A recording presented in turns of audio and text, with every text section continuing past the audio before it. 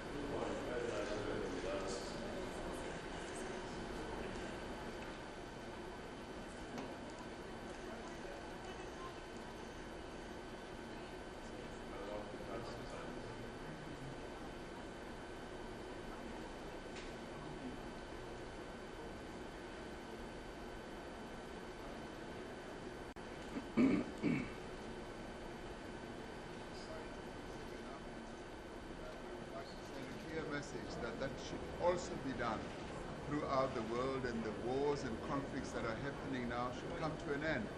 That's precisely what I'm going to talk about. Will Africa be finally have a seat on the Security Council?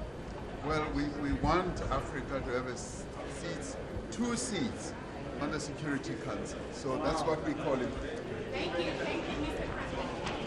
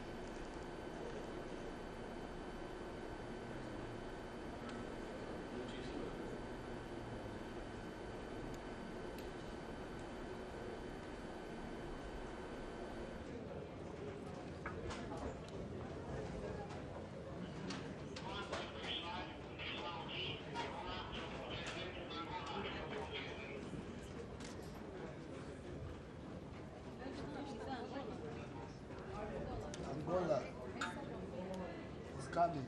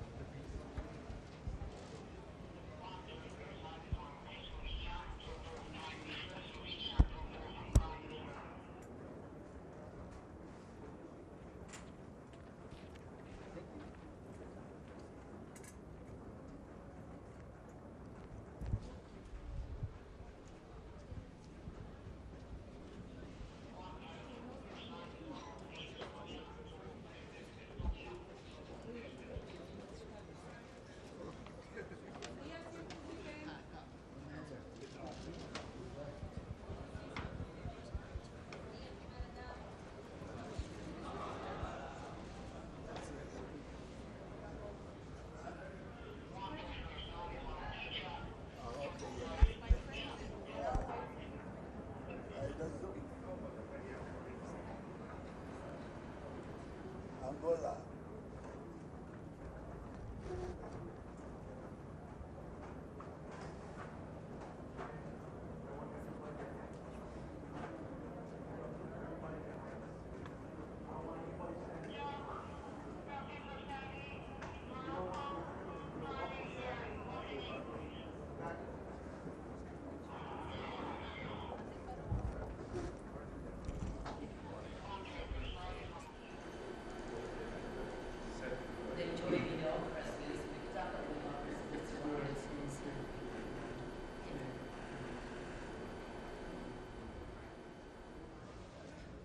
Good morning, Mr. President. One more.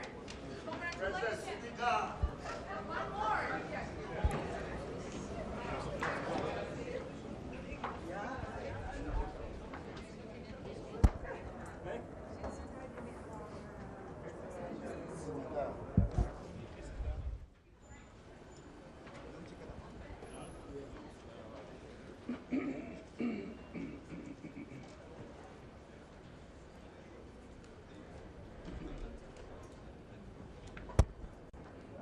That's the youngest president.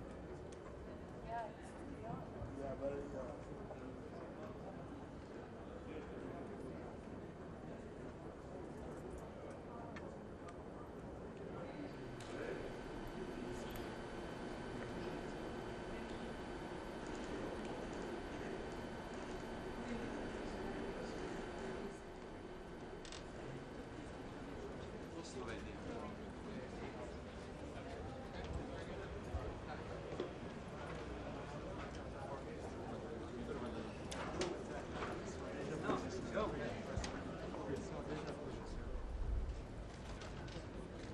Morocco.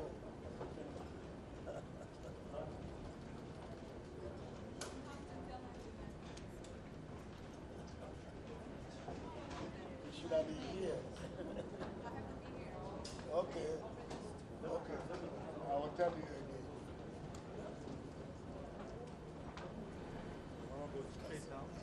Thank you.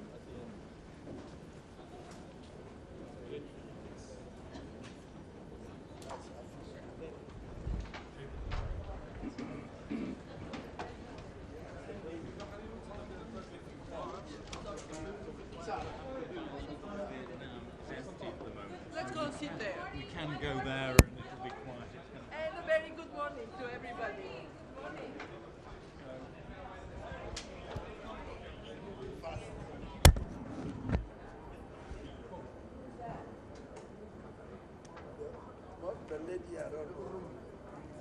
International Monetary Fund, Kristalina Georgieva.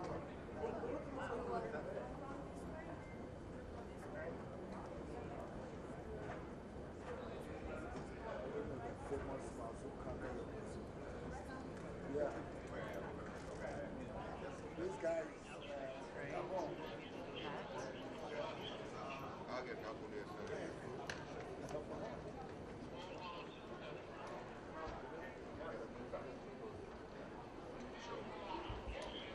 You were here, this guy.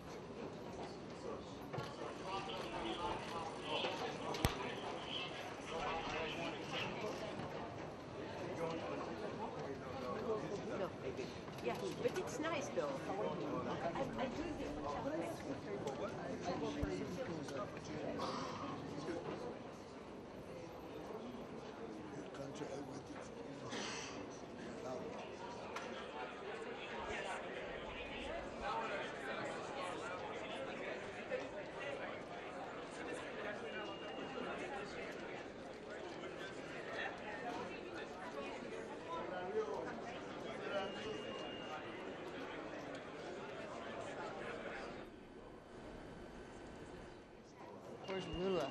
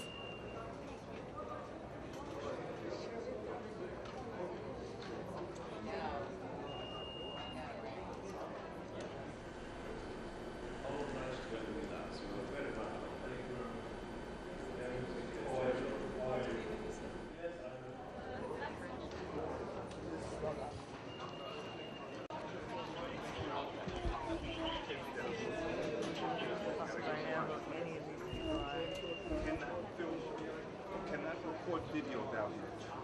Okay, you have to get behind there. You have to be on the rise. Now.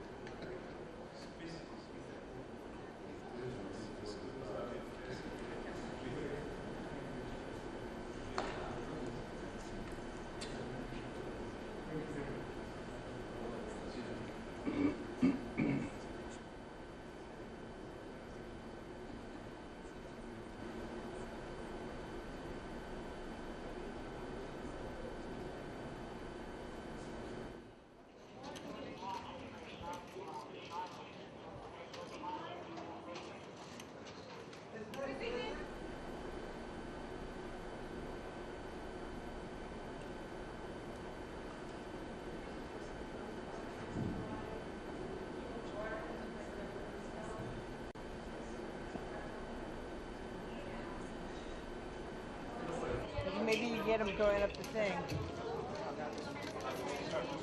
Lula! Lula! Lula, dá uma olhadinha. acompañarnos aquí en Lula! Un momento! en esta Asamblea General. Bueno, el mensaje lo vamos a dar más o menos a las 3:30 de la tarde. Todos los presidentes van hablando durante el día y no te lo podría comentar hasta que no sea el anuncio. Lo intentamos más tarde entonces. Muy bien, muchas gracias. Vale, gracias a usted, canciller. Que tenga buen día.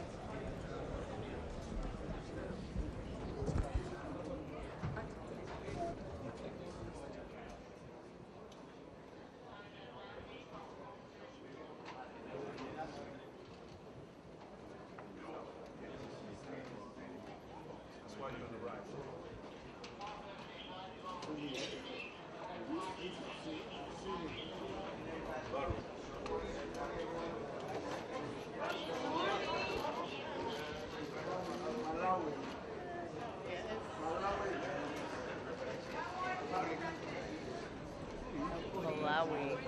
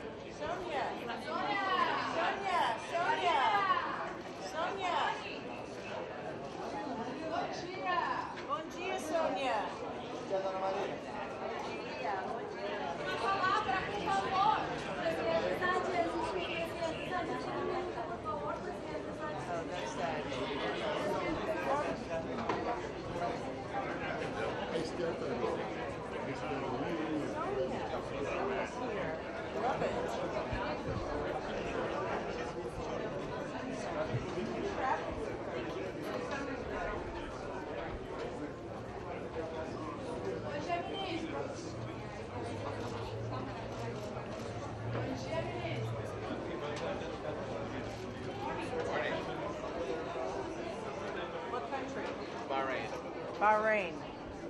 Shukran.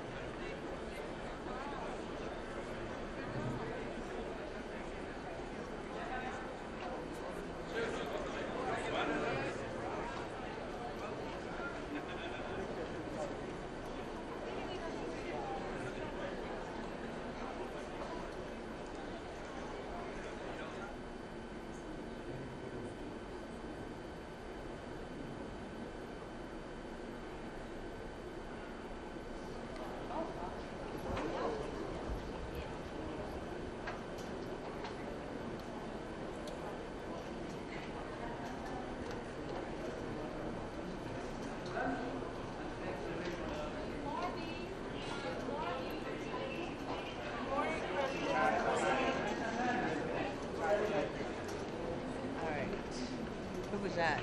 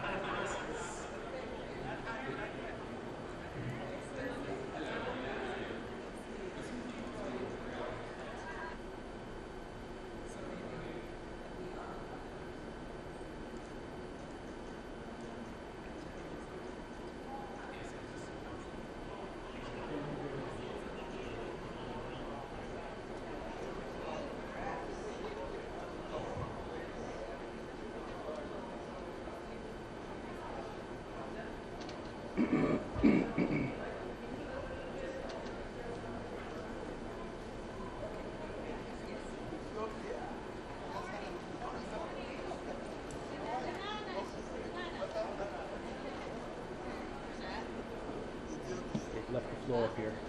Ethiopia foreign minister. Ethiopia.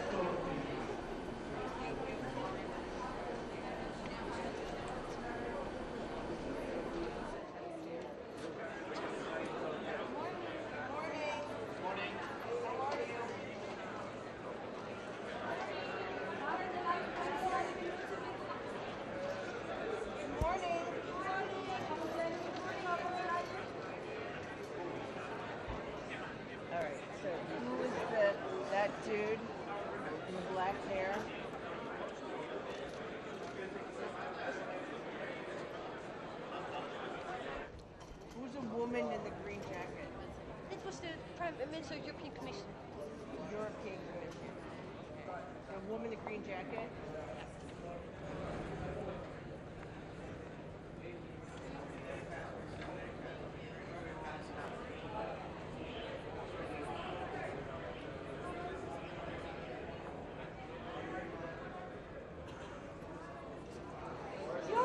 Two more, Julius.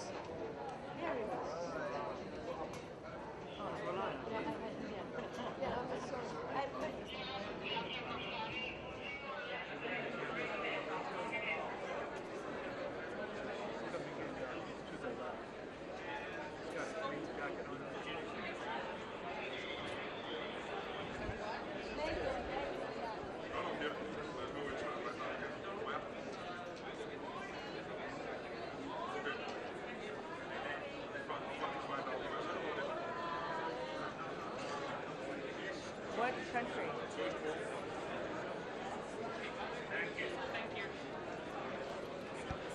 Good morning.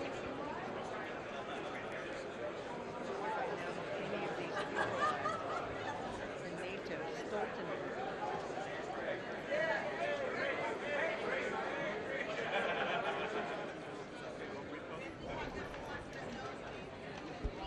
And what did we do No,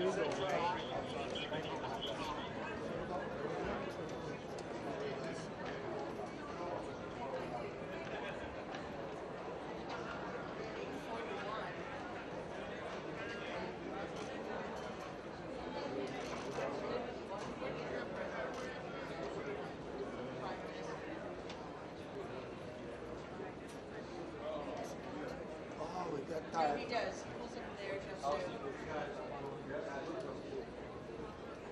And he barely, he doesn't stop.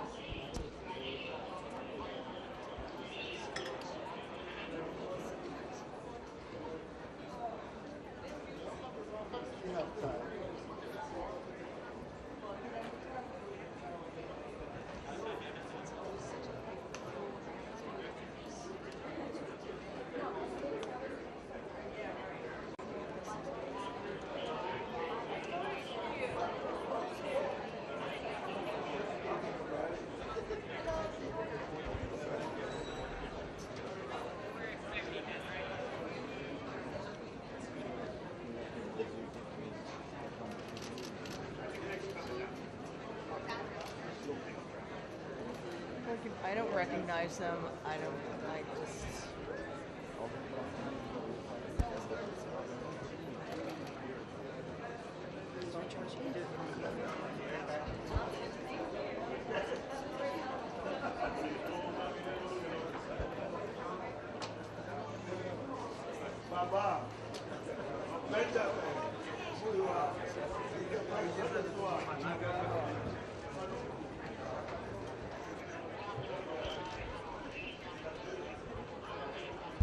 Nigeria? Yeah. You can tell by their outfits. You can tell by their outfits. I have a Nigerian mosque on my block, so I see those outfits all the time. Wow, you know everybody. This is not your first rodeo.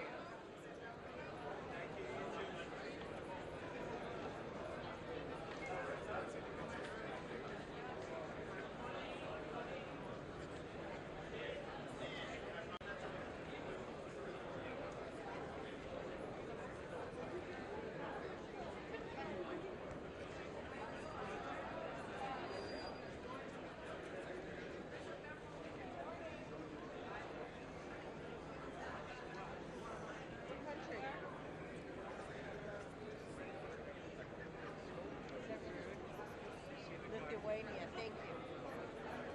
I don't know what I do.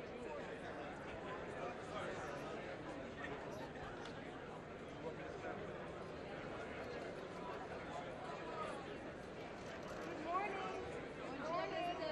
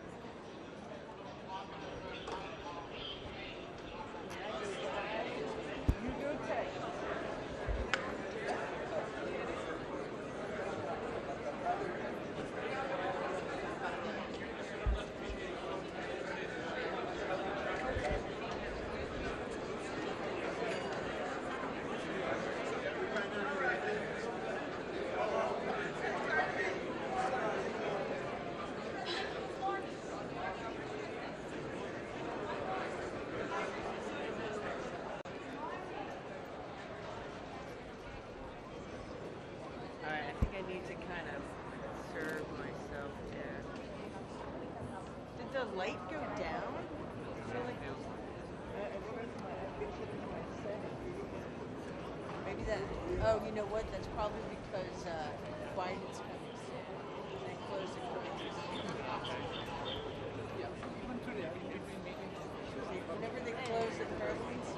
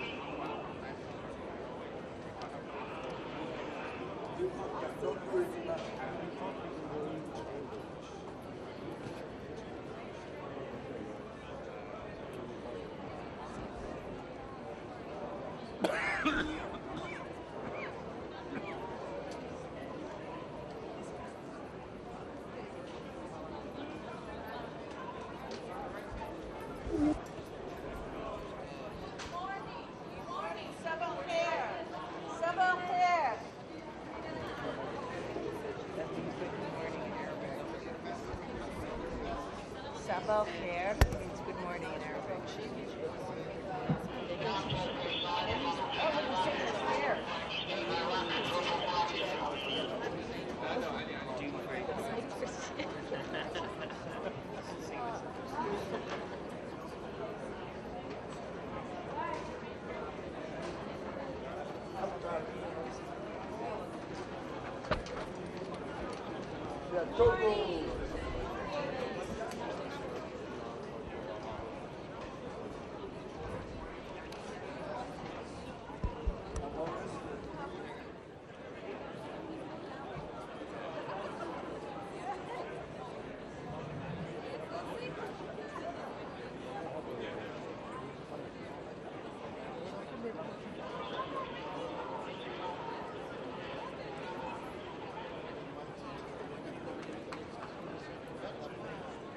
So much for that.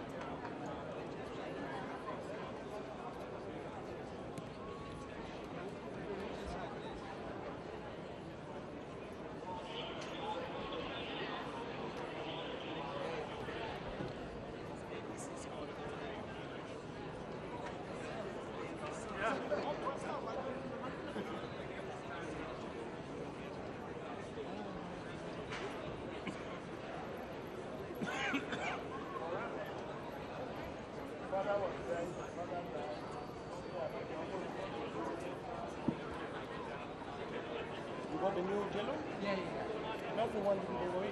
Yeah, yeah. I'll go in and replace.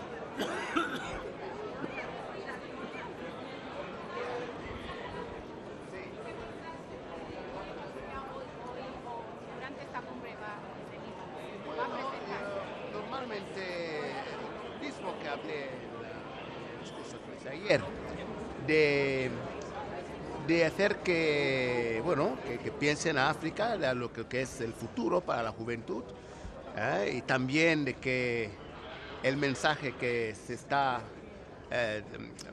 anunciando de que tenemos que hacer que todo el mundo vaya conjunto sobre este nuevo futuro, pensando a la juventud, que es los que van a relevar el futuro, lo que son los futuros de los pueblos, del mundo, se les tiene que considerar y nosotros queremos que no se aparque, que no se quede algunos países detrás, como países como Cuba, que sabemos que están teniendo algunas sanciones que normalmente no deberían tener lugar, o sea, de esto.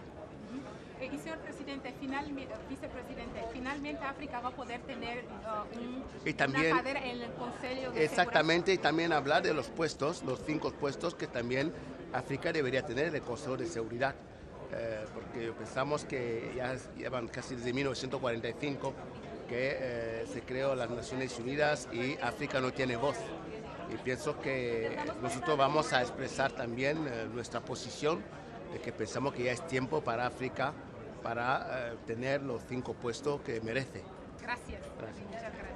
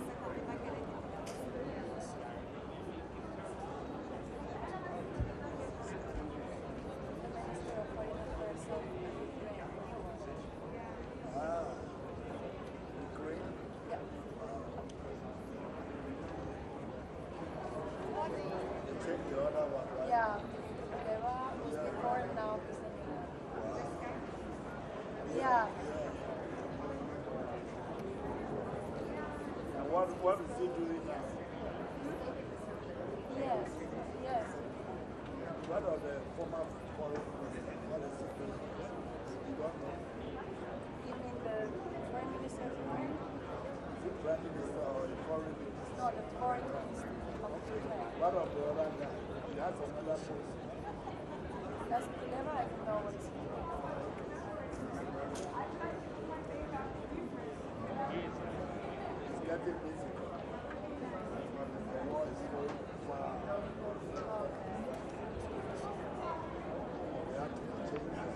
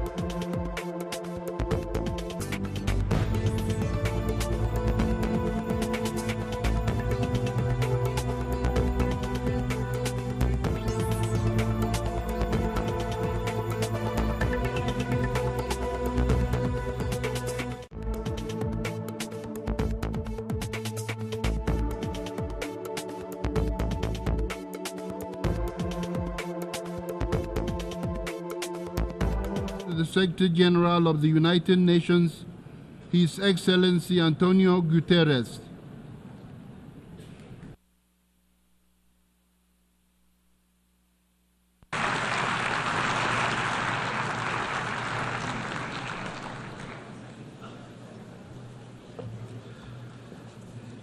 Mr. President of the General Assembly, Excellencies, ladies and gentlemen, our world is in a whirlwind. We are in an era of epic transformation, facing challenges unlike any we have ever seen, challenges that demand global solutions. Yet, geopolitical divisions keep deepening. The planet keeps heating.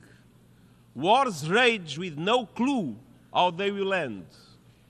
And nuclear posturing and new weapons cast a dark shadow.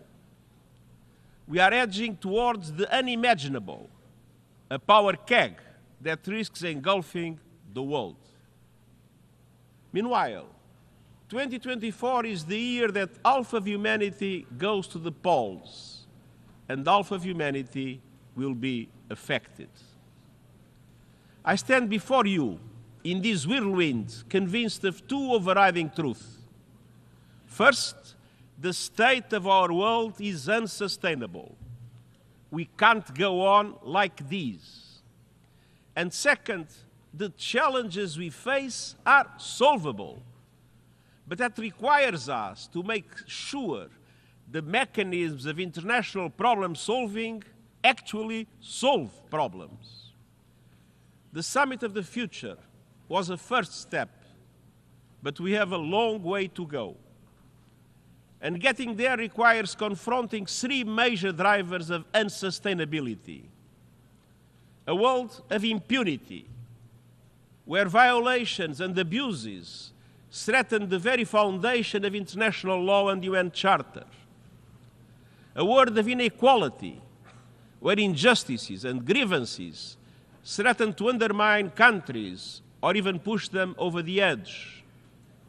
And a world of uncertainty, where unmanaged global risks threaten our future in unknowable ways. These worlds of impunity, inequality, and uncertainty are connected and colliding. Excellencies, the level of impunity in the world is politically indefensible and morally intolerable. Today, a growing number of governments and others feel entitled to get out of jail free card. They can trample international law. They can violate the United Nations Charter. They can turn a blind eye to international human rights conventions or the decisions of international courts. They can thumb their nose at international humanitarian law. They can invade another country, lay waste to whole societies, or utterly disregard the welfare of their own people. And nothing will happen. We see this age of impunity everywhere, in the Middle East, in the heart of Europe, in the Horn of Africa, and beyond. The war in Ukraine is spreading with no signs of letting up. Civilians are paying the price in rising death tolls and shattered lives and communities. It is time for a just peace based on the UN Charter, on international law, and on UN resolutions.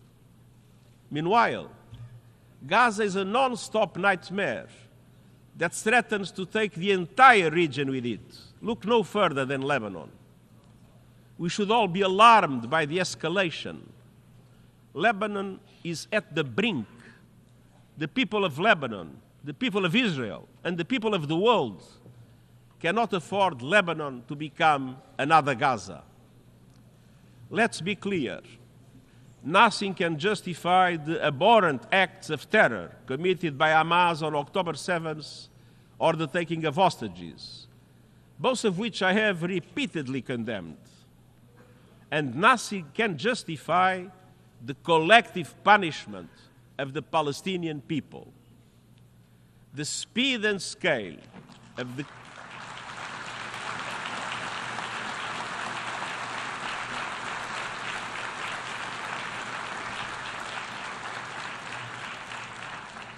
The speed and scale of the killing and destruction in Gaza are unlike anything in my years as Secretary General. More than 200 of our own staff have been killed, many with their families. And yet, the women and men of the United Nations continue to deliver humanitarian aid.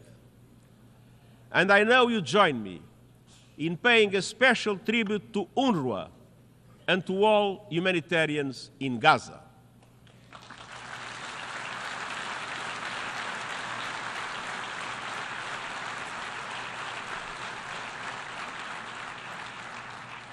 The international community must mobilize for an immediate ceasefire, the immediate and unconditional release of hostages, and the beginning of an irreversible process towards a two-state solution. For those who go on undermining that goal with more settlements, more land grabs, more incitement, I ask, what is the alternative? How could the world accept a one state in which a large number of Palestinians would be included without any freedom, any rights, or dignity? In Sudan, a brutal power struggle has unleashed horrific violence, including widespread rape and sexual assaults. A humanitarian catastrophe is unfolding as famine spreads. Yet outside powers continue to interfere with no unified approach to finding peace. In the Sahel, the dramatic and rapid expansion of the terrorist threat requires a joint approach rooted in solidarity, but regional and international cooperation have broken down. From Myanmar to the Democratic Republic of the Congo, to Haiti, to Yemen and beyond, we continue to see appalling levels of violence and human suffering in the face of a chronic failure to find solutions. Meanwhile, our peacekeeping missions are too often operating in areas where simply there is no peace to keep. Instability in many places around the world is a byproduct of instability in power relations and geopolitical divides. For all its perils, the Cold War had rules. There were hotlines, red lines, and guardrails. It can feel as though we don't have that today, and nor do we have a unipolar world. We are moving to a multipolar world, but we are not yet there yet. We are in a purgatory of polarity. And in this purgatory, more and more countries are filling the spaces of geopolitical divides, doing whatever they want with no accountability. That is why it is more important than ever to reaffirm the Charter, to respect international law, to support and implement decisions of international courts, and to reinforce human rights in the world, anywhere and everywhere.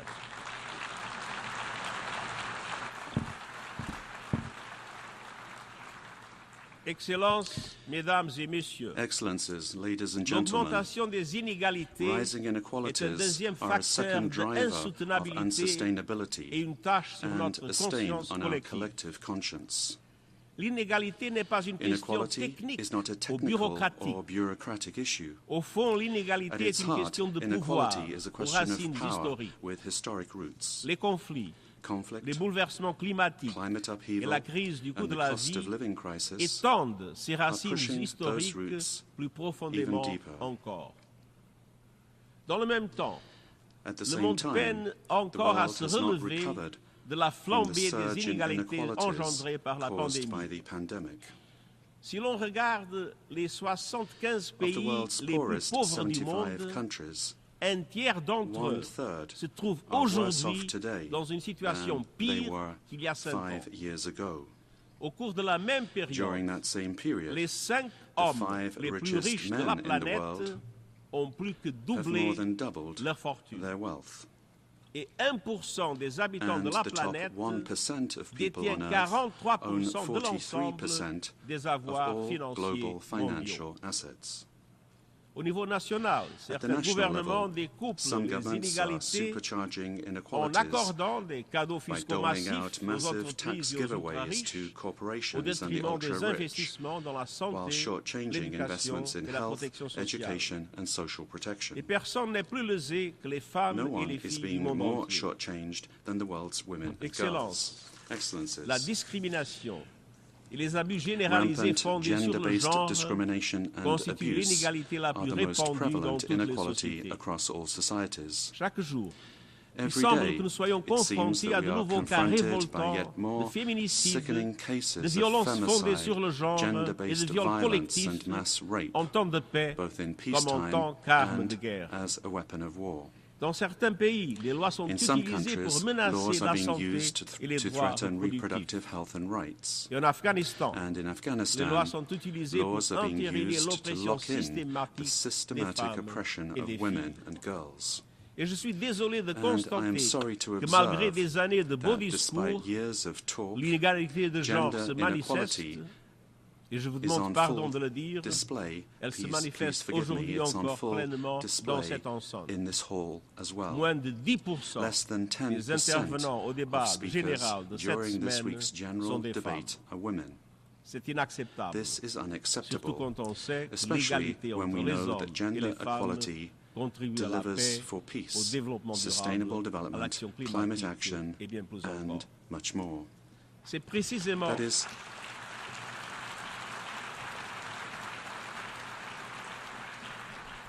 précisément pour cela que nous avons pris des mesures spécifiques pour atteindre la parité homme-femme parmi les hauts responsables de l'Organisation des Nations Unies, objectif qui est déjà complété. C'est faisable. J'exhorte les institutions politiques et économiques du monde dominées par les hommes à le faire aussi. Excellences, les inégalités mondiales se reflètent et se renforcent jusque dans nos propres organisations internationales. Le Conseil de sécurité des Nations Unies a été conçu par les vainqueurs de la Seconde Guerre mondiale. À l'époque, la majeure partie du continent africain était encore sous domination coloniale. À ce jour, l'Afrique n'a toujours aucun siège permanent au sein de la principale instance de paix du monde. Un changement s'impose.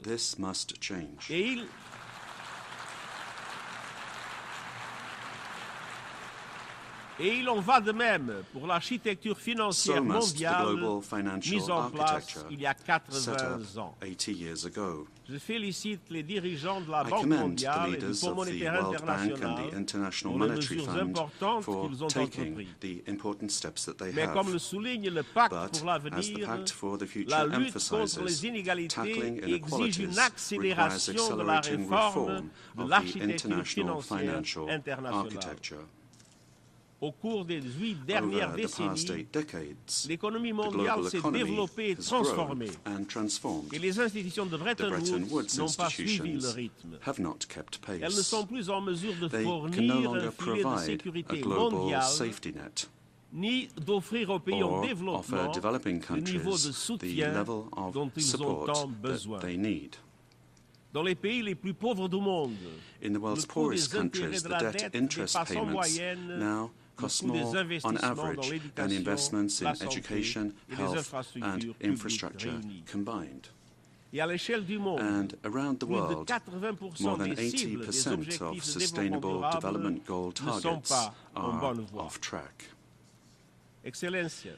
Excellencies, getting back on track requires a surge of financing for the 2030 Agenda and the Paris Agreement. That means that G20 countries need to lead on an SDG stimulus of $500 billion a year. It means reforms to substantially increase the lending capacity of multilateral development banks. e permitirles ampliar to enable them to masivamente la massively scale financiación up asequible a largo affordable plazo long-term para el clima climate y el and desarrollo. development finance. Implica ampliar It la means financiación de expanding contingencia contingency financing mediante el reciclaje de los through derechos recycling of especiales de special giro drawing rights. e implica promover And una it means reestructuración de la promoting deuda a largo long-term plazo. debt restructuring. Excelencias, Excellencies, no me hago ilusiones I have no sobre las illusions barreras about the a la reforma obstacles del to sistema reform of the multilateral. multilateral system. Los que tienen poder Those político with y political and economic económico o power, los que creen tenerlo or those who believe son they have that siempre power, reacios al are cambio. always reluctant to change. Pero el statu quo But ya está the agotando status su quo poder. is already draining Sin their power. reformas, la Without fragmentación reform, es fragmentation inevitable is inevitable. y las And instituciones global globales institutions perderán will become legitimidad, less legitimate, credibilidad less credible, y eficacia. and less effective. Excellencies, the third driver of our unsustainable world is uncertainty. The ground is shifting under our feet. Anxiety levels are off the charts, and young people in particular are counting on us and seeking solutions. Uncertainty is compounded by two existential threats: the climate crisis and the rapid advance of technology, in particular artificial intelligence. Excellencies, we are in a climate meltdown.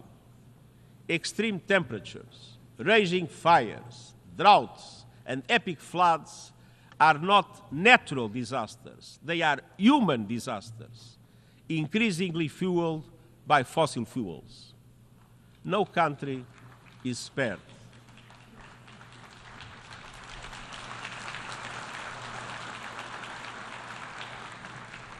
But the poorest and most vulnerable are hardest hit. Climate hazards are blowing a hole through the budgets of many African countries, costing up to 5% of GDP every year. And this is just the start. We are on course to careen past the global limit of a 1.5-degree temperature rise. But as the problem gets worse, solutions are getting better. Renewable prices are plummeting, rollout is accelerating, and lives are being transformed by affordable, accessible, clean energy. Renewables don't just generate power, they generate jobs, wealth, energy security, and a path out of poverty for millions. But developing countries cannot be plundered in that journey. Our panel on critical minerals has recommended fair and sustainable ways to meet global demand for these resources, which are essential to the renewables revolution. Excellencies, a future without fossil fuel is certain. A fair and fast transition is not. That is in your hands. By next year, every country must produce an ambitious new national climate action plan or national determined contributions. And this must bring national energy strategies, sustainable development priorities, and climate ambitions together. They must align with 1.5-degree limit, cover the whole economy, and contribute to every one of the COP28 energy transition targets. An International Energy Agency report released today breaks this down. By 2035, on average, advanced economies must slash energy emissions 80%, and the emerging markets 65%. The G20 is responsible for 80% of total emissions. They must lead the charge, keeping with the principle of common but differentiated responsibilities and respective capabilities in the light of different national circumstances. But these must be done with a joint effort, pooling resources, scientific capacities, and proven and affordable technologies for all to be able to reach those targets. I'm honored to be working closely with President Lula of Brazil, who is both G20 chair and COP30 host, to secure maximum ambition, acceleration, and cooperation. We just met for that purpose. Finance is essential. COP29 is around the corner. It must deliver a significant new finance goal. And we also need a loss and damage fund that meets the scale of the challenge and developed countries meeting their adaptation finance promises. And we must finally flip the script on a crazy situation. We continue to reward polluters to wreck our planet. The fossil fuel industry continues to pocket massive profits and subsidies, while everyday people bear the costs of climate catastrophe, from rising insurance premiums to lost livelihoods. I call on G20 countries to shift money from fossil fuel subsidies and investments to a just energy transition, to put an effective price on carbon, and to implement new and innovative sources of financing, including solidarity levies on fossil fuel extraction through legally binding, transparent mechanisms. All by next year, and this taking into account that those who shoulder the blame must foot the bill. Polluters must pay.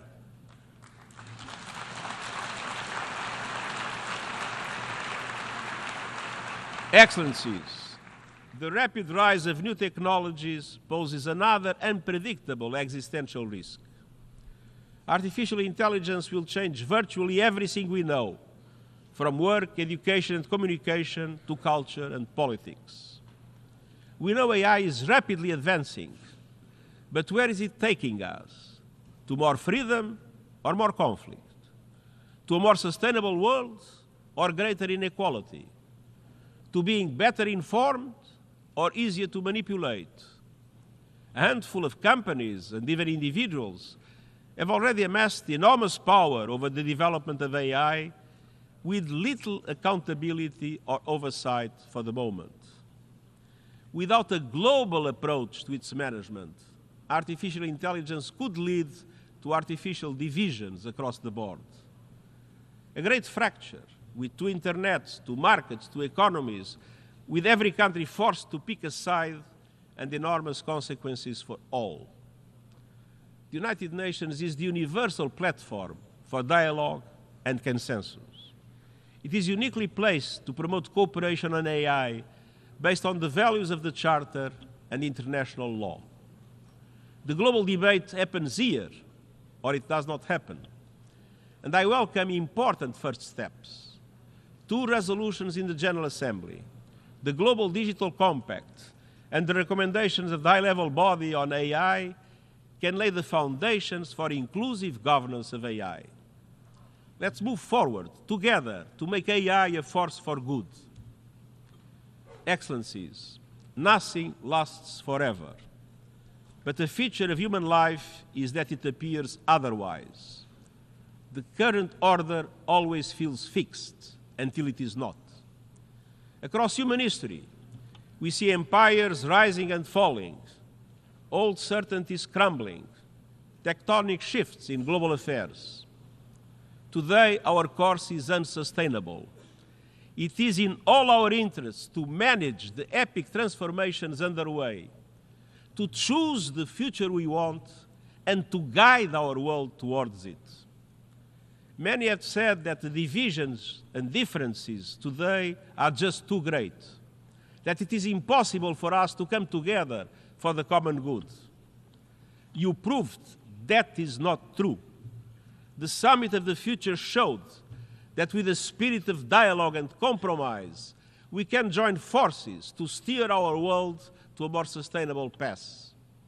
It is not the end. It is the start of a journey, a compass in the whirlwind. Let's keep going. Let's move our world towards less impunity and more accountability, less inequality and more justice, less uncertainty and more opportunity.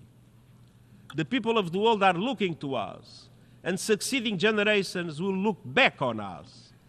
Let them find us on the side of the United Nations Charter, on the side of our shared values and principles, and on the right side of history. And I thank you.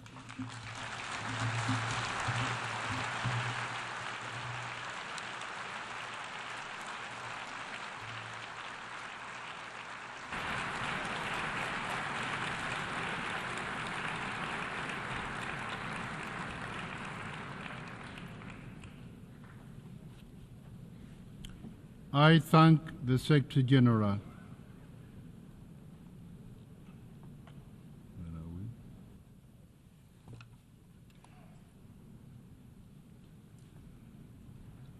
The Assembly will now turn to agenda item 8, entitled General Debate.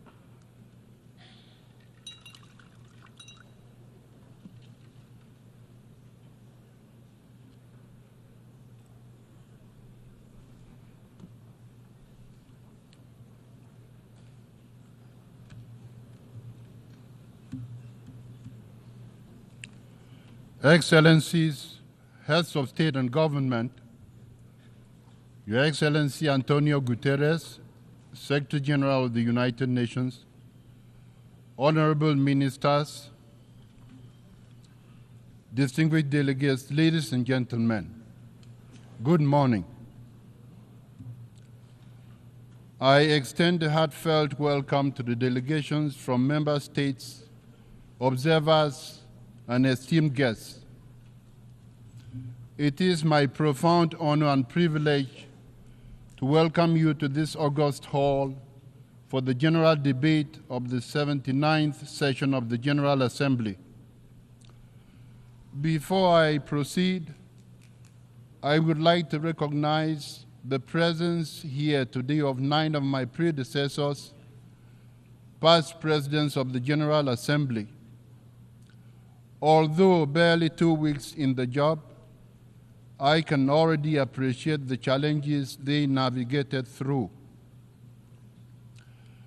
The general debate remains one of the world's most inclusive, representative, and authoritative platforms for global reflection and collective action. This year, the urgency of our task cannot be overstated. We are falling behind in our pursuit of the Sustainable Development Goals. I am informed that with just 5 years to go, less than 18% of the goals have been achieved. Also, the climate crisis is no longer a distant threat. It is here now, ravaging ecosystems and dismantling the livelihoods of entire communities. Conflicts rage from the Middle East to Ukraine, from Haiti to South Sudan, leaving in their wake death, destruction, and immense suffering. I call for an immediate ceasefire in all these conflict settings. For almost a year now, the people of Gaza and Israel have been caught in a spiraling cycle of conflict and retribution. I take this opportunity to call for an immediate ceasefire for the Hamas-Israel war, the unconditional release of hostages, and for all parties to abide by international law, including international humanitarian law, and work towards a just and lasting solution grounded in the United Nations Charter, relevant resolutions, and international law ensuring dignity for both Palestinians and Israelis. Indeed, only a two-state solution can end the cycle of violence and instability, ensuring peace, security, and dignity for both Palestinians and Israelis. Excellencies, we should be coming together for peace and the well-being of our citizens. We should not divert essential resources into military stockpiles, fueling an arms race never before seen since the Cold War era.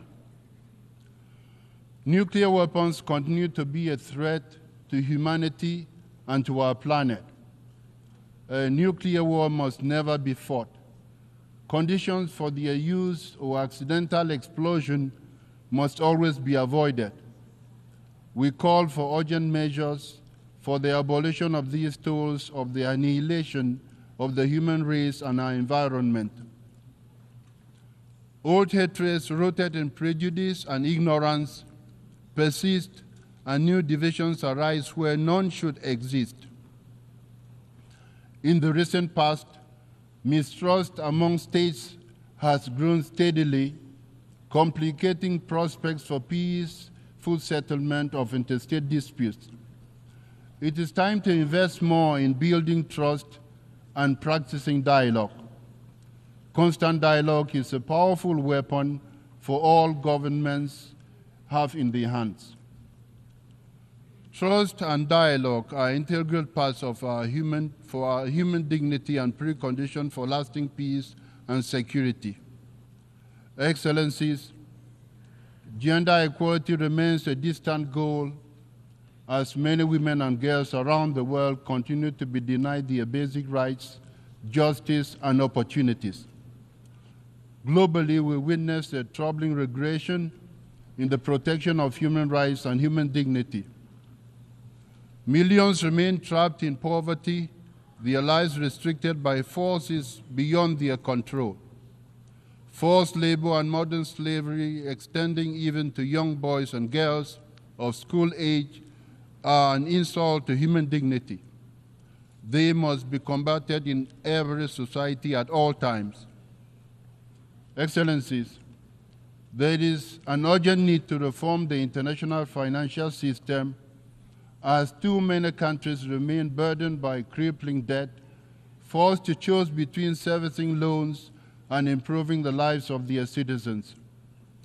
Meanwhile, the digital divide continues to widen, cutting off entire populations from the tools needed to succeed in the 21st century.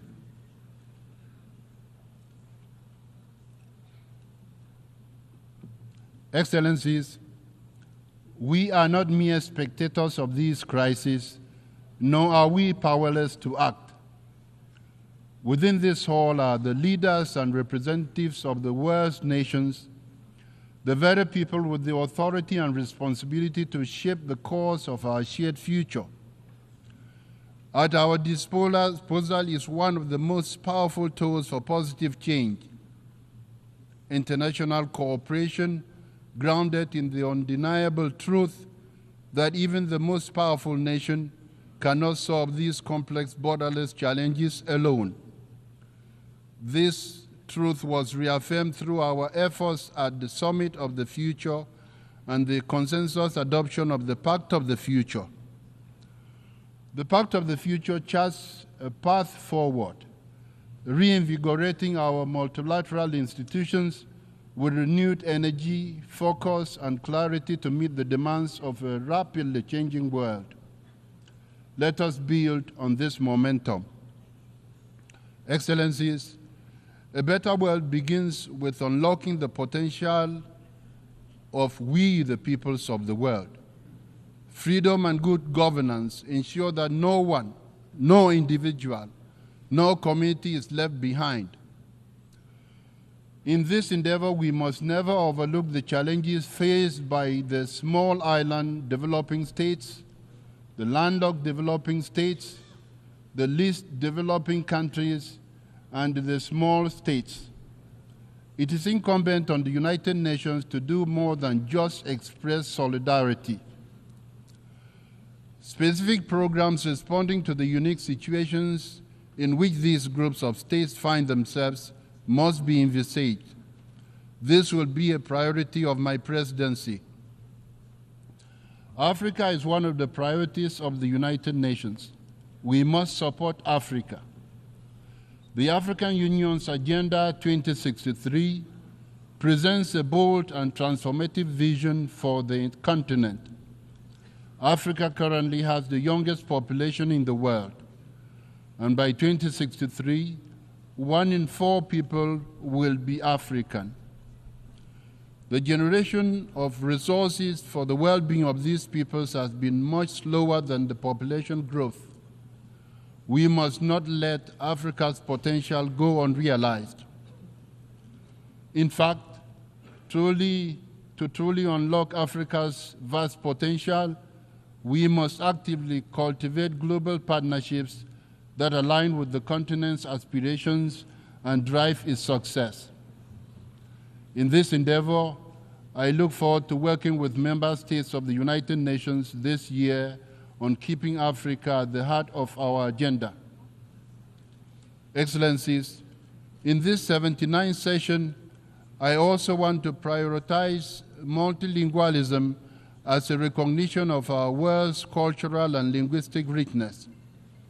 We understand that the multitude of languages, cultures, and perspectives should not be viewed as a source of division, but as a wellspring of strength. Excellencies, we anticipate a very successful high-level week. In addition to the recently concluded Summit of the Future and this ongoing general debate, several critical high-level events are expected to take place. These include the high-level event on microbial resistance, the high-level meeting on addressing the existential threats posed by sea level rise, and the high-level plenary meeting to commemorate and promote the International Day for the Total Elimination of Nuclear Weapons. Throughout the 79th session, we will address the urgent issues of our time. While we may not agree on every issue, we all share the same fundamental goal: to build a better world for everyone, everywhere. Here today are representatives from 193 member states, each embodying our collective aspirations, each guided by a shared vision. The path ahead is difficult, fraught with obstacles that may at times seem insurmountable, but they are not impassable. We have the tools, the knowledge, and the collective will to overcome these challenges if we act together with courage and conviction. Thank you.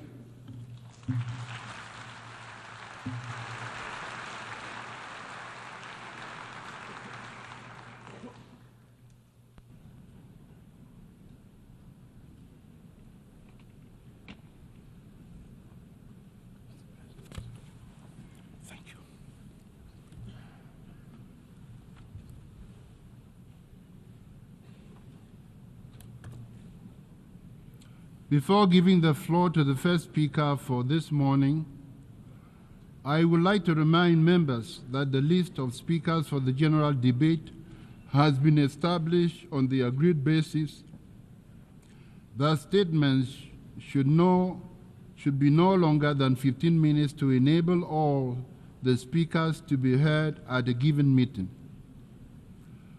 Within this time frame, I would like to appeal to speakers to deliver their statements at a reasonable pace so that interpretation into other official United Nations languages may be provided properly. I would also like to draw your attention to the decision taken by the General Assembly at previous sessions, namely, that the practice of expressing congratulations inside the General Assembly Hall after a speech has been delivered is strongly discouraged. After delivering their statements from the rostrum, speakers are invited to exit the General Assembly Hall through room GA200, located behind the podium, before returning to their seats. May I take it that the General Assembly agrees to proceed in this manner? It is so decided. Finally, I should like to draw the attention of members that during the general debate, official photographs of all the speakers are taken by the Department of Global Communications. Members interested in obtaining these photographs are requested to contact the Photo Library of the United Nations. The Assembly will hear an address by His Excellency Luiz Inácio Lula da Silva, President of the Federative Republic of Brazil. I request protocol to escort His Excellency and invite him to address the Assembly.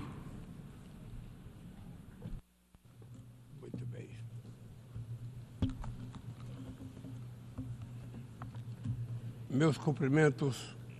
My greetings to the President of the General Assembly, Mr. Yang. I would like to greet the Secretary General, Antonio Guterres, and each of the heads of state and government and delegates present. I'd like to address specifically to the Palestinian delegation who is taking part in this opening session for the first time as an observer member.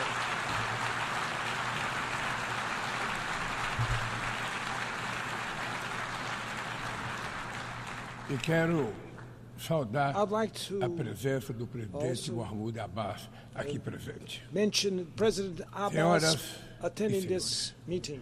Adotamos Ladies and ontem, gentlemen, the day aqui before neste mesmo yesterday, plenário, here in this very plenary, we adopted the Pact for the Future.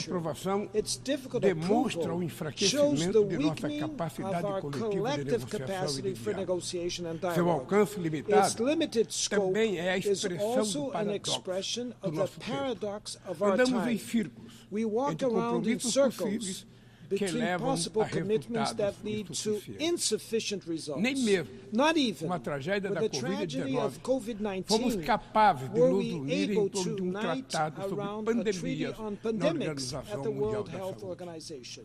Precisamos ir We need muito to go além much e further dotar and a ONU provide dos the meios UN necessários with para the enfrentar as necessary mudanças means to face the vertiginosas do dizzying panorama changes in the internacional. international panorama. Vivemos momentos de We are crescentes living in a angústias, time of growing frustrações, tensões anguish, e medo. frustration, Testemunhamos tension, a and alarmante fear. escalada We are de disputas witnessing an geopolíticas alarming e de escalation of rivalidades geopolitical estratégicas. disputes and strategic 2023 rivalries. ostenta o 2023 triste recorde holds do maior the número de sad record conflitos of the desde a highest Segunda Guerra number of Mundial. conflicts since Os World War gastos II. militares globais Global military cresceram pelo spending 9º grew ano for the 9th consecutivo e consecutive atingiram year and 2 reached trilhões e 400 bilhões $2.4 de dólares. trillion.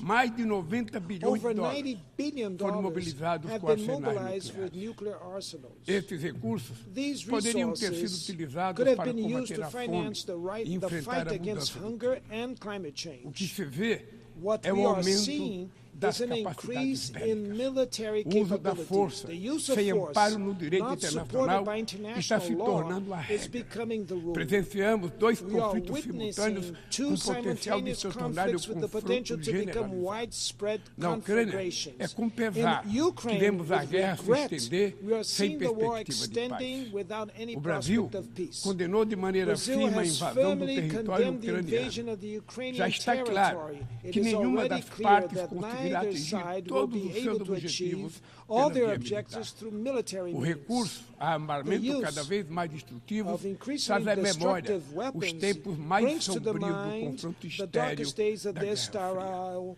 Cold Criar War condições confrontation. para a Creating retomada do conditions for diálogo resuming direto entre direct as dialogue partes é between the crucial parties neste momento. is crucial at Esta this time. é a mensagem do This is a entendimento message de 6 of the pontos 6 que China e points of Brasil understanding oferecem that para China que se and Brazil instale offer processo de for a diálogo process e o of fim dialogue da to be established hostilidade. and for the Em Gaza hostilities e na to Cisjordânia, end. In Gaza assistimos and a uma the das West maiores Bank, we are crises witnessing one humanitárias of da the história greatest recente humanitarian e crises que in agora recent se expande history, which is now perigosamente para o spreading Líbano. dangerously to O que Lebanon. começou como ação terrorista de fanáticos contra civis israelenses inocentes, tornou-se uma punição coletiva de todo o povo palestino. São mais de 40 mil vítimas fatais, em sua maioria mulheres e crianças. O direito de defesa transformou-se no direito de vingança, que impede um acordo para a liberação de reféns e adia o cessar-fogo.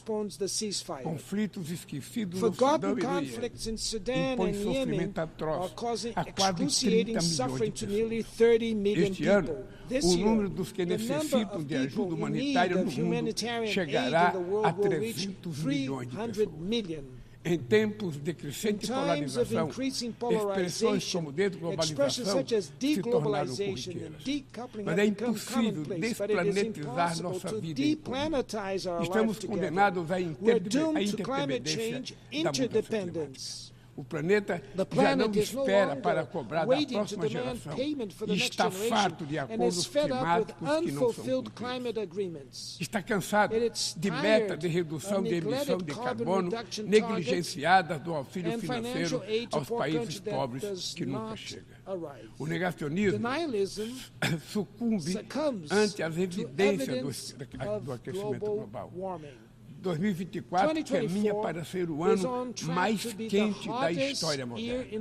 Furacões no Caribe, tufões na Ásia, seca e inundações na África e chuvas torrenciais na Europa deixam um rastro de morte e de destruição.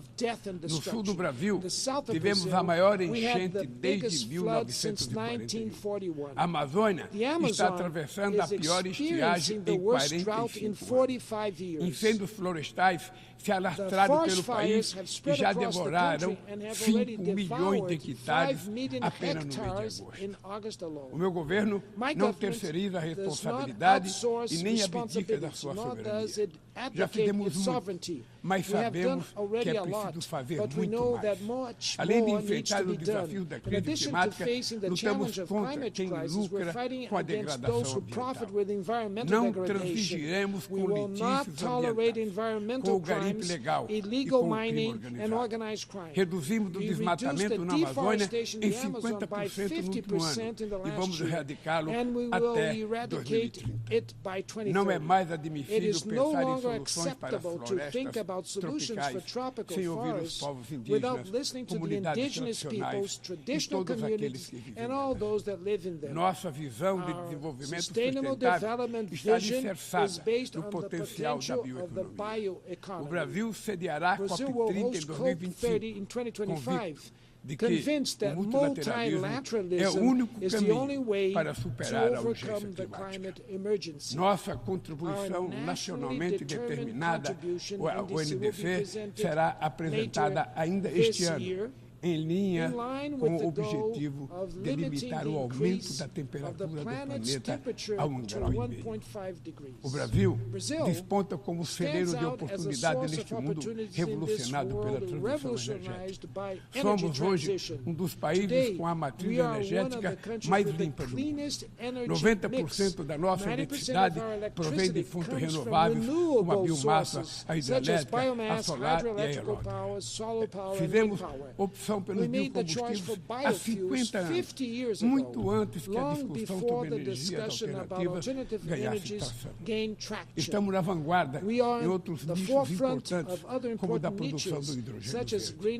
É hora de enfrentar o debate sobre o ritmo lento da descarbonização do planeta e trabalhar por uma economia menos dependente de combustíveis fósseis. Senhor Presidente, na América Latina vive-se desde 2014, uma segunda década perdida. O crescimento médio da região nesse período foi de apenas 0,9%, metade do verificado na década perdida de 1990. Essa combinação de baixo crescimento e altos níveis de desigualdade resulta em efeitos nefastos sobre a paisagem política. Tragada por disputas muitas vezes alheias à região, nossa vocação de cooperação e entendimento se fragiliza. É injustificável manter Cuba em uma lista unilateral de estados que supostamente promovem terrorismo e impor medidas coercitivas unilaterais que penalizam indevidamente as populações mais vulneráveis. No Haiti, é inadiável conjugar ações para restaurar a ordem pública e promover o desenvolvimento.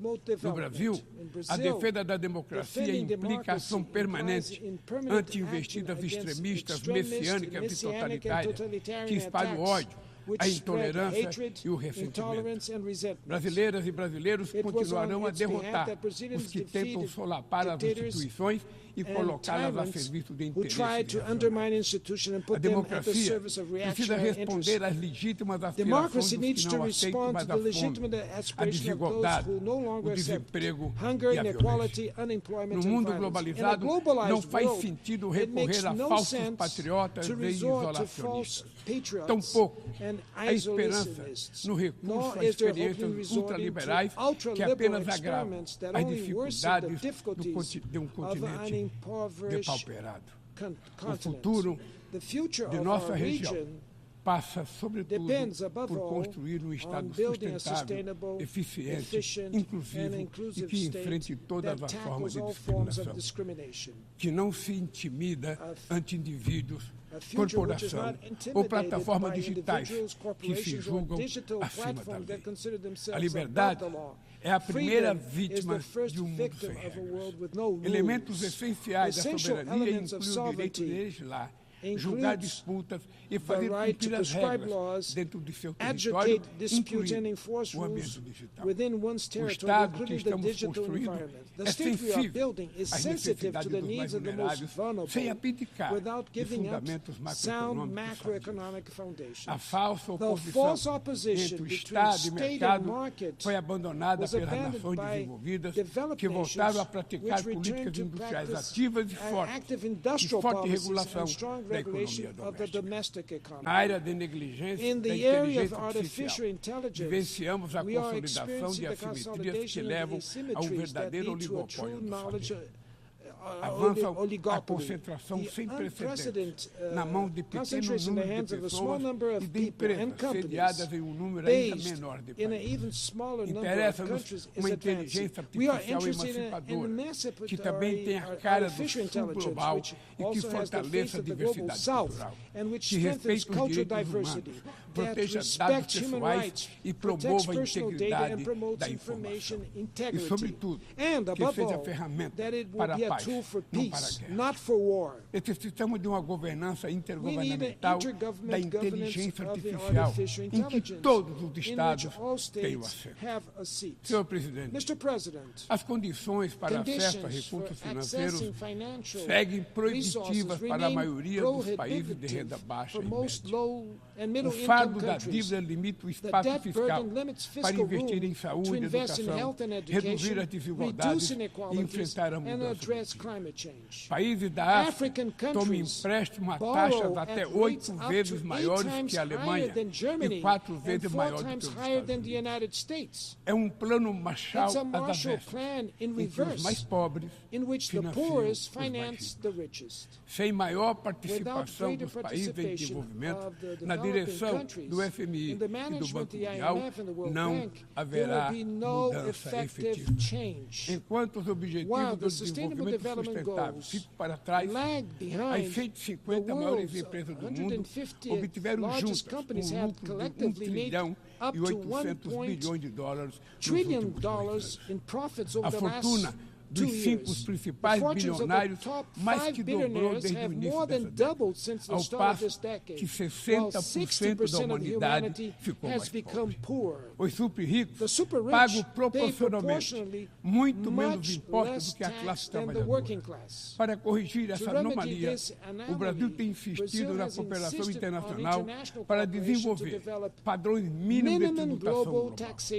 Os dados divulgados há 2 meses pela FAO sobre 2 months ago, on the state of food insecurity in the world is shocking. The number of people going hungry around the world has increased by more than 152 million since 2019. This means that 9% of the world's population, 733 million people, are undernourished. The problem is severely severe in Africa and Asia, but it also persists in parts of Latin America. Women and girls make up the majority of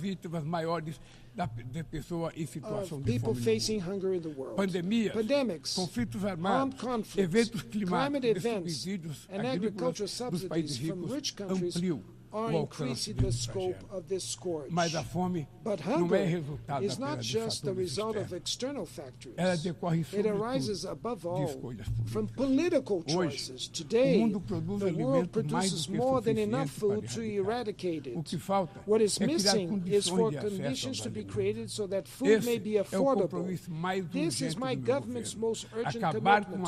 End hunger in Brazil, as we did in 2014. In 2023 alone, we lifted 24,400,000 people out of a condition of severe food insecurity. The Global Alliance Against Hunger and Poverty, which we will launch in Rio de Janeiro in November, was born from this political will and this spirit of solidarity.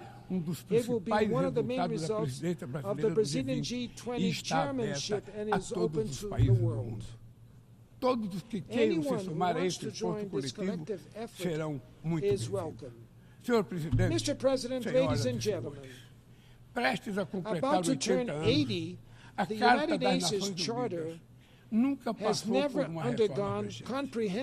Apenas 4 emendas foram aprovadas, todas elas entre 1965 e 1973. A versão atual da Carta não trata de alguns dos desafios mais dementes da humanidade. Na fundação da ONU, éramos 51 países. Hoje, somos 193. Várias nações, principalmente no continente africano, estavam sob domínio colonial e não tiveram voz sobre seus objetivos e funcionamento. Inexiste equilíbrio de gênero no exercício das mais altas funções. O cargo de secretário-geral jamais foi ocupado por uma mulher.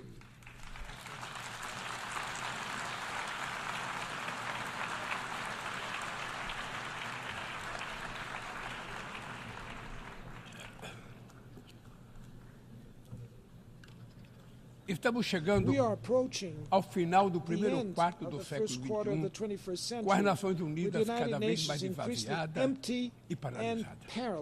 É hora de reagir com vigor a essa situação, restituindo à organização as prerrogativas que decorrem da sua condição de Fórum Universal. Não bastam ajustes pontuais.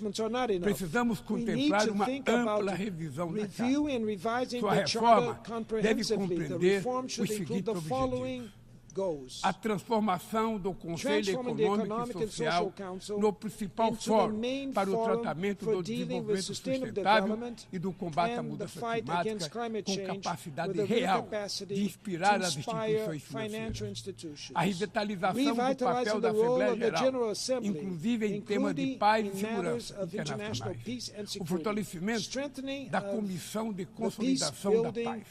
A reforma do Conselho de Segurança, com foco em sua composição, método de trabalho, direito de veto, de modo a torná-la mais eficaz e representativa da realidade contemporânea. A exclusão da América Latina e da África de assentos permanentes no Conselho de Segurança é um eco inaceitável de práticas de dominação do passado colonial. Vamos promover essa discussão de forma transparente. Let's promote this discussion in a transparent way.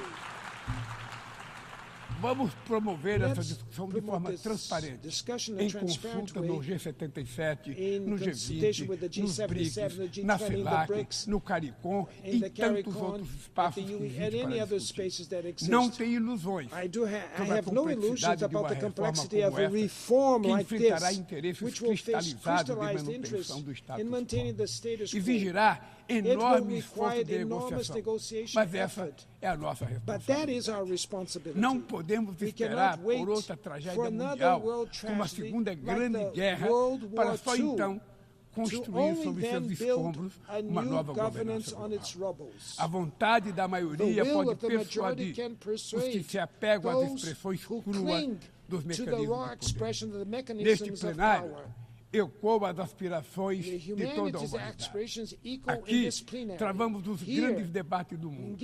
Neste fórum, buscamos as respostas para os problemas que afligem o planeta.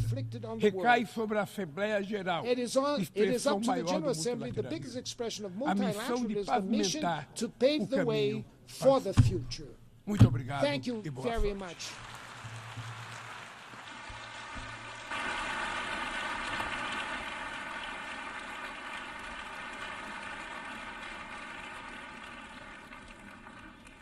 On behalf of the Assembly, I wish to thank the President of the Federative Republic of Brazil,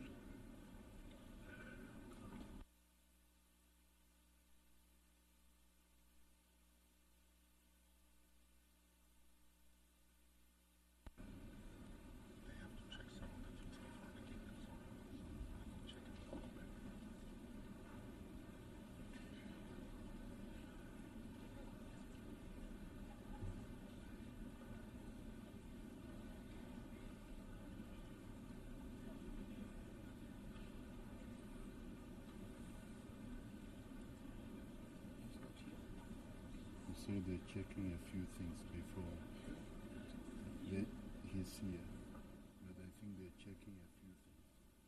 I don't know.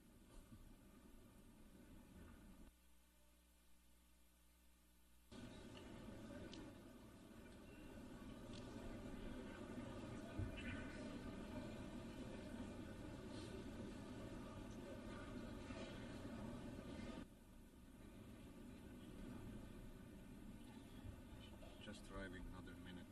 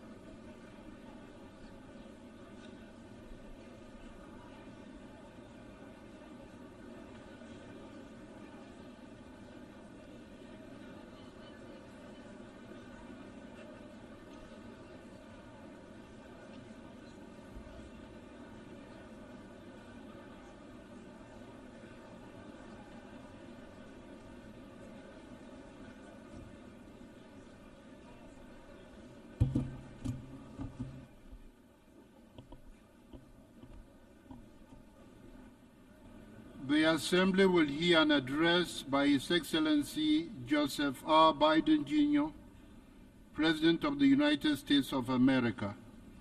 I request protocol to escort His Excellency and invite him to address the Assembly.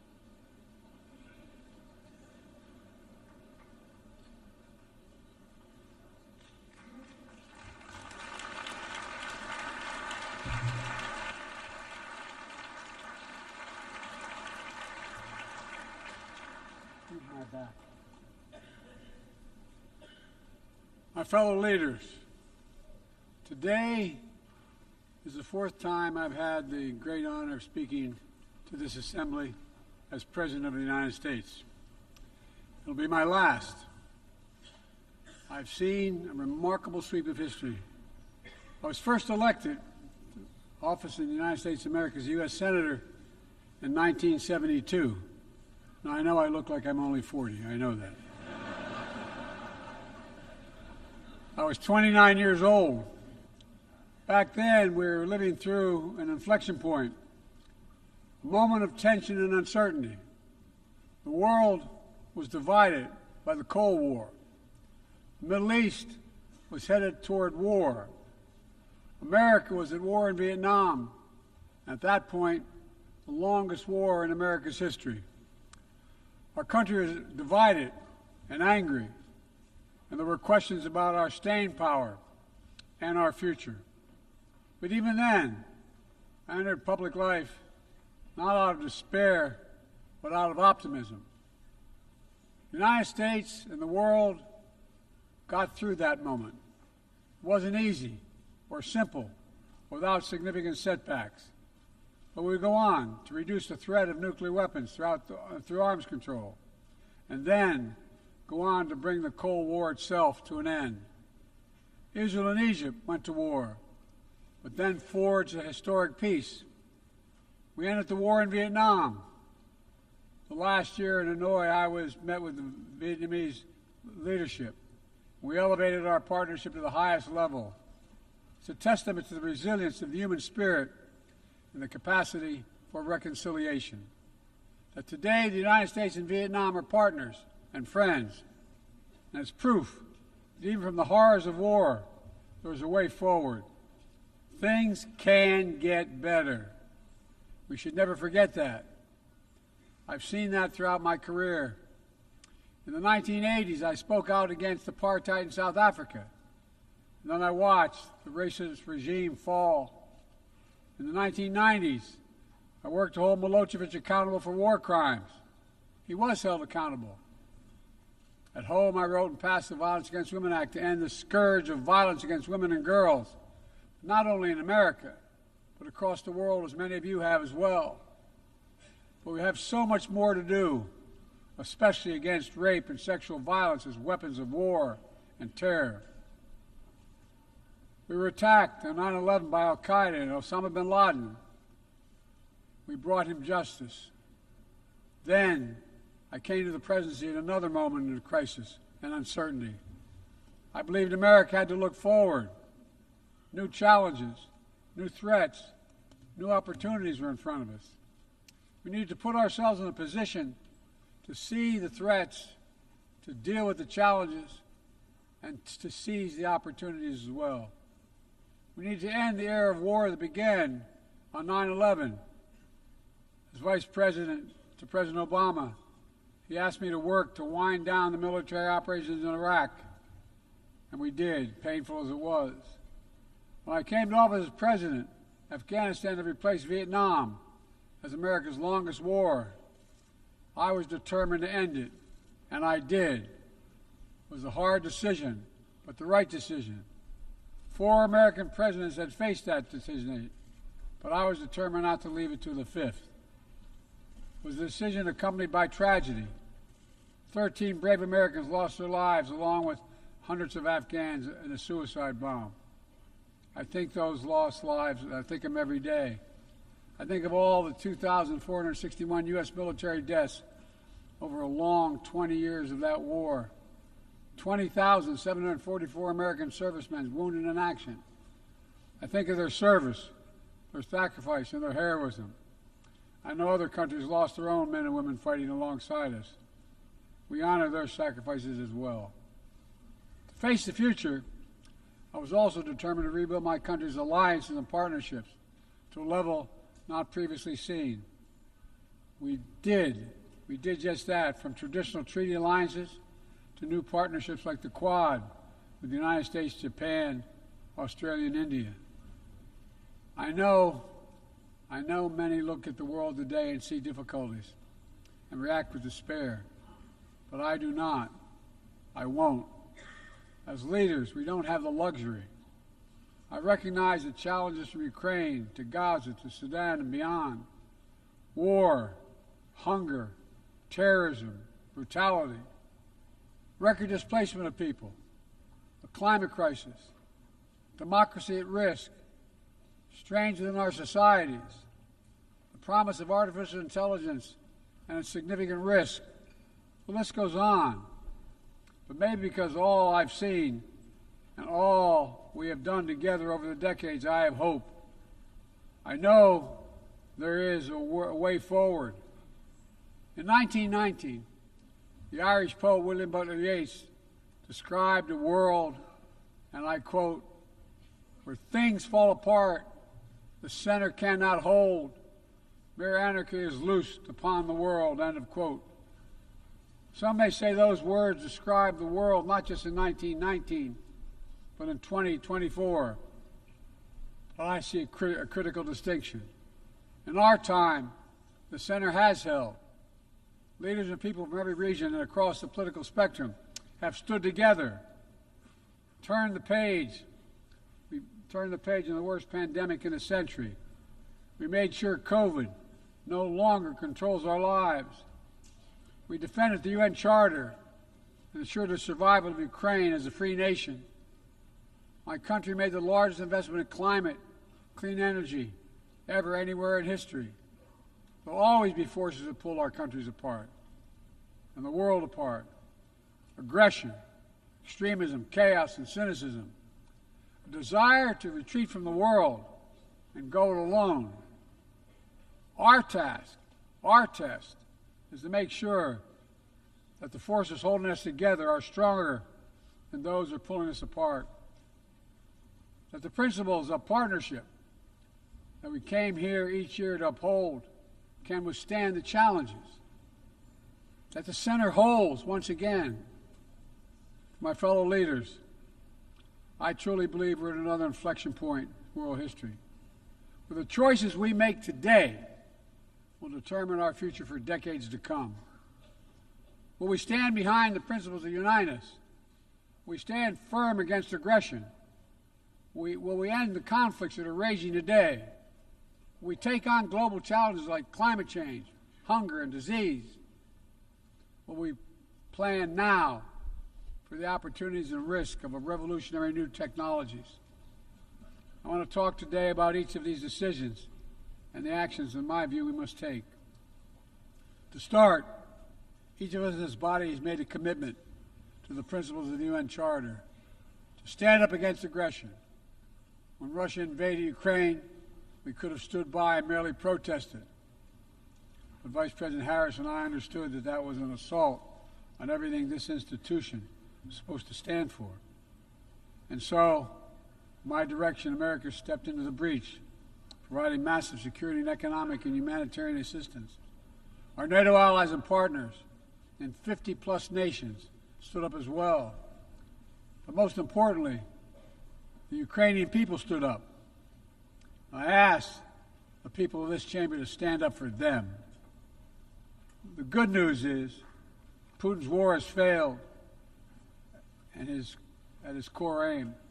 He set out to destroy Ukraine, but Ukraine is still free. He set out to weaken NATO, but NATO is bigger, stronger, more united than ever before, with 2 new members, Finland and Sweden. But we cannot let up. The world now has another choice to make. Will we sustain our support to help Ukraine win this war and preserve its freedom, or walk away and let aggression be renewed and a nation be destroyed? I know my answer. We cannot grow weary. We cannot look away. And we will not let up on our support for Ukraine. Not until Ukraine wins a just and durable peace in the UN Charter.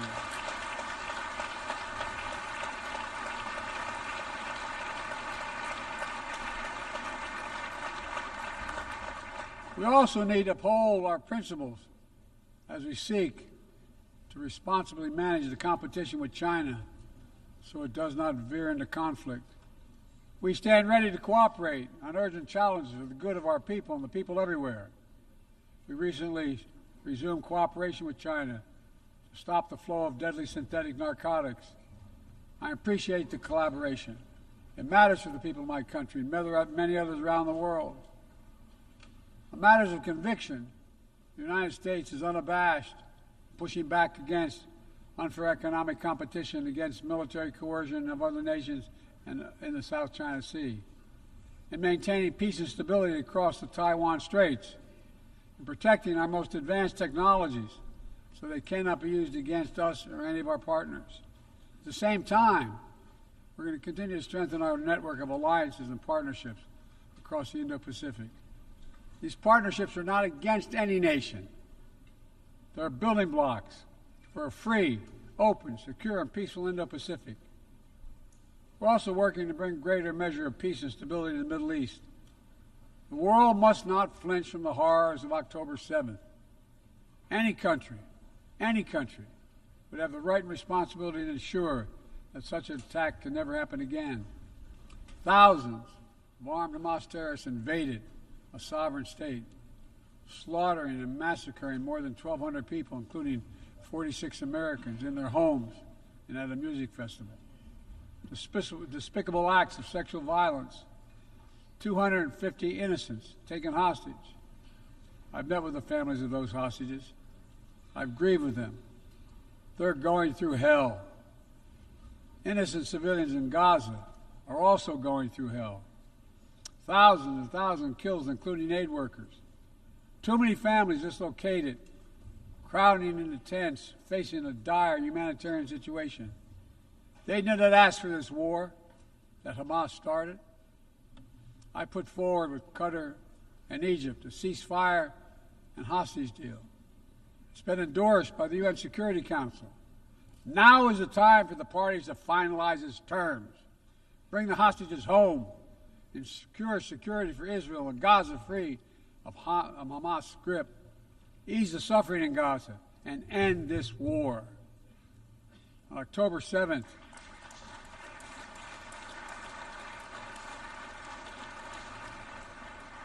since October 7th, we've also been determined to prevent a wider war that engulfs the entire region. Hezbollah, unprovoked, during the October 7th attack, launching rockets into Israel. Almost a year later, too many on each side of the Israeli-Lebanon border remain displaced. Full-scale war is not in anyone's interest. Even if the situation has escalated, a diplomatic solution is still possible. In fact, it remains the only path to lasting security to allow the residents from both countries to return to their homes and the border safely. And that's what we're working tirelessly to achieve. As we look ahead, we must also address the rise of violence against innocent Palestinians on the West Bank and set the conditions for a better future, including a two-state solution where the world where Israel enjoys security and peace and full recognition and normalized relations with all its neighbors, where Palestinians live in security, dignity, and self-determination in a state of their own.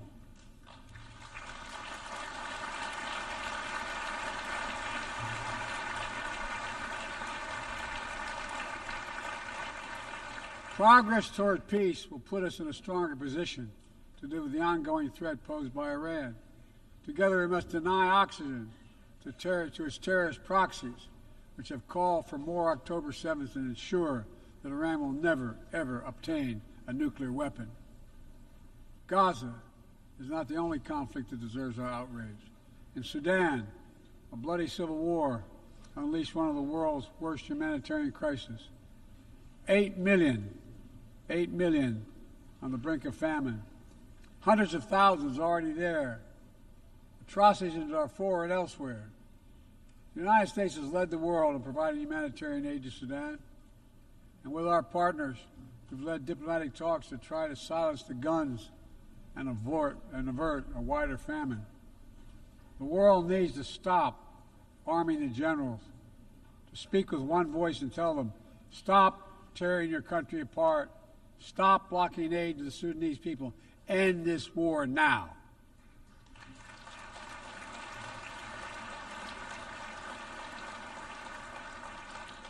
But people need more than the absence of war. They need a chance to live in dignity. They need to be protected from the ravages of climate change, hunger, and disease. Our administration has invested over $150 billion to make progress and other sustainable development goals. It includes $20 billion for food security, over $50 billion for global health. We've mobilized billions more in private sector investment. We've taken the most ambitious climate action in history. We've moved to rejoin the Paris Agreement on day one. And today, my country is finally on track to cut emissions in half by 2030. On track to honor my pledge to quadruple climate financing to developing nations with $11 billion thus far this year. We've rejoined the World Health Organization, donating nearly 700 million doses of COVID vaccine to 117 countries. We must now move quickly to face Mpox outbreak in Africa. We're prepared to commit $500 million to help African countries prevent and respond to Mpox and to donate 1 million doses of Mpox vaccine now.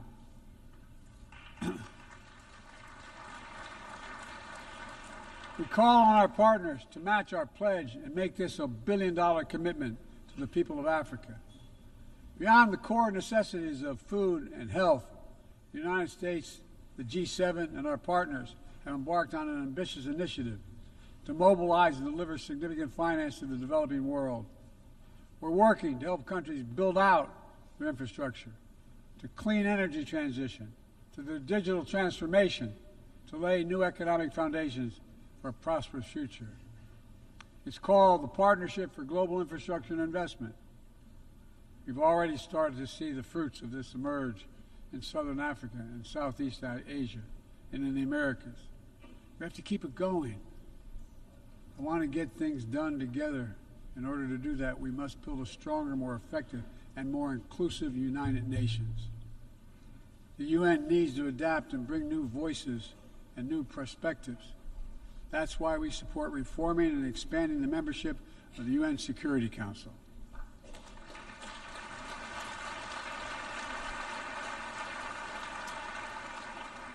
Our UN ambassador just laid out our detailed vision to reflect today's world, not yesterday's. It's time to move forward.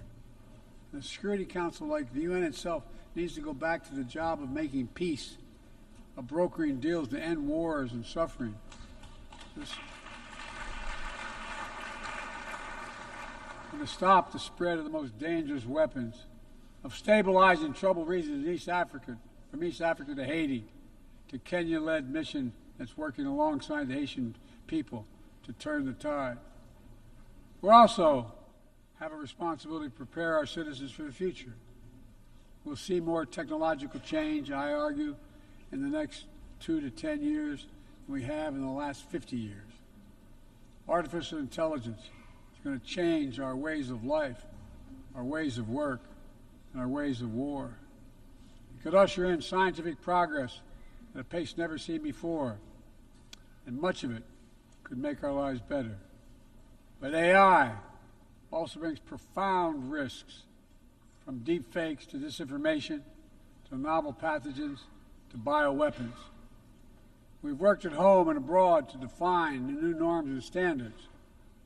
This year, we achieved the first ever General Assembly resolution on AI to start developing global rules of the road.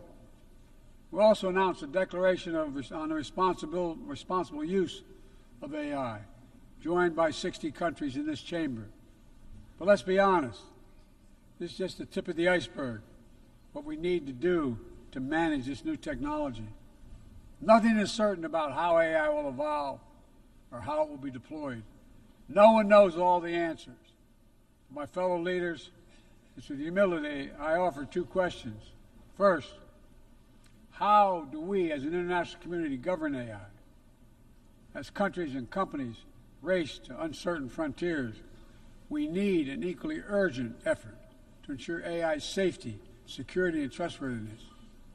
As AI grows more powerful, it also must grow more responsive to our collective needs and values. Benefits of all must be shared equitably. It should be harnessed to narrow, not deepen, digital divides. Second, will we ensure that AI supports rather than undermines the core principles that human life has value and all humans deserve dignity? We must make certain that the awesome capabilities of AI will be used to uplift and empower everyday people, not to give dictators more powerful shackles on the human spirit. In the years ahead, there may well be no greater test of our leadership than how we deal with AI. Let me close with this. Even as we navigate so much change, one thing must not change. We must never forget who we're here to represent. We, the people. These are the first words of our Constitution, the very idea of America. They inspired the opening words of the UN Charter. I made the preservation of democracy the central cause of my presidency. This summer, I faced a decision whether to seek a second term as president. It was a difficult decision. Being president has been the honor of my life. There's so much more I want to get done. As much as I love the job, I love my country more. I decided after 50 years of public service, it's time for a new generation of leadership to take my nation forward.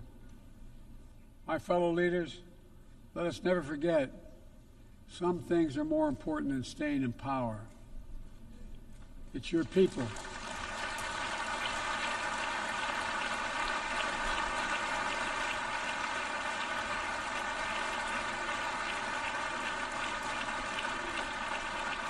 It's your people that matter the most.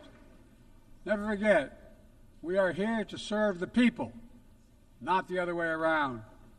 Because the future will be won by those who unleash the full potential of their people, to breathe free, to think freely, to innovate, to educate, to live and love openly without fear. That's the soul of democracy. It does not belong to any one country. I've seen it all around the world, in the brave men and women who ended apartheid, brought down the Berlin Wall, fight today for freedom and justice and dignity. We saw it, that universal yearning for rights and freedom in Venezuela, where millions cast their vote for change that hadn't been recognized. But it can't be denied. The world knows the truth. We saw it in Uganda, LGBT activists demanding safety and recognition of their common humanity. We see it in citizens across the world peacefully choosing their future. From Ghana to India to South Korea, nations representing 1/4 of humanity who will hold elections this year alone. It's remarkable, the power of we the people, that makes me more optimistic about the future than I've ever been. Since I was first elected to the United States Senate in 1972, every age faces its challenges. I saw it as a young man. I see it today. But we are stronger than we think. We're stronger together than alone. And what the people call impossible is just an illusion. Nelson Mandela taught us, and I quote, "It always seems impossible until it's done. It always seems impossible until it's done." My fellow leaders, there's nothing that's beyond our capacity if we work together. Let's work together. God bless you all, and may God protect all those who seek peace. Thank you.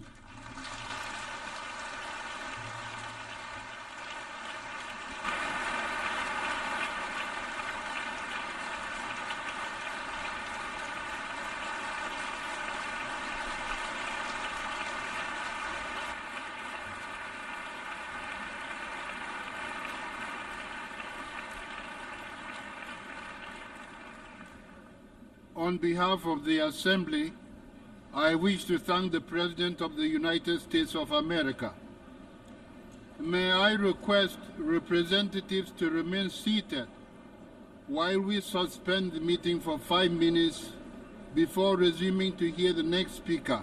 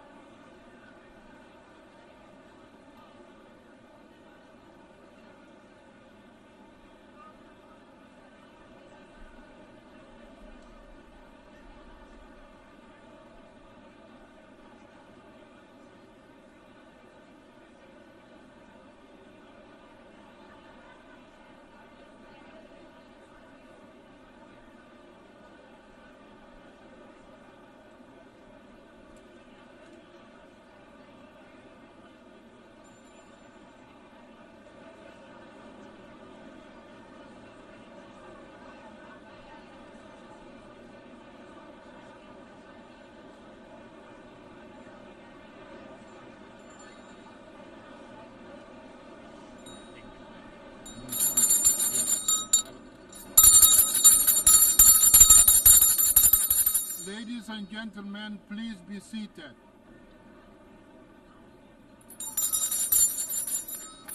Ladies and gentlemen, please be seated. Senhoras e senhores, retomam seus assentos.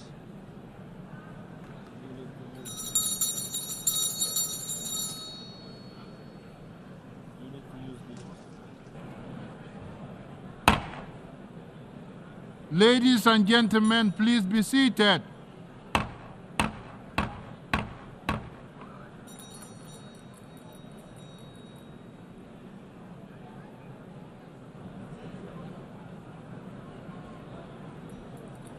Ladies and gentlemen, please be seated.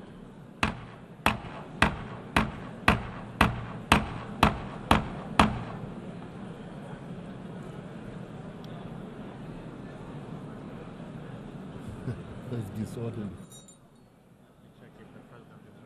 Okay.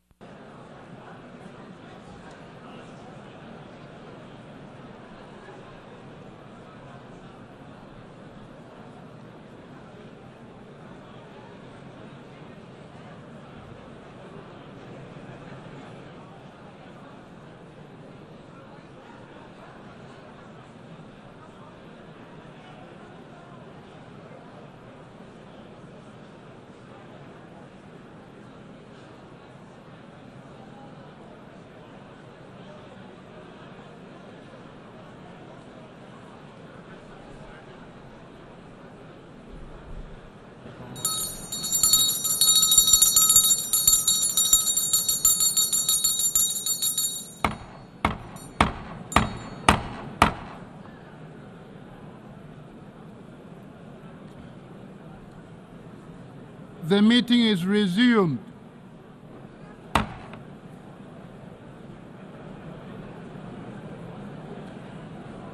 The Assembly will hear an address by His Excellency Recep Tayyip Erdogan, President of the Republic of Turkey. I request protocol to escort His Excellency and invite him to address the Assembly.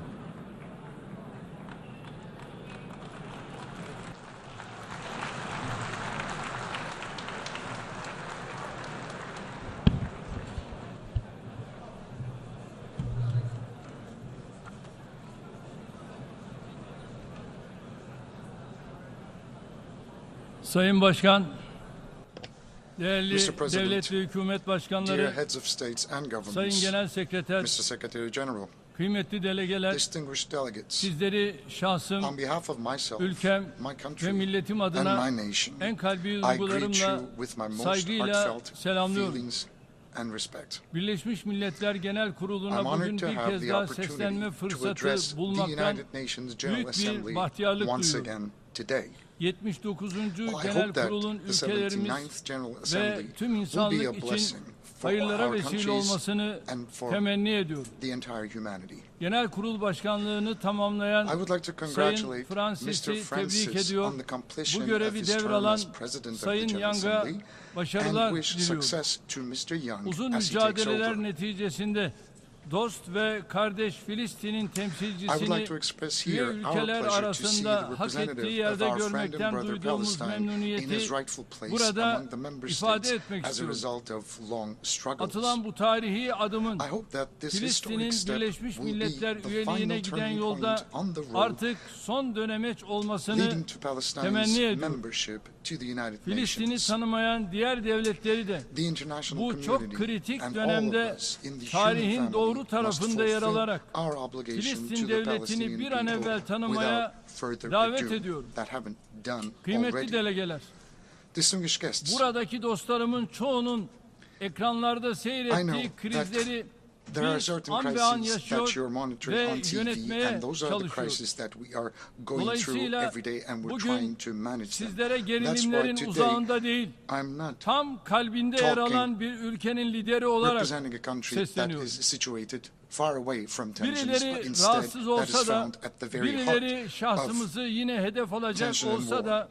Some people will be critical of us, but despite that fact, today, on the common rostrum of the human race, we will speak of the truth frankly and openly. Bakınız, şu an Right çatısı now, altında bulunduğumuz Birleşmiş the Milletler, United Nations, under the milyonlarca roof of which insanın we are hayatını found today, kaybettiği İkinci Dünya Savaşı sonrasında were established in the aftermath of the uluslararası Second barışı World War, ve in which millions of güvenliği people have lost their korumak lives to amacıyla maintain kuruldu. international peace and security. Birleşmiş Milletler'in kuruluşuyla With the birlikte establishment of the United küresel Nations, istikrara, expectations for huzura global ve stability, adalete peace dair and justice beklentiler were reborn. yeniden yeşermiş, barış And umutları hopes for yeniden peace were filizlenmişti. sprouted again. Ancak To put it bluntly, üzülerek görüyoruz ki son unfortunately, yıllarda in the Birleşmiş Milletler last kuruluş few misyonunu ifa the etmekte United Nations yetersiz has kalıyor, failed to fulfill giderek its founding mission işlevsiz, and has hantal gradually ve become atıl a bir yapıya dysfunctional dönüşüyor. structure.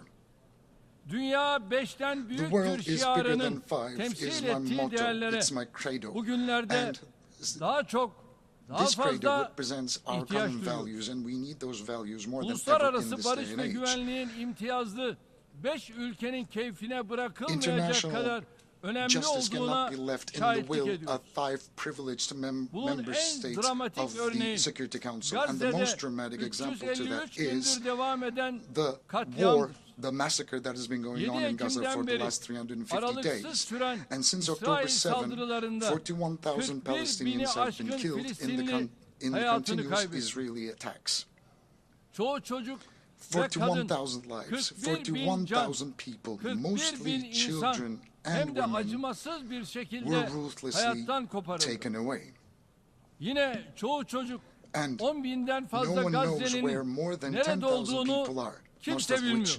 are children. Aynı şekilde And likewise, 100.000'e yakın insan 100,000 yaralandı, people were sakat injured, kaldı. maimed, or they Zor lost their şartlar limbs. altında görevini yapmaya çalışan 172 172 journalists were gazeteci killed while trying to do öldürüldü. their job under very difficult Hayat kurtarmak için circumstances. çalışan And more than 500'e 500 aşkın medics sağlık have been görevlisi killed while they were öldürüldü. trying to save lives. Açlıkla, susuzlukla Humanitarian boğuşan aid workers Gazze and the halkının United imdadına Nations koşan personnel who came to the insani rescue of the yardım people of Gaza görevlileri, who were struggling with 210'dan hunger fazla and Birleşmiş thirst Milletler were killed. personeli More than öldürüldü. 215 United Nations Savaşta personnel. dahi dokunulmaması gereken They hit marketplaces, 820 tents, camiyi, and camps 3 where the kiliseyi refugees were sheltered. vurdular. They hit 820 mosques Onlarca and 3 hastaneyi, churches that shouldn't have been yüzlerce touched okulu, even in war. hasta And they taşıyan deliberately hit dozens 130'dan of fazla hospitals, ambulansı hundreds of vurdular. schools, more than 130 Birleşmiş Milletler ambulances carrying kürsüsünden patients. Birleşmiş Milletler şartını They parçalayarak shredded the charter bir of de the United utanmadan Nations from the tüm rostrum of the dünyaya, United Nations and vicdan shamelessly sahibi tüm challenged the whole insanlara world who işte are buradan, people of conscience bu kürsüden from this very rostrum. meydan okudular. They challenged them. Dostlarım, My friends, İsrail'in temerküz kampına çevirdiği leaked hapishanelerinde images from Israel's prisons, sızan which it görüntüler has turned into nasıl bir concentration camps, zulümle clearly karşı show karşıya what kind olduğumuzu of barbarianism çok net biçimde we are facing. gösteriyor.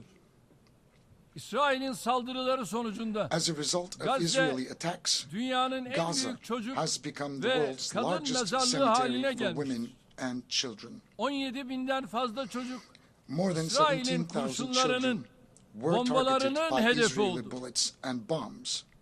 Hint Recep Recep sadece was only 6 yaşındaydı. 6 years old. Yakınlarıyla güvenli He bir and yer his family were ararken seeking safety araçları when their car İsrail was güçleri hit tarafından by vuruldu. Israeli forces. Dayısı, He lost yengesi, everything. He lost his mother, kuzenleri, father, herkes siblings, ölmüş. cousins. Sadece He lost all o the hopes hayatta kalmış. he had packed. Tam 12 gün And boyunca only he survived. He çaresizce waited desperately kurtarılmayı for rescue bekledi. for 12 days. Beni almaya gelecek misiniz? Will you come to take me? Korkuyorum I'm fearful. diyerek bir yardım elinin 12 gün Was boyunca waiting for a kendisine helping hand to uzanmasını reach out bekledi.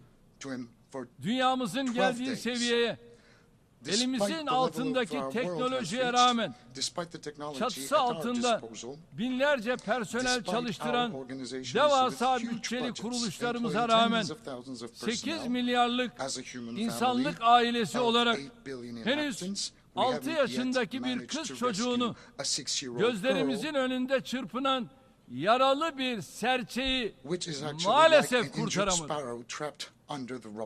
Bir lokma kuru ekmek, bir yudum su, bir tas çorba bulamadığı için bugüne kadar yüzlerce Gazze'li çocuk öldü, halen de ölüyor. Gazze'de sadece çocuklar değil, aynı zamanda Birleşmiş Milletler sistemi ölüyor. Hakikat ölüyor. Batı'nın savunduğunu iddia ettiği değerler ölüyor. İnsanlığın daha adil bir dünyada yaşama umutları tek tek ölüyor. Buradan açık açık soruyorum. Ey insan hakları örgütleri, Gazze'dekiler, Batı Şeria'dakiler insan değil mi? Filistin'deki çocukların okuma, yaşama, sokakta oynama hakkı yok mu? Ey uluslararası basın kuruluşları, And calling out to the international press organizations. Aren't the journalists murdered by Israel on live TV your colleagues whose offices were actually raided as well? I call out to United Nations Security Council.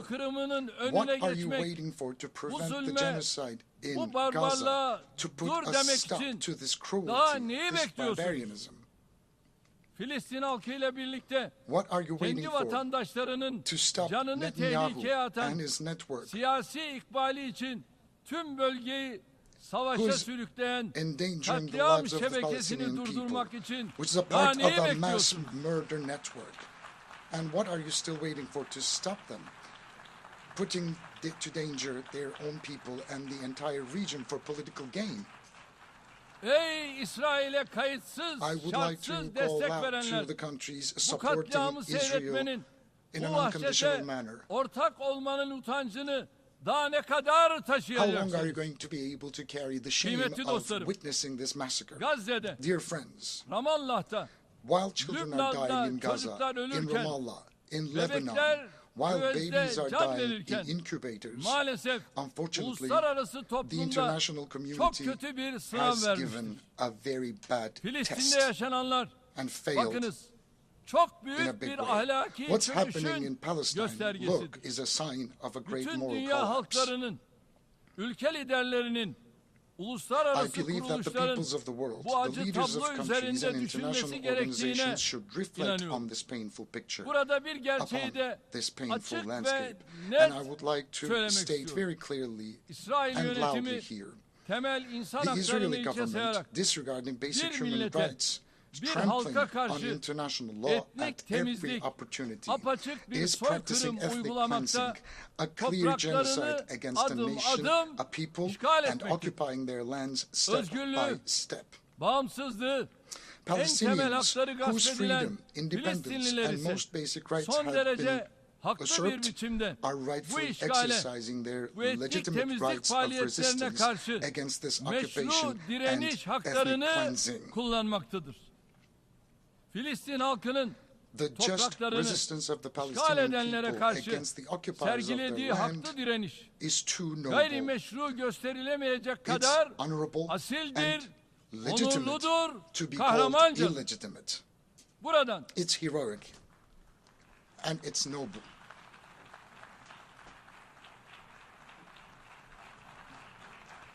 Buradan bir kez daha canları pahasına vatanlarını savunan Filistinli kardeşlerimi yürekten selamlıyorum.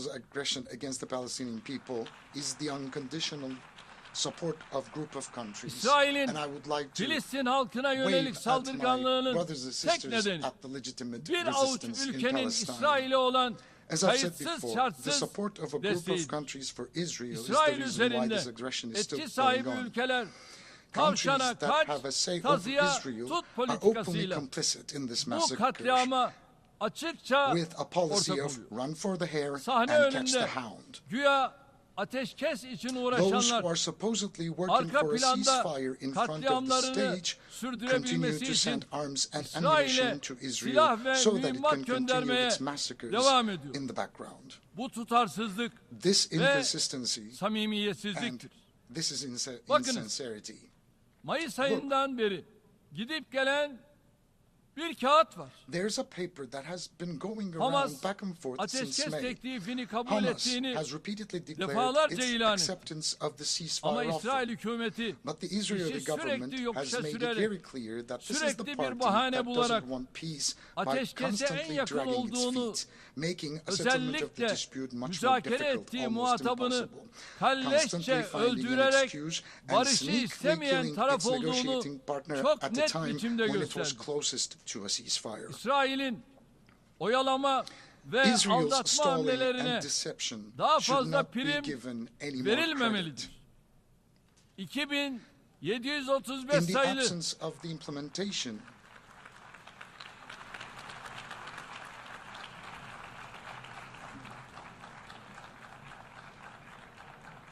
27-35 sayılı In the Birleşmiş absence of the Milletler implementation of Güvenlik UN Konseyi Security Council kararının Resolution uygulanmadığı number bir ortamda 2735, İsrail'e coercive yönelik measures against zorlayıcı Israel tedbirler should be put gündeme on the alınmalıdır. agenda.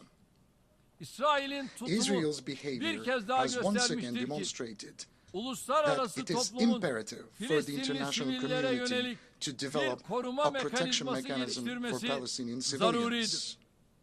Bundan 70 sene önce 70 years ago, nasıl Hitler just as Hitler insanlığın ittifakıyla was stopped by durdurulmuşsa an alliance of Netanyahu humanity, ve cinayet and his şebekesi murder de network insanlığın must be ittifakıyla stopped by an durdurulmalıdır. alliance of humanity.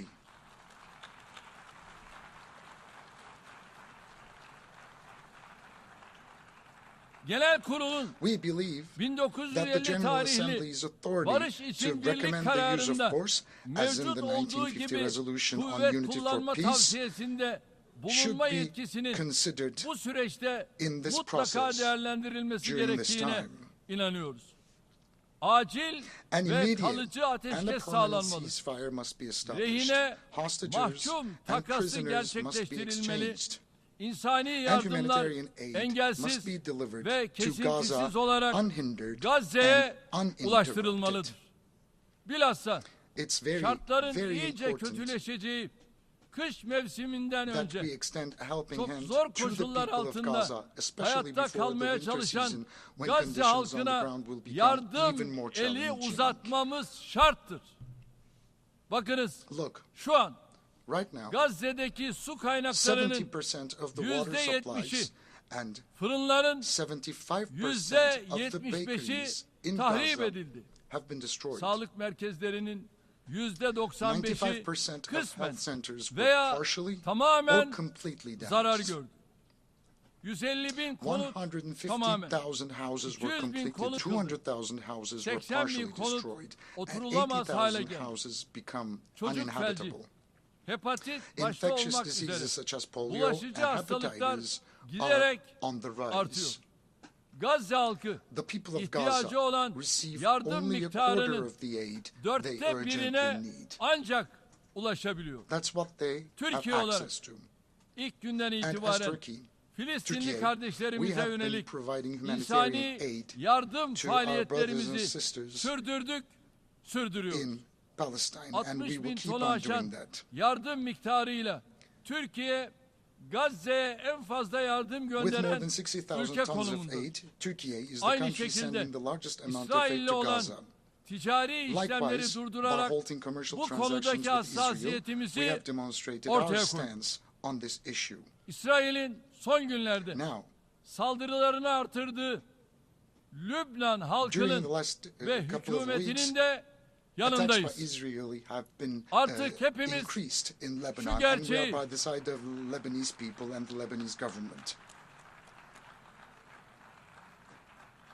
şu gerçeği görebiliyoruz. We can see this truth for what it 41 is. bin insanı katledenler, Those who murdered talimatı 41,000 verenden people tetiğini cannot çekene, rest until bombayı those who bırakana gave the kadar orders, pulled the trigger, işledikleri suçların and dropped the hesabını bombs are vermeden held accountable vicdanlar for their rahata crimes. We will kavuşamaz. not heave a sigh of relief. Yıkılan, Our conscience yok will not edilen, go silent. enkaza çevrilen şehirlerde oluşan The bill for the milyarlarca billions of dolarlık dollars hasarın of damage faturası caused in the cities that have been faillerden destroyed, mutlaka rent, and reduced to tazmin rubble must edilmelidir and will ve be edilecektir. compensated by the perpetrators. İsrail'in işlediği suçların We cezasız support kalmaması the için case brought Güney by the Afrika Republic of Cumhuriyeti South tarafından Africa at the International Uluslararası Court of Adalet Justice Divanı'nda to ensure that açılan Israel's davayı crimes do not go destekliyoruz. unpunished. Müdahillik başvurusunda We will take bulunduğumuz bu every step davada necessary for justice to be adaletin served tecelli in the etmesi case için for which we have gereken applied her as an türlü adımı intervener atacağız. or as a party. Nablus'ta barışçıl bir protesto eylemi sırasında We will fight for the İsrail blood askerleri of tarafından Ayşenur başından who was vurulan shot in the head and Ayşenur murdered by Ezgi Israeli Eygi soldiers kızımızın da during a peaceful kanının protest yerde kalmaması in için Nablus. her türlü hukuki And we mücadeleyi will fight veriyoruz, in all legal vereceğiz. remedies, and we will keep on doing that.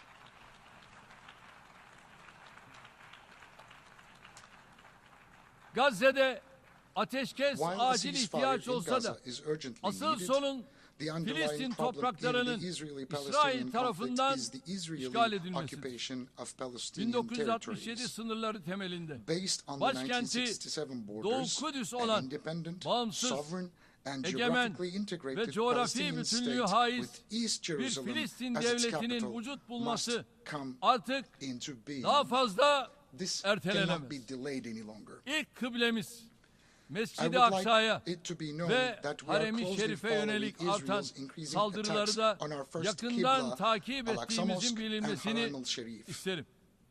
Tüm bunları söylerken Tayyip Erdoğan olarak I would bu like to kürsüde state once hamasetin again diliyle on this podium as konuşmuyorum. Tayyip Erdogan once again Burada that I'm not tarihimden, using a language of ecdadımın vicdanlı, politics. adaletli duruşundan aldığım cesaretle konuşuyorum. Çünkü I biz am encouraged tarih by boyunca our ancestors who daima have always stood mazlumun by the side yanında, of the victims zalimin honorably and ve nobly. zulmün We are a karşısında nation that has been olmuş on the side of the bir oppressed milletiz. and against the oppressors and oppression throughout history. We are such a nation.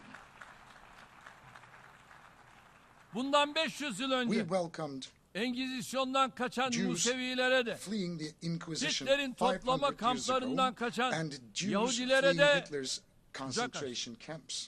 We opened bizim our arms ülke ve wide. millet olarak We, as a açık country söylüyorum, and a nation, İsrail I'll be halkına very yönelik clear to say that herhangi we have bir no düşmanlığımız animosity yok. or hostility towards the people of Müslümanların Israel. sırf inançlarından dolayı We oppose hedef alınmasına anti-Semitism in the same way nasıl we karşıysak, oppose the targeting of Muslims antisemitizme de just aynı şekilde because of their karşıyız. faith.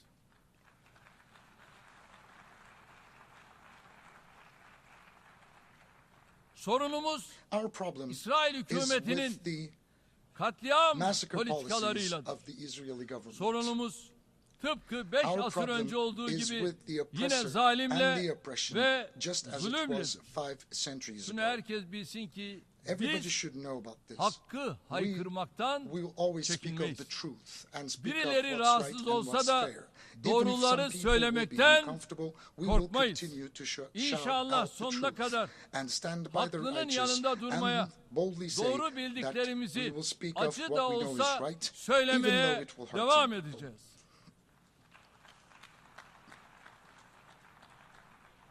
Buradan From here, inanç, ülke, I would like to dil, thank all din the ayrımı courageous yapmadan people who show Filistin solidarity halkıyla with the Palestinian dayanışma people sergileyen, without discrimination hemen of her hafta faith, country, sokakları language, doldurarak or religion, Gazze'deki and who katliam take to the karşısında streets almost every sesini week to yükselten raise their voices tüm against the yürekli massacres insanlara, in Gaza. özellikle I would üniversiteli like to gençlere especially teşekkür thank ediyorum. the university students Kıymetli and delegeler, the youth. İhtilafın Distinguished 14. delegates, yılında unfortunately, in the Suriye'de 14th year of the maalesef conflict, istikrardan Syria is hala still far uzaktır. from stability. Terör ve bölücü The örgütlerin economic and humanitarian pençesindeki situation in ülkede the country, in the grip ekonomik of ve terrorism insani durum and separatist vehametini organizations koruyor. remains dire.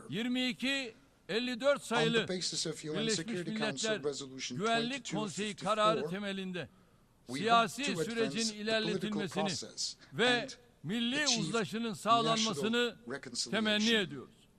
Gerçekçi bir diyalogtan We are yana olan determined to tutumumuzu sincerely pursue our position samimiyetle in favor of a sürdürme realistic kararlılığındayız. dialogue.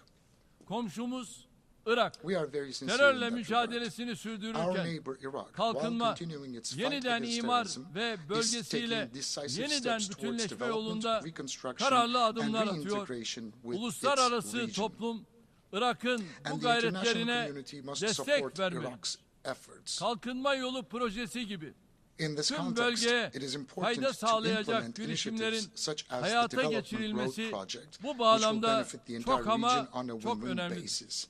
Tüm bu çabaların başarısı The success of all these PKK efforts başta olmak depend üzere on the complete Irak'taki elimination terör of the terrorist tehdidinin threat in Iraq, bertaraf in edilmesine bağlı. particular the PKK. Bir diğer komşumuz İran'la kapsamlı We are ortak eylem planını strengthening canlandırma our yolunda adımlar common action atılmasının plan with another bölgede neighbor of güven ours, Iran, ve in the istikrar region in ortamının order to establish tesisine stability and katkı peace. sağlayacağına inanıyorum.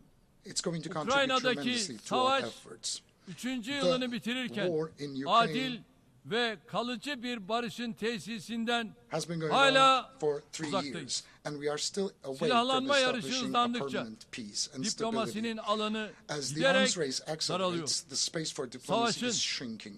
Ukrayna'nın toprak bütünlüğü It's ve very egemenliği important temelinde diplomasi ve that diyalogla diplomacy and sona dialogue erdirilmesine will yönelik çabalara ensure olan territorial desteğimizi integrity and daha da sovereignty of Ukraine, artıracağız. and our support for those Yine bu endeavors süreçte of Turkey will continue Montreux even Boğazlar strongly. Sözleşmesi'ni And again, during this titizlikle process, uygulamaya we are devam determined edeceğiz. to implement the Azerbaycan Montreux Convention on ve the Straits. Ermenistan arasındaki barış sürecini destekliyor. We will rigorously Çalışmaların implement the en Montreux kısa Convention. sürede We support the peace müjdeli process haberlerle between Azerbaijan and Armenia, neticelenmesini and hope that this temenni process will ediyoruz. be concluded as soon as possible Türkiye, with good news. Ermenistan kulvarında da karşılıklı We support olumlu adımlar continued atıyoruz. high-level contacts between the two Azerbaycan, countries. Ermenistan barış sürecinde And we are focusing on kaydedilebilecek dialogue. gelişmeler, Türkiye, Ermenistan normalleşme sürecine de olumlu We are yansıyacak. also taking positive steps Değerli on dostlar, that track to progress in ayrılmaz bir the parçası Azerbaijan-Armenia olduğumuz peace process will have a Balkanların positive impact refah on the ve Turkey-Armenia huzuru için normalization process. yapıcı rol Dear oynuyor. friends,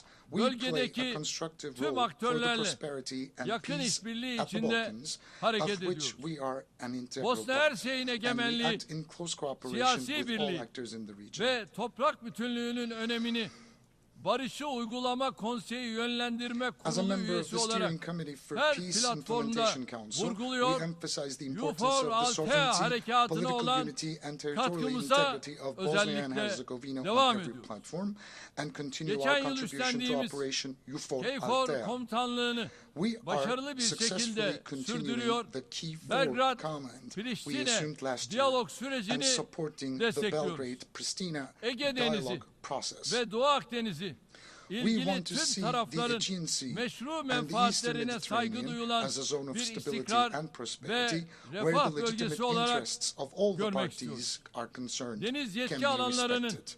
uluslararası hukuka göre It is in the common sınırlandırılması, interest of the seyir entire sefer region serbestisi to enhance ve cooperation, emniyetiyle deniz particularly on ticareti the konuları başta olmak delimitation üzere of maritime jurisdictions işbirliğinin in accordance with geliştirilmesi international law, tüm bölgenin freedom and safety müşterek of navigation menfaatinedir. and maritime trade. Türkiye, enerji ve çevre başta International olmak maritime üzere law encourages her cooperation konuda between literal yapıcı states işbirliğine in hazır. closed or semi-closed seas, such Komşularımızdan as the Aegean aynı Sea. yaklaşımı Turkey is ready for bekliyoruz. constructive cooperation on Doğu all issues, Akdeniz'de en especially uzun in energy and kıyı şeridine environment. sahip ülke olan We have the longest coastline in Türkiye'nin the Eastern anahtar Mediterranean, rolü and Turkey's yadsınamaz. key role is undeniable. Kıbrıs Adası'nın kuzeyi ve batısında Turkey has ilan edilmiş legitimate rights and kıta authorities sahanlığında in the western part of Türkiye'nin the island of adanın Cyprus, tümünün while the etrafında Turkish ise Cypriots have Kıbrıs legitimate Türklerinin rights in the hakları var. areas around the world. Kıbrıs Barış Harekatı'nın It üzerinden has been 50 50 years yıl since the Cyprus peace Rumların operation ortaklık and devletini 61 years gasp since the etmesi Cyprus sonucunda issue emerged Kıbrıs as a result meselesinin of the Greek Cypriot ortaya çıkmasının usurpation üzerinden of the ise partnership state. 61 yıl geçti. O günden From that bugüne day kadar until today, adada barış peace and ve tranquility sükunet have hakim prevailed oldu. on the island. Kıbrıs meselesine adil, kalıcı It was ve always the Turkish Cypriots sürdürülebilir and Turkey bir who çözüm put forth the getirilmesi için sincere will samimi to bring irade about a ortaya koyan just, taraf lasting and daima sustainable solution Kıbrıs to the Türkleri Cyprus ve issue. Türkiye'ydi. Federasyon modeli The federation artık model is geçerliliğini now completely tamamen outdated. yitirmiştir. And Adada we iki ayrı fully devlet support the vision ve of a iki ayrı two-state halk solution var. with two Kıbrıs different Türklerinin nations put müktesep forward by hakları the olan Turkish Republic of egemen Northern eşitlik Cyprus. ve eşit uluslararası The sovereign statüleri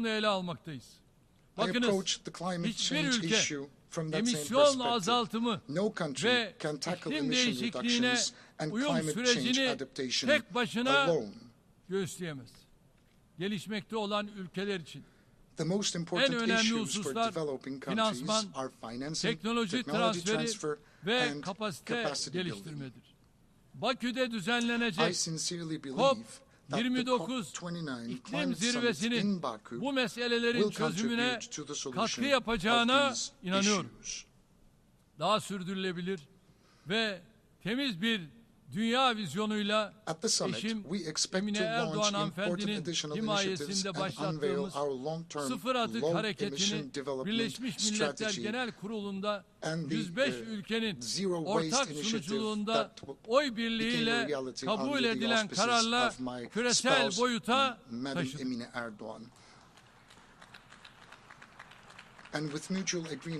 Buradan tüm ülkeleri, uluslararası teşkilatları ve sivil toplum kuruluşlarını hareketimize ortak olmaya davet ediyoruz. İslam ve yabancı düşmanlığı ile ırkçılığın zehirli bir sarmaşık gibi dünyayı sarmakta olduğunu görüyoruz. Camilere ve mukaddes kitabımız Kur'an-ı Kerim'e yönelik saldırılara şahit olmadığımız neredeyse tek bir gün yok. Avrupa'nın ortasında etnik ve dini kimlikleri nedeniyle insanların evleri ateşe veriliyor. Hayatlarına kastediliyor. En temel hakları göz göre göre özellikle gasp ediliyor. Büyüyen bu tehlikeyi kimse daha fazla görmezden gelemez. 15 Mart 2024 tarihinde kabul edilen karar tasarısının öngördüğü şekilde en yakın zamanda Birleşmiş Milletler'de İslamofobi ile mücadele özel temsilcisi atanmasını bekliyoruz. Kıymetli dostlar, geçen sene bu kürsüde gündeme getirdiğim bir tehlikeye karşı bugün bir kez daha dikkatlerinizi çekmek istiyorum. Toplumun temel direği olan aile kurumuna yönelik saldırılar giderek yoğunlaşıyor. 2024 Olimpiyat Oyunları'nın açılışında sahnelenen rezalet, insanlık olarak karşı karşıya olduğumuz tehdidin boyutlarını gözler önüne sermiştir. Masum çocukların her yaştan ve inançtan yüz milyonlarca insanın izlediği bir spor etkinliği hem de çok çirkin bir şekilde cinsiyetsiz hale getirilmiş, propagandasına alet edilmiştir.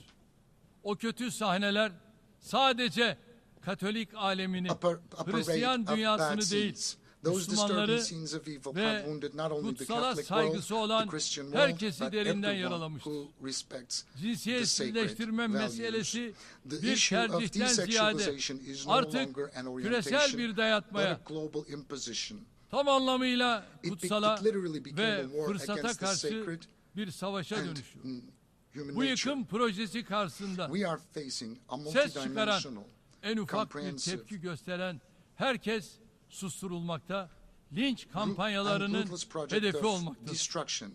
Ne pahasına olursa olsun Türkiye bu kuşatmayı yarmakta ve yıpratmakta.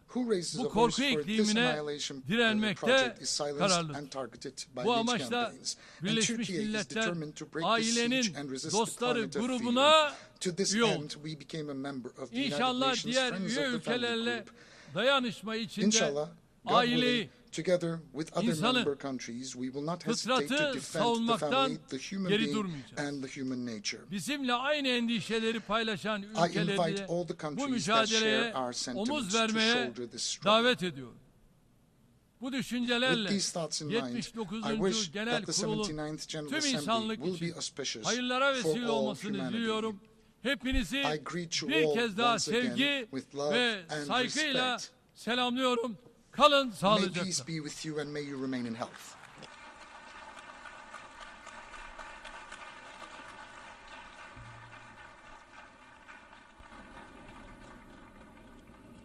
On behalf of the Assembly, I wish to thank the President of the Republic of Turkey,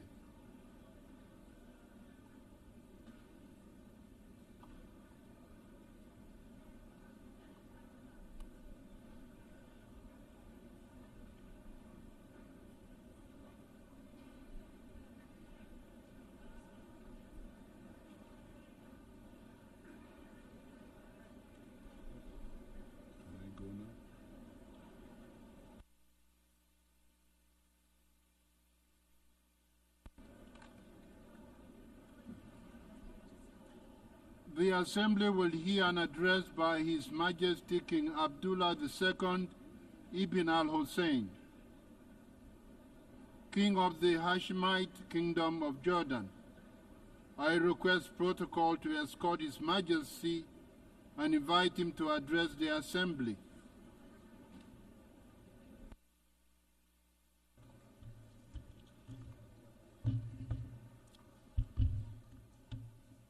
Bismillahir Rahmanir Rahim. Mr. President, Mr. Secretary General, Your Excellencies. Over the past quarter century, I have stood at this podium amidst regional conflicts, global upheavals, and humanitarian crises that have profoundly tested our global community. It often feels that there was not a moment when our world was not in turmoil. And yet, I cannot recall a time of greater peril than this. Our United Nations is facing a crisis that strikes at its very legitimacy and threatens a collapse of global trust and moral authority. The UN is under attack, literally and figuratively. For nearly a year, the sky blue flag flying over UN shelters and schools in Gaza has been powerless to protect innocent civilians from Israeli military bombardment. UN aid trucks sit motionless just miles away from starving Palestinians. Humanitarian workers who proudly wear the emblem of this institution are disparaged and targeted. And the rulings of the UN's International Court of Justice are defied, its opinions disregarded. So it's no surprise that both inside and outside this hall, trust in UN's cornerstone principles and ideals is crumbling.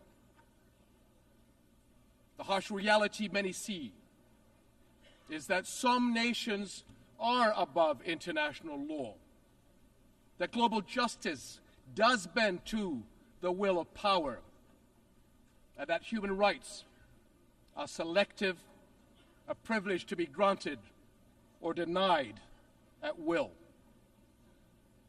We cannot stand for that.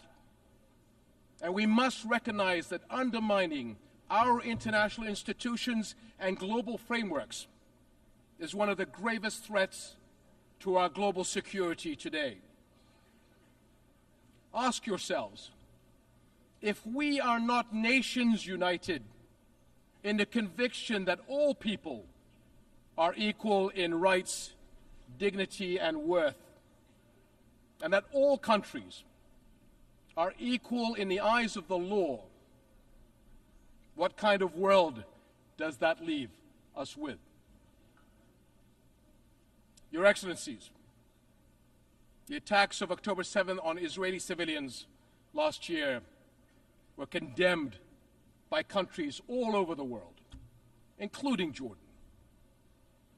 But the unprecedented scale of terror unleashed on Gaza since that day is beyond any justification.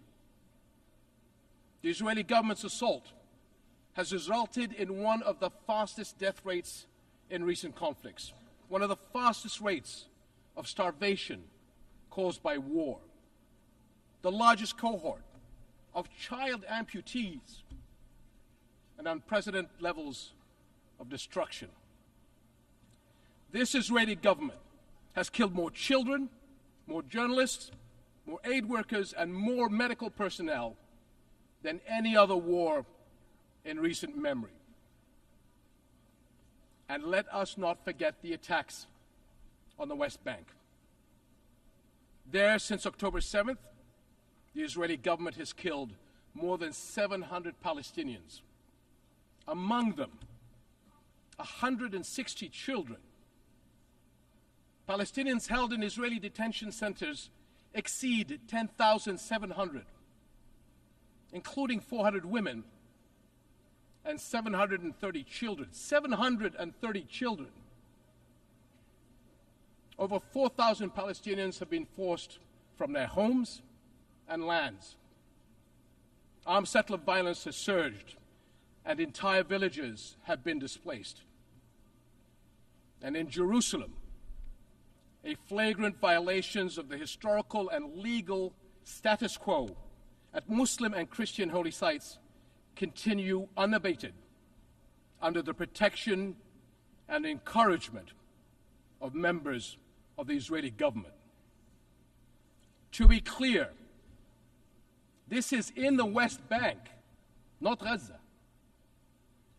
Almost 42,000 Palestinians have been killed since October 7th.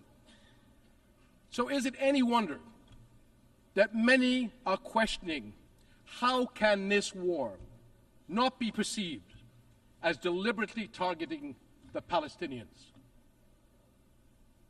The level of civilian suffering cannot be written off as unavoidable collateral. I grew up a soldier in a region that is all too familiar with conflict. But there is nothing familiar about this war and the violence unleashed since October 7th. In the absence of global accountability, repeated horrors are normalized, threatening to create a future where anything is permitted, anywhere in the world. Is that what we want? Now is the time to ensure the protection of the Palestinian people. It is the moral duty of this international community to establish a protection mechanism for them across the occupied territories.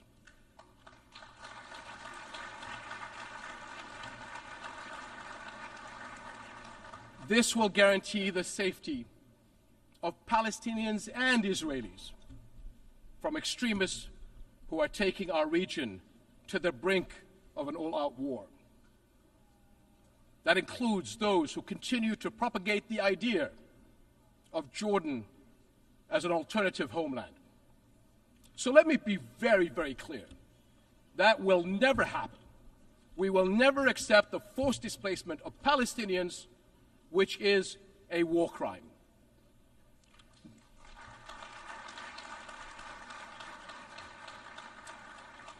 No country in the region benefits from escalation. We have seen that clearly in the dangerous developments in Lebanon over the past few days. This has to stop. For years, the Arab world has extended a hand to Israel through the Arab Peace Initiative, offering full recognition and normalization in exchange for peace. But consecutive Israeli governments, emboldened by years of impunity, have rejected peace and chosen confrontation instead.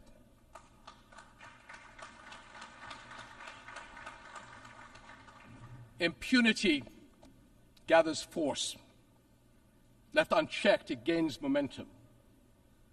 Palestinians have borne more than 57 years of occupation and oppression. During this time, the Israeli government has been allowed to cross one red line after another. But now, Israel's decades-long impunity is becoming its own worst enemy, and the consequences are everywhere. The Israeli government has been accused of genocide at the ICJ. Expressions of outrage at its conduct are echoing around the world. Cities everywhere have seen mass protests, and calls for sanctions are growing louder. International frustration with Israel has long been mounting, but it has never been more exposed. For decades, Israel has projected itself as a thriving Western-style democracy in the Middle East. But the brutality of the war on Gaza has forced the world to look closer. Now many see Israel through the eyes of its victims. And the contradiction, the paradox, is too jarring. The modern advanced Israel admired from afar, and the Israel that Palestinians have experienced firsthand, simply cannot coexist. Israel will eventually be entirely one or the other. That is the choice its leaders and its people will have to make. To live by the democratic values of freedom, justice, and equality for all, or to risk further isolation and rejection. Over and over, we have watched Israel try to achieve security through military means. Each escalation is followed by a pause until the next deadlier one. And for years, the global community has taken the path of least resistance, accepting the status quo of the ongoing military occupation of Palestinians, all the while paying lip service to the two-state solution. But it has never been more evident that the current status quo is untenable. And as the International Court of Justice's advisory opinion underscored 2 months ago, it is unequivocally illegal. The court's opinion bears a moral imperative to us all. The obligation it carries is one that our nations cannot afford to ignore for the sake of our world, as well as the future for Palestinians and Israelis alike. Because both peoples deserve to live their lives in dignity, free of violence and fear. And the only way to achieve that is a just peace, one grounded in international law, justice, equal rights, and mutual recognition.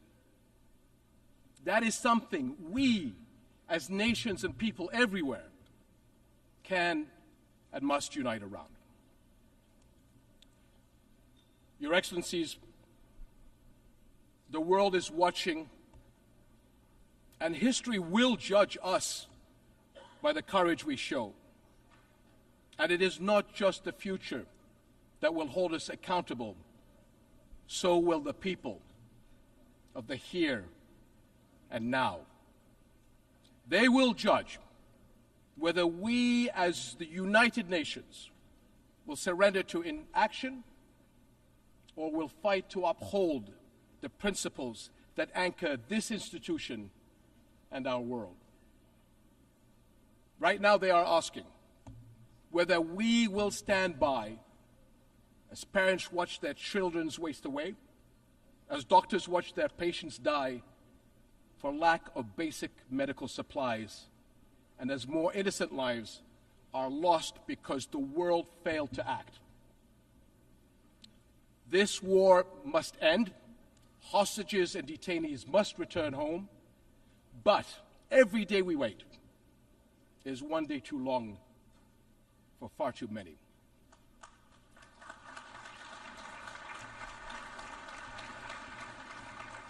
So I call on all countries to join Jordan in enforcing an international Gaza humanitarian gateway, a massive relief effort to deliver food, clean water, medicine, and other vital supplies to those in desperate need. because humanitarian aid should never be a tool of war. Whatever our politics, one truth is undeniable. No people should have to endure such unprecedented suffering, abandoned and alone.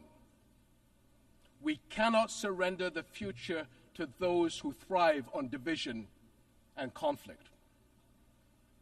I urge all nations of conscience to unite with Jordan in the critical weeks ahead on this mission.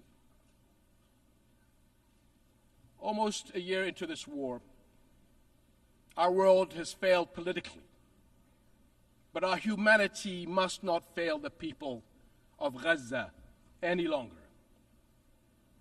Echoing the words of my father from 64 years ago at the 15th session of the General Assembly, I pray that this community of nations may have the courage to decide wisely and fearlessly, and will act with urgent resolve that this crisis and our conscience demand.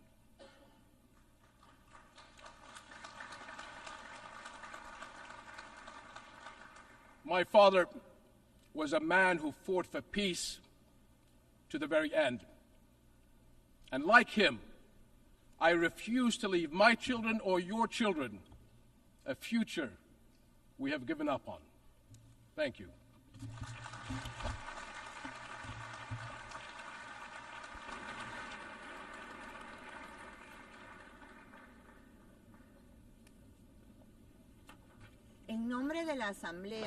On behalf of the Assembly, I wish to thank the King of the Hashemite Kingdom of Jordan. La Asamblea escuchará ahora The Assembly un discurso will now hear an address del presidente de mi país, by the President la of my República country, de the Guatemala, Republic of el Guatemala, excelentísimo His señor Excellency César Mr. Bernardo César Bernardo Arévalo de León. Pido a I protocolo request que protocol acompañe a to su escort His excelencia, Excellency a quien tengo and el invite muy him especial honor de invitar a dirigirse to a la address the Asamblea. Assembly, and this is a very special honor for me.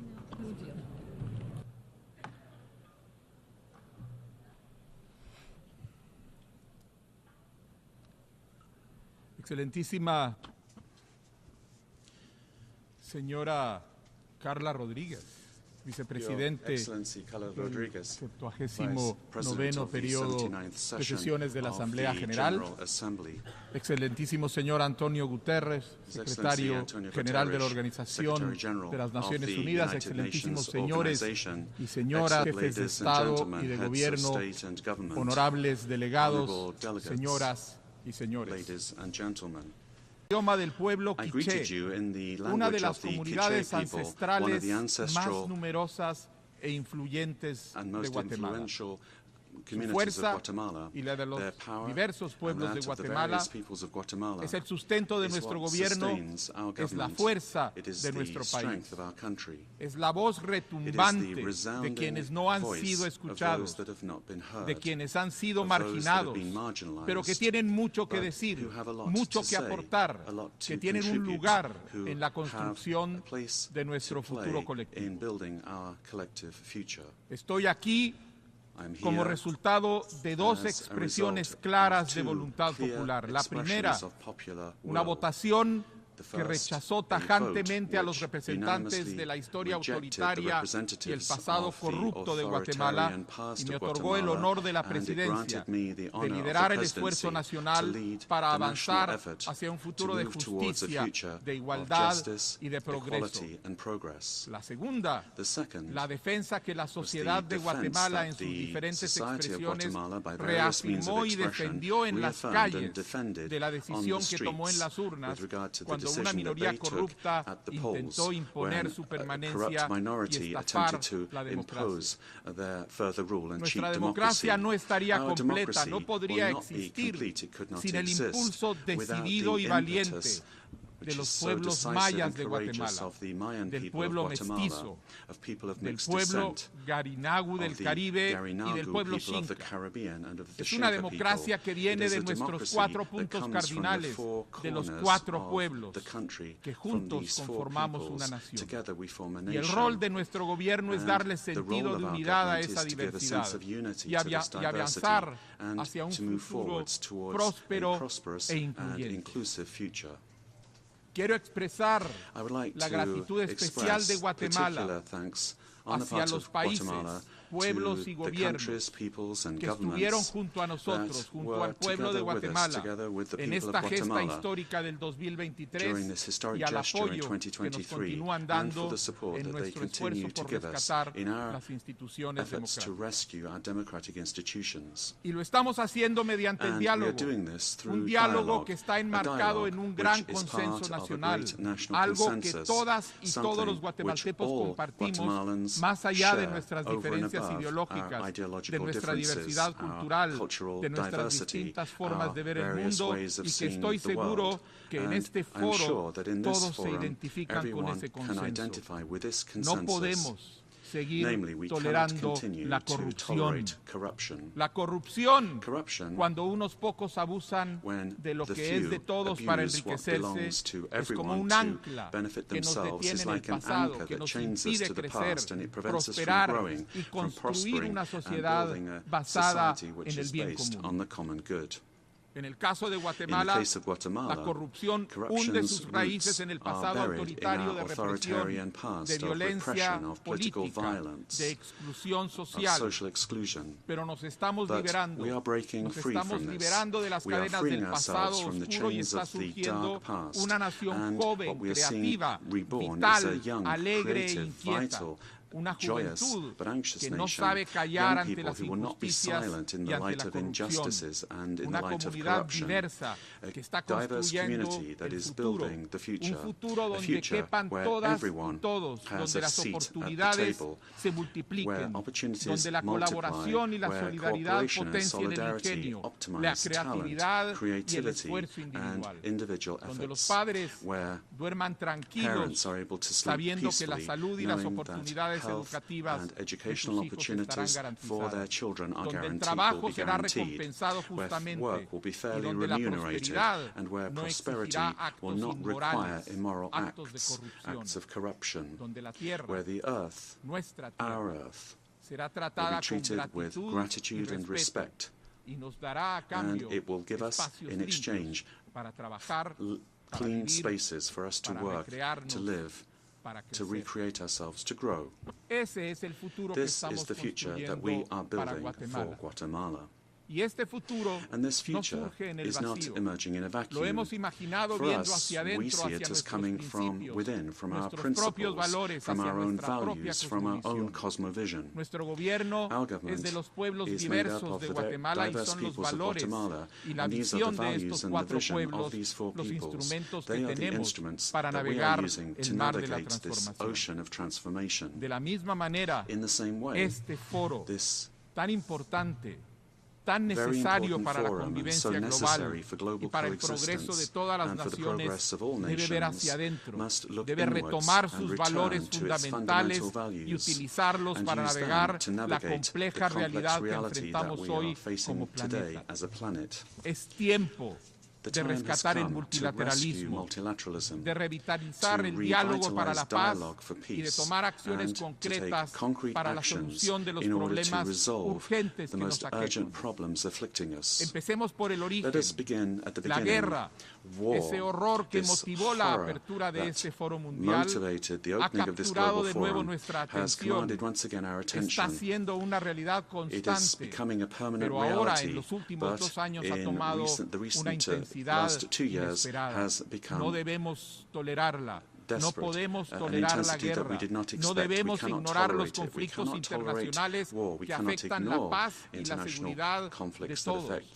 No debemos abandonar la esperanza de un mundo sin guerra, de un futuro en paz. Guatemala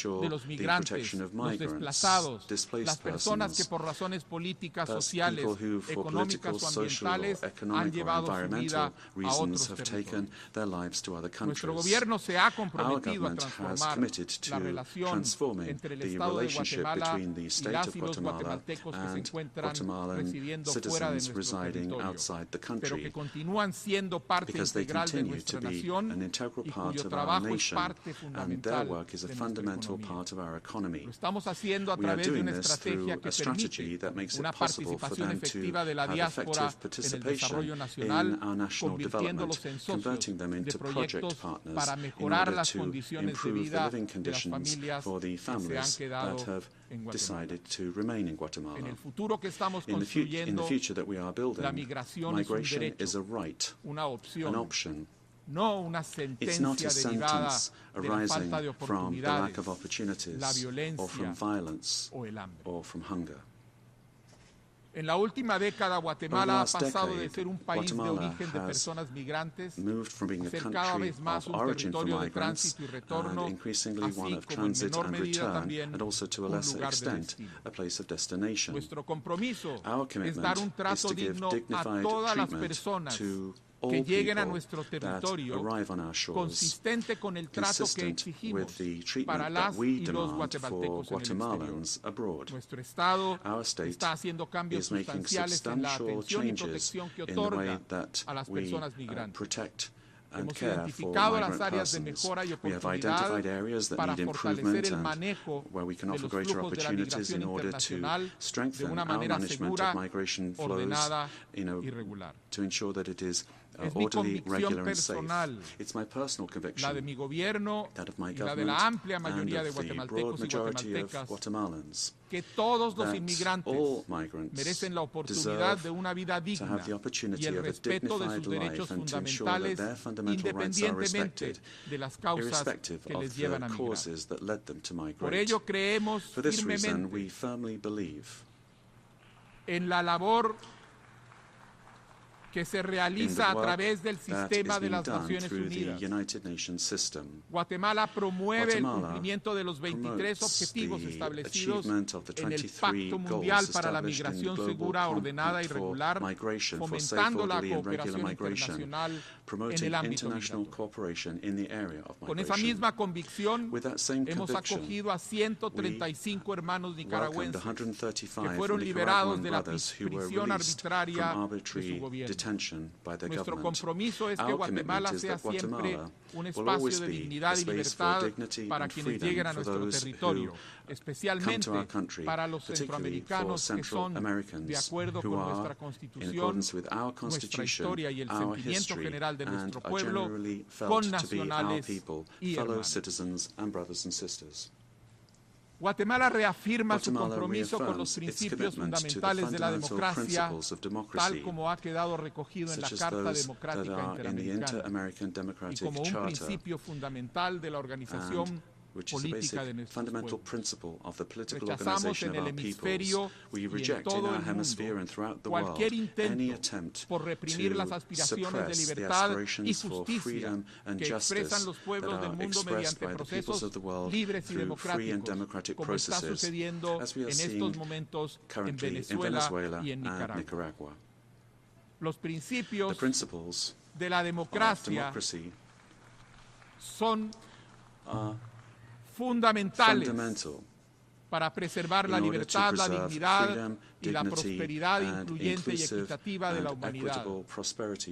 Señora Vicepresidente, ante esta Asamblea General quiero reafirmar el compromiso de Guatemala para resolver de manera permanente y definitiva ante la Corte Internacional de Justicia el diferendo territorial, insular y marítimo con nuestro vecino país, hermano, Belice. Al optar por el diálogo y los mecanismos jurídicos internacionales, hemos demostrado que la vía pacífica y el respeto a las instituciones multilaterales son el camino más efectivo para resolver disputas entre naciones. Confiamos en que este proceso permitirá alcanzar una solución justa y definitiva, respetuosa de los derechos y la dignidad de ambos países.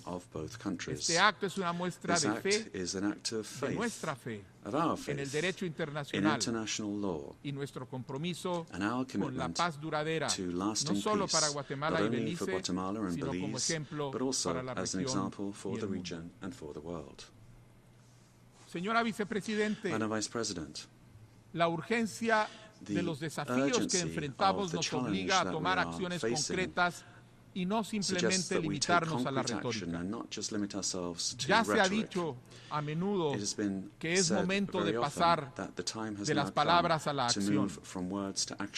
Los conflictos y la migración en Centroamérica son alimentados por lo que consideramos el más urgente desafío global: la crisis climática. Una crisis que pone en riesgo a nuestros sistemas, a nuestra economía, a nuestra alimentación, a nuestra supervivencia misma. Estamos en un momento crítico para salvaguardar la generación presente y a las futuras. El cambio climático es una realidad devastadora que afecta a la humanidad, que nos afecta hoy, pero que tendrá consecuencias catastróficas para el futuro. Guatemala, a pesar de ser un país mega diverso, es altamente vulnerable a los eventos climatológicos extremos que causan desastres naturales, inundaciones, deslizamientos, incendios y el incremento de temperaturas de las cuales hemos sido todos testigos este año. Nuestra contribución a la emisión de gases de efecto invernadero es mínima, y sin embargo sufrimos como pocos territorios el embate de estos eventos climáticos extremos. Estamos adaptándonos a esta realidad y reduciendo la vulnerabilidad de nuestro territorio. En el año 2025 presentaremos la actualización de nuestra contribución nacionalmente determinada en cumplimiento a los compromisos establecidos en el Acuerdo de París. Pero debemos recordar en este foro que la responsabilidad para atender esta crisis es compartida. Nos corresponde actuar para resolverla a quienes sufrimos los embates de esta crisis, pero también a quienes la han provocado. Llamamos urgentemente a las grandes potencias a asumir el liderazgo que les corresponde, así como la responsabilidad moral y financiera con las naciones que hemos sufrido sus peores efectos. El momento para actuar es ahora, y es esencial que la próxima COP29 a celebrarse en Azerbaiyán sea un éxito. El compromiso de Guatemala para lograr ese objetivo es total. Estimados amigos, señora Vicepresidente, Guatemala está cambiando, y ese cambio implica una transformación de nuestra relación con el mundo. Estamos haciendo lo que nos corresponde para contribuir a los fines de esta organización, y esta contribución nace de un compromiso normativo con los valores de paz y solidaridad global, pero también viene de un mandato democrático que nos ha sido impuesto. Nuestro pueblo tiene la convicción de que la democracia es una condición necesaria para el progreso y el bienestar. Guatemala tiene un pasado autoritario aún muy reciente, un pasado trágico que muchos de ustedes conocen. Sin embargo, expresando la vocación de libertad de nuestro pueblo y con un acompañamiento importante de la comunidad internacional, hemos dado un giro hacia la promoción y defensa de los derechos humanos, enfrentando con seriedad nuestros problemas, rezagos y deudas históricas y asumiendo con valentía la responsabilidad de resolver nuestros problemas actuales. La visita reciente del Alto Comisionado Volker Türk y la renovación inmediata de la presencia en Guatemala de su oficina son un testimonio de este compromiso. Guatemala ha renovado su compromiso con el cumplimiento de los objetivos de desarrollo sostenible, con la reciente adopción del Pacto del Futuro en el marco de la cumbre del futuro. Tenemos la convicción de que el crecimiento económico por sí solo no produce el desarrollo. La cooperación, la protección del medio ambiente, la inclusión social, el respeto y la promoción de la dignidad humana y la seguridad son precondiciones indispensables del desarrollo. Guatemala está cambiando. Estamos caminando hacia un futuro más equitativo, donde el desarrollo y el progreso llegarán a cada rincón del país, especialmente a las poblaciones más abandonadas, y donde cada persona, sin importar su origen, tenga la posibilidad de construir una vida digna y plena. Esta es una aspiración natural de todos los pueblos. Haremos nuestra parte para conseguirla en Guatemala y colaboraremos para lograrla donde sea requerido. Pero estamos haciéndolo porque sabemos que el mundo está cambiando. De nuestro esfuerzo como naciones unidas en este foro depende que este cambio ineludible y en ciernes sea para el bienestar de nuestros pueblos y nuestras naciones. Esta era la visión de quienes fundaron esta organización hace 79 años. Esta es la visión que debe orientar nuestros esfuerzos hoy como humanidad. Y termino citando al libro sagrado del pueblo maya, el Popol Vuh, que refleja este sentimiento, diciendo que todos se levanten y que nadie se quede atrás. Muchas gracias. Thank you very much.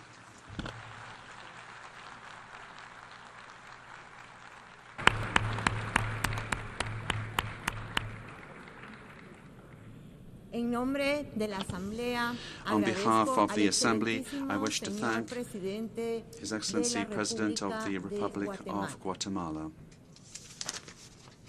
The Assembly will hear an address by Her Excellency Viola Amherd, President of the Swiss Confederation.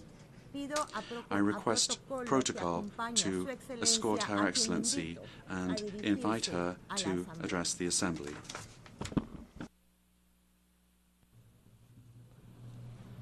Madame la Vice-Présidente, Madame la Vice-Secrétaire Générale, Excellences, Mesdames et Messieurs, le matin du 3 mars 2002, j'ai déposé dans l'urne un bulletin de vote sur lequel j'avais inscrit I placed a ballot paper in the ballot box on which I had written a decisive yes. From early morning, figures and projections had already been displayed on TV screens, and yet it wasn't until the evening that the verdict was rendered. After a long and difficult struggle and a controversial election campaign, Switzerland was going to join the United Nations. In fact, ultimately, it was just a few hundred votes in the Valais canton, my region of origin, that were the decisive ones. The Swiss people thus expressed the resolve of our country to shoulder its responsibilities and to participate in international politics in a spirit of solidarity. That was more than 2 decades ago. Today, I'm speaking to you just a few days away from the Swiss presidency of the Security Council. The world has changed, but not our principles. Like numerous other countries, Switzerland is increasingly concerned by worsening tensions throughout the world and the emergence of new conflicts. Unfortunately, we increasingly see gross violations of human rights and a complete disdain for internationally recognized borders. Might risks trumping the rule of law, and the use of force has considerably increased. It is only by standing together that we can confront this trend, that the great writer Charles Ferdinand Ramus described so well a century ago. I quote, "Misfortune never comes alone. They get married and have children." Devant nous se Great dressent de grands défis. challenges face us. Guerres, Wars, catastrophes, dommages que nous infligeons à notre propre planète, ainsi que les risques, opportunités associés au progrès technologique. L'ONU, en tant que seule organisation universelle, est d'une importance centrale pour traiter ces questions. Prendre la décision de mieux travailler ensemble, indépendamment du régime politique, des structures économiques et des différences culturelles, est un commencement. Le monde ne doit pas se diviser en blocs. Cela implique que nous soyons prêts à négocier avec toutes les grandes régions du monde sur des principes qui soient dans l'intérêt de tous et respectés par tous. Le droit international doit toujours en constituer la base. Excellences, Mesdames et Messieurs, la recherche de la paix prime sur tout et la Suisse s'y engage. And Switzerland is committed to this, standing in solidarity, faithful to its tradition of good offices, and because giving up and inaction should never be an option. Switzerland this summer brought together about 100 countries and international organizations during the high-level Conference for Peace in Ukraine. Our aim was to give an initial push for a comprehensive, fair and lasting peace in Ukraine based on international law and the UN Charter. We would like to reiterate our invitation to the international community to spare no effort to support concrete measures and the joint communique. Le droit international est le fondement sur lequel reposent nos efforts communs pour la paix, la sécurité et la prospérité dans le monde. Les conventions de Genève, dont nous commémorons le 75e anniversaire cette année, régissent les bases juridiques de la guerre et par conséquent la protection des civils. Cependant, les chiffres récents de l'ONU dressent un tableau désastreux de la communauté internationale. Non seulement la population et les infrastructures civiles ne sont pas suffisamment protégées, mais elles font l'objet d'attaques répétées. Nous observons des violations du droit international humanitaire du Myanmar à l'Ukraine, du Proche-Orient au Soudan. Mon pays s'est fortement engagé pour que le Conseil de sécurité adopte les résolutions de cessez-le-feu à Gaza et au Soudan notamment. Il est urgent que ces résolutions soient maintenant mises en œuvre et respectées. De même, nous appelons avec insistance à un retour immédiat à la cessation totale des hostilités de part et d'autre de la ligne bleue. Le lourd tribut payé par les populations civiles dans ces crises et conflits actuels conforte la Suisse dans sa volonté de continuer à considérer le droit international humanitaire comme une priorité absolue. Son respect est au cœur de notre engagement au sein du Conseil de sécurité. La protection de la population civile ne va pas de soi et n'est en aucun cas garantie. Nous devons lui accorder une plus grande importance dans les situations de conflit. La meilleure condition pour la protection de la population civile reste et demeure la paix. C'est dans cet esprit que mon pays s'investit dans la promotion de la paix civile et militaire. Bien que certaines missions de paix n'aient pas atteint tous les objectifs fixés, elles contribuent jour après jour à la sécurité des personnes, à la stabilité et à la paix. Nous devons surmonter les désaccords lorsqu'il s'agit de décider de nouvelles missions. La paix est trop précieuse pour devenir un terrain de jeu où s'expriment des intérêts particuliers. Aux côtés de nombreux partenaires internationaux, la Suisse apporte sa contribution à la promotion de la paix et conforte son engagement là où cela est possible. Outre les questions liées au conflit et à la paix, de nombreux autres défis nous préoccupent.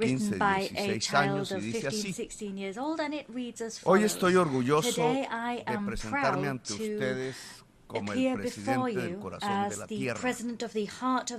Así es como nuestros indígenas de la Sierra Nevada denominaron a mi hermoso país. Geográficamente hablando, tiene sentido que nosotros seamos el corazón del mundo. Sin embargo, si somos el corazón, tenemos que dar el ejemplo de unidad, de paz total y de preservación de la naturaleza. Si el corazón funciona, es un gran avance. Sin embargo, todas las otras partes del cuerpo son importantes. Si una falla, el resto también lo hará. Por eso es que desde el corazón de la tierra invitamos a todos los países a hacer un acto de conciencia, dejar a un lado la codicia que está matando al ser humano y a la madre tierra y dar un paso hacia la paz total. Está ahí mi hija junto sus órdenes. Señoras y señores presidentes del mundo, en este recinto, la capacidad de comunicación de un presidente depende de la cantidad de dólares que tenga en su presupuesto, en la cantidad que tenga de aviones de guerra y en el fondo en la capacidad que tenga su país de destrucción sobre la humanidad. El poder de un país en el mundo ya no se ejerce por el tipo de sistema económico o político o de ideas que irradie, sino por el poder de destruir la vida de la humanidad. Los que no tenemos ese poder de destrucción, al contrario, los que tenemos el poder de sostener la vida en el planeta, hablamos sin mucha atención prestada y muchas veces quizás solo para nuestros propios pueblos. Por eso no nos escuchan cuando votamos que se detenga el genocidio en Gaza, aunque seamos la mayoría de los presidentes del mundo y representantes de la mayor parte de la humanidad. No nos escuchan. Una minoría de presidentes que pueden detener el bombardeo. Es decir, no nos escuchan los presidentes de los países que pueden destruir la humanidad. Si pedimos que se cambie la deuda por acción climática, no nos escuchan las minorías poderosas. Si pedimos que dejen las guerras para concentrarnos en la transformación rápida de la economía del mundo para poder salvar la vida y la especie humana, tampoco nos escuchan. Es el poder de destrucción de la vida lo que da volumen a la voz en el recinto de las Naciones allows Unidas voices y to congrega a la reverberate mayoría de sus throughout the United representantes y Nations delegados. House, and it's that destructive power that gives No se convening escucha power la to voz de las representatives. naciones The voice y pedimos unir of el nations esfuerzo is not humano en pos de heard la when we existencia. ask Aquí humankind hablamos, to pero no unite se to nos preserve existence. We speak Sin here, embargo, but we're not listened to. quizá ya no hablamos However, para que nos escuchen perhaps we're not really y speaking any dialoguemos con longer los to be listened presidentes del to. poder mundial, We sino need para que to escuchen los speak pueblos del mundo. so that the peoples Hoy las of the cosas world están are peores listening. que hace That's un now año. what we're interested in. Se han quemado 11 In the millones last de year, hectáreas en la 11 selva million amazónica hectares en of the tan solo Amazon un jungle have mes been built, por el burned calentamiento in global only y la actually crisis 1 month as a climática. result of global Los warming and científicos climate dijeron change. Scientists que si se said quemaba la that selva if we del were to Amazonas, burn the llegábamos Amazon al punto rainforest, de no we retorno would reach a point climático of no return donde in las climate decisiones terms, humanas where para human detener el decisions colapso to ya halt serán the collapse of the inocuas. climate would now Pues bien, have no effect la selva whatsoever. amazónica Well, se está the quemando. Amazon rainforest Las is campanas burning. ya doblan por todo el Bells planeta. are already tolling Por for ti, the whole planet. por nosotros, Bells are tolling for por you, la vida for y la us, humanidad, for como humankind dijera and life. Ernest Hemingway. That was said by Ernest campanas Hemingway. no The solo bell doblan tolls por for ti, thee. sino por toda la Bells vida. are not only tolling Ha for you, but for comenzado all el of fin. life. The end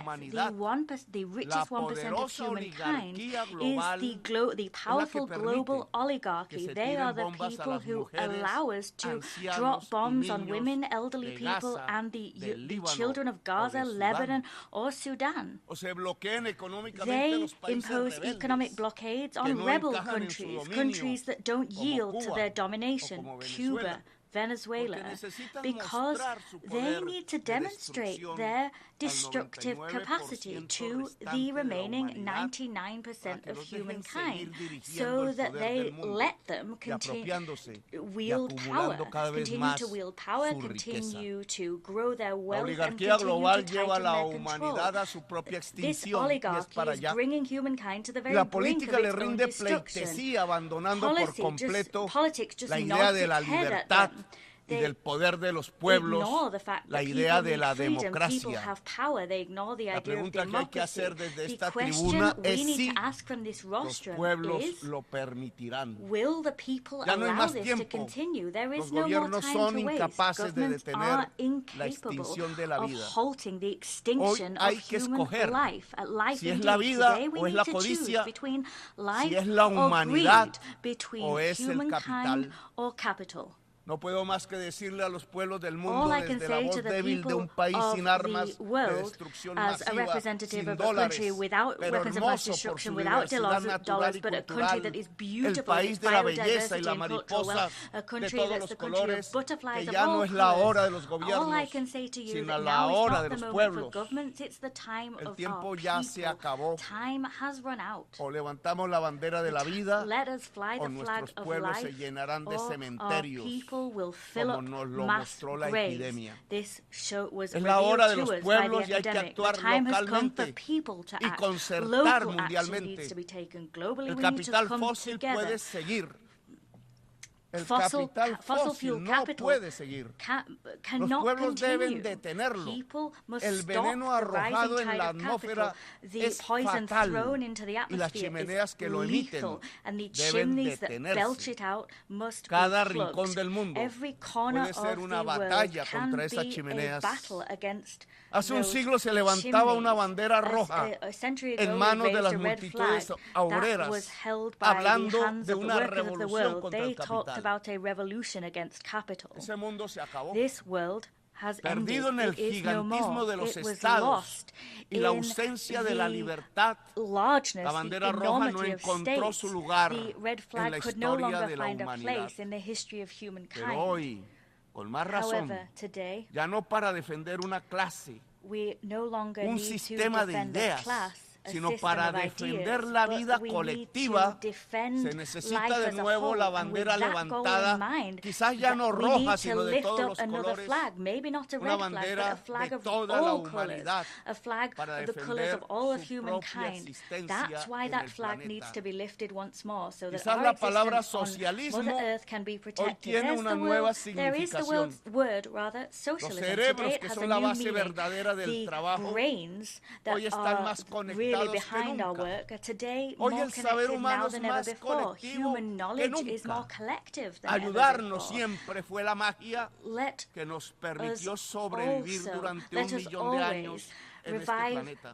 Los individuos solo son débiles y terminan en manos del fentanilo, la droga de la muerte, de la derrota humana. Las personas somos fuertes si nos ayudamos, y esta ayuda alcanza la escala planetaria. La ayuda mutua, la construcción colectiva del saber, la humanidad como nuevo sujeto político es la base de una nueva significación del socialismo. Somos lo más avanzado de la vida. La vida inteligente debe defenderse, la vida inteligente, y defender las otras vidas de una oligarquía global que la ataca. Una nueva riqueza debe construirse, ya no basada en el petróleo, sino en la intensidad, en el trabajo creador y libre que permite la altísima productividad alcanzada ahora, incluida la inteligencia artificial, a la que hay que controlar desde un poder público mundial. La productividad permite el tiempo libre y creador, la juntura en red de los cerebros humanos, la mayor potencia jamás alcanzada, y esta red neural de la humanidad es la que puede permitirnos vencer con la bandera levantada, la bandera de la vida. Ya no le hablo a Biden, Now I'm not really talking to Biden, Macron, Scholz, Xi Jinping, or Putin.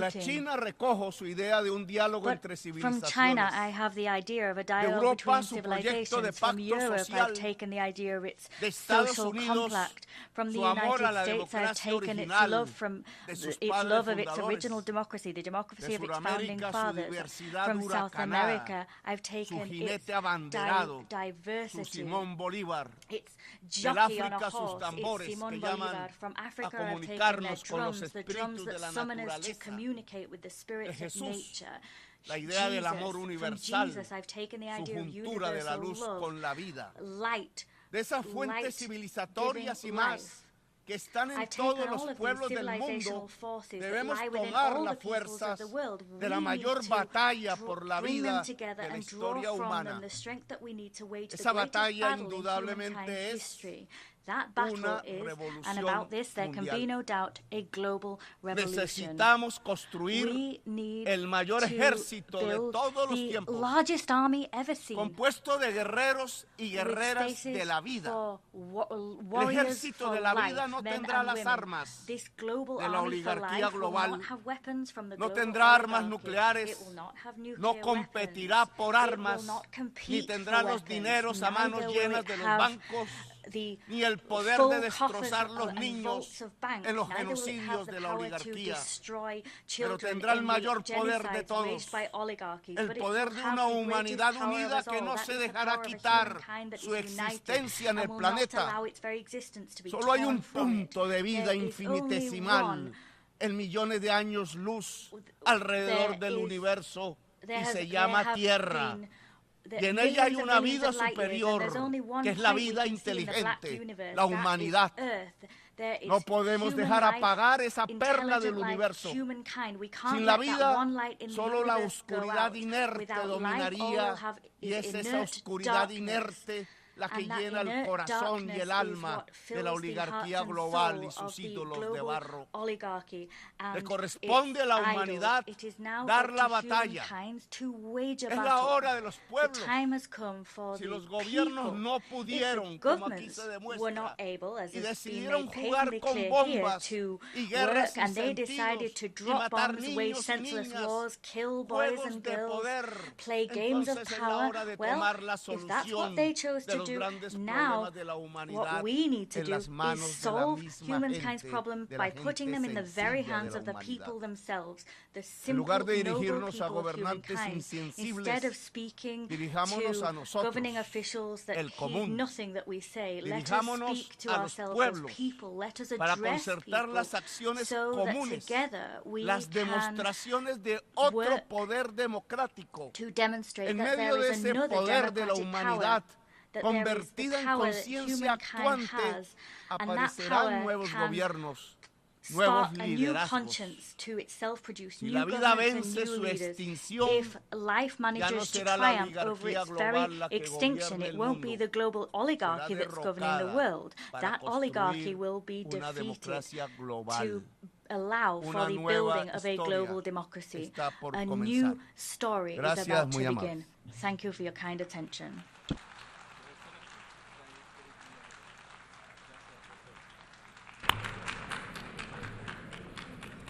I thank, on behalf of the General Assembly, the President of the Republic of Colombia. The Assembly will now hear an address by His Highness Sheikh Tamim bin Hamad Al Thani, Emir of the State of Qatar. I request protocol to escort His Highness, and I invite him to address the Assembly.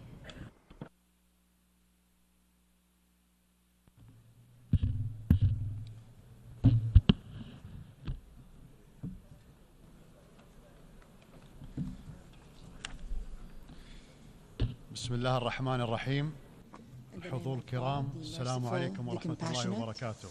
Excellencies, may the peace, mercy, and blessings of God be upon you. At the outset, I would like to congratulate His Excellency Mr. Philemon Yang on assuming the presidency of the 79th session of the General Assembly, wishing him every success in his tasks. I express appreciation to His Excellency Mr. Dennis Francis for his efforts during his presidency of the previous session, and we commend the prominent role played by His Excellency Mr. Antonio Guterres, Secretary General of the United Nations, in strengthening its role and achieving its lofty goals. Mr. President, the blatant aggression that befalls the Palestinian people in the Gaza Strip today is the most barbaric, heinous, and extensive aggression violating human values, international conventions, and norms.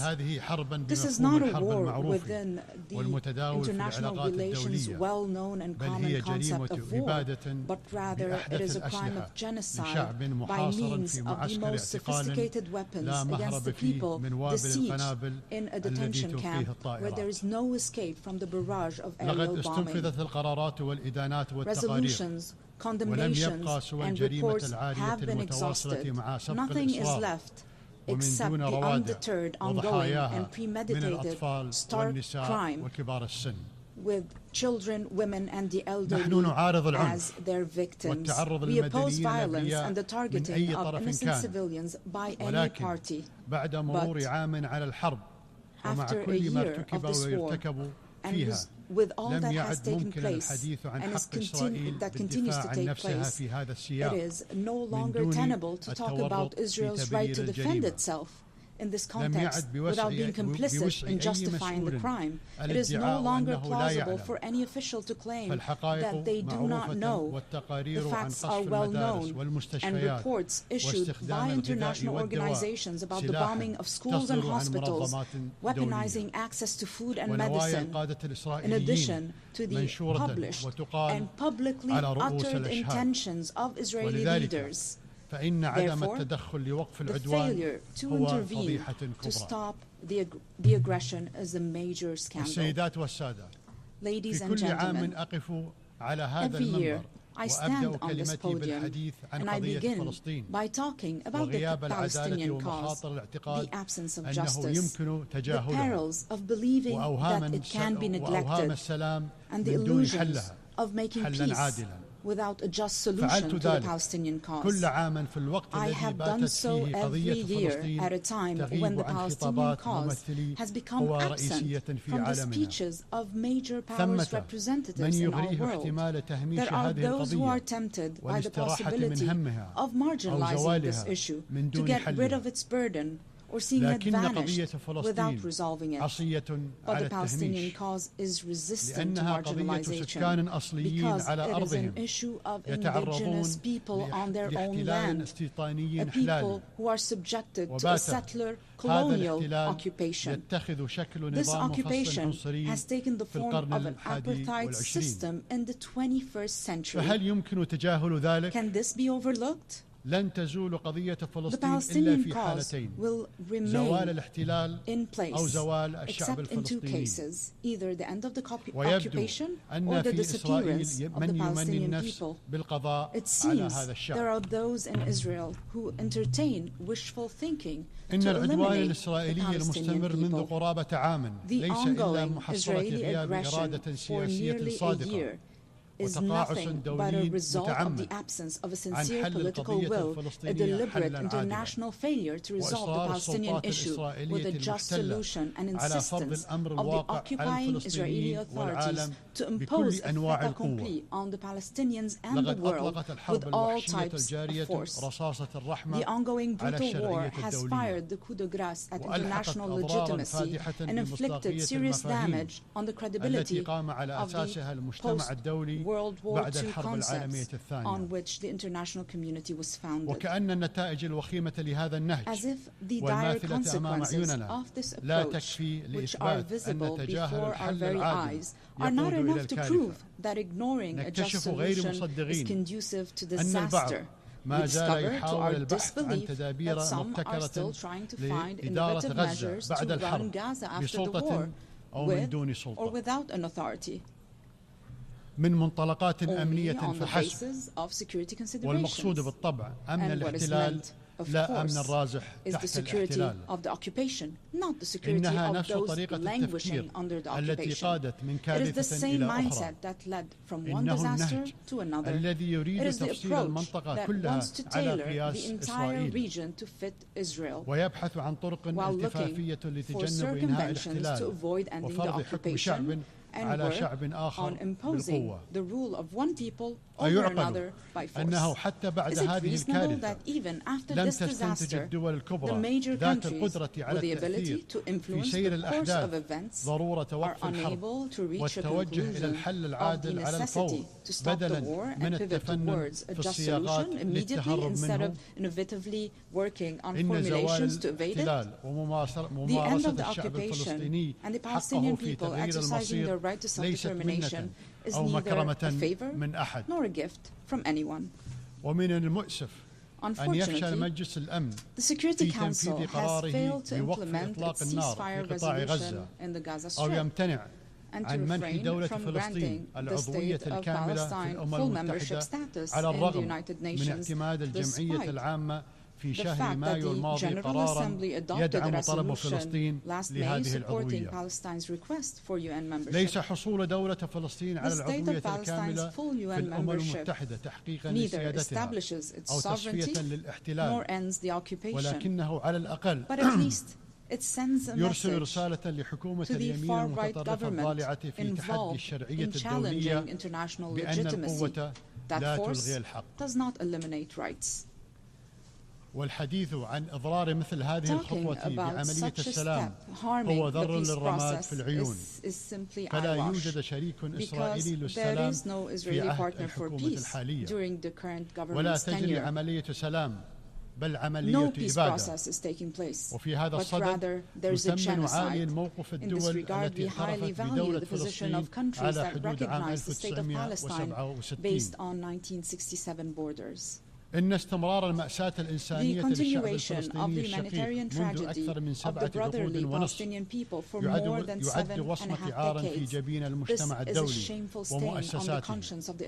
ولا معنى لأي حديث عن الأمن والسلام والاستقرار في منطقة الشرق الأوسط والعالم بأسره إذا لم ترافقه خطوات عينية تقود إلى الوقف الفوري لإطلاق النار وإنهاء الاحتلال الإسرائيلي لكافة الأراضي العربية. الحضور الكرام، لا يخفى عليكم أننا أمام كارثة إنسانية في غزة والأراضي الفلسطينية الأخرى التي تتعرض لهجمات منسقة بين جيش الاحتلال والمستوطنين في محاولة لتطبيق خطط لتوسيع الاستيطان وضم الضفة الغربية وتهويد القدس.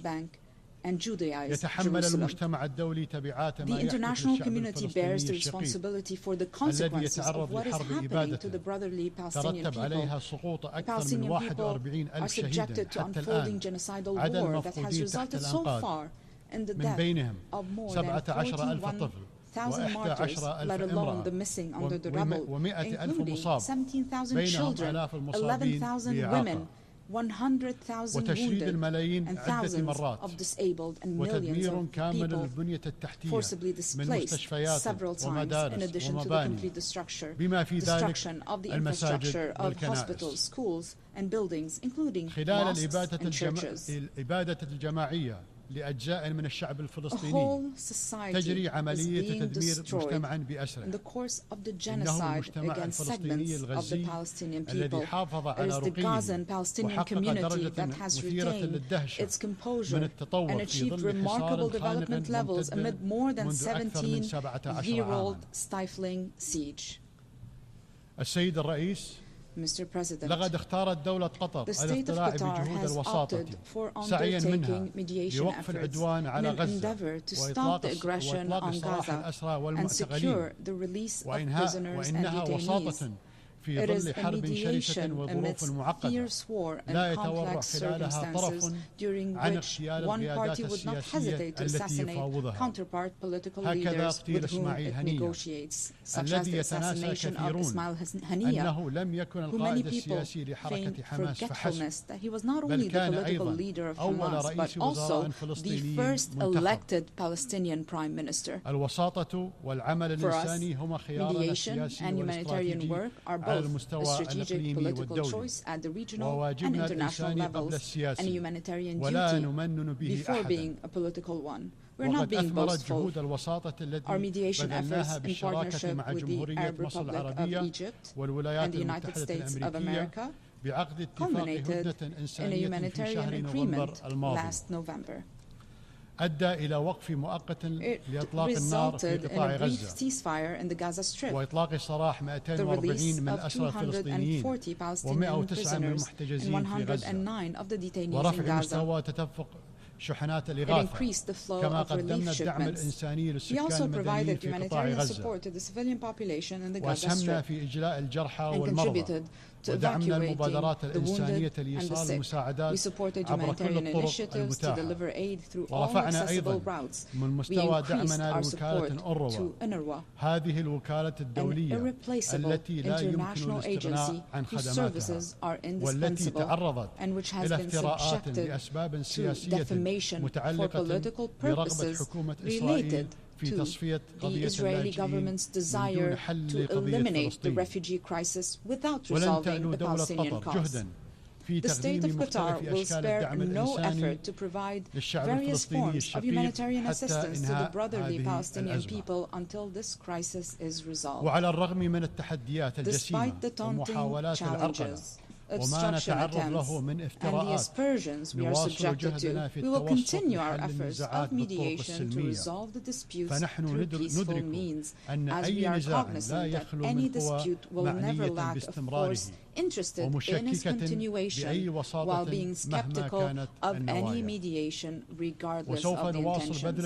We will continue to make every effort with our partners until we reach a permanent ceasefire, secure the release of prisoners and detainees, take the path of a just solution in accordance with the resolutions of the international legitimacy and the Arab Peace Initiative, to enable the Palestinian people to obtain all their legitimate rights, foremost of which their independent state with East Jerusalem as its capital on the 1967 borders.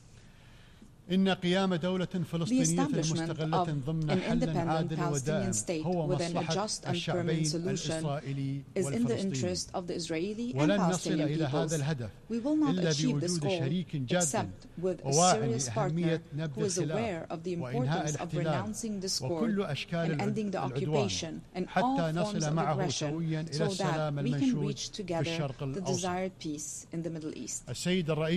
Mr. President, apart from committing a major crime by rigging wireless communication devices and exploding them simultaneously across thousands of people with total disregard for their identity or location, Israel is currently waging a war on Lebanon, and no one knows to what extent this war could escalate.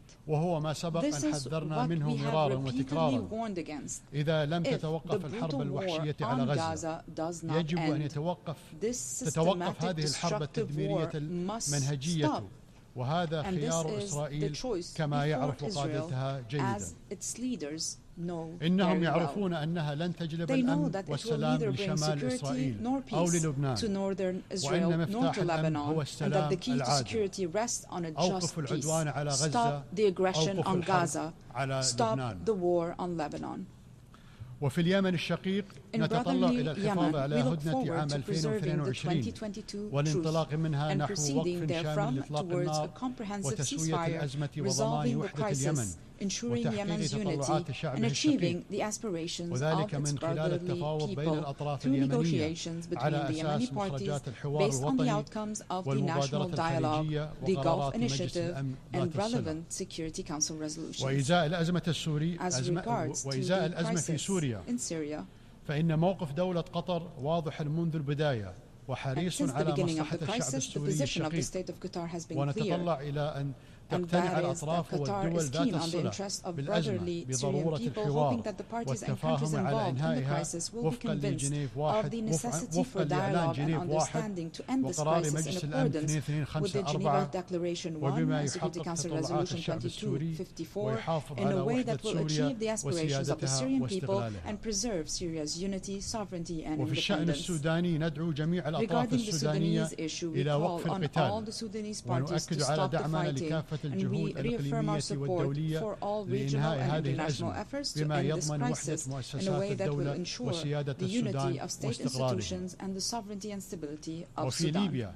ندعم المسار السياسي وتنفيذ قرارات مجلس الأمن ونحث كافة الأطراف على العودة إلى الحوار وتجاوز الخلافات من أجل إتمام المصالحة الوطنية الشاملة والحفاظ على التقدم والمكاسب التي تحققت على المسارات الأمنية والسياسية والاقتصادية وتوحيد مؤسسات الدولة.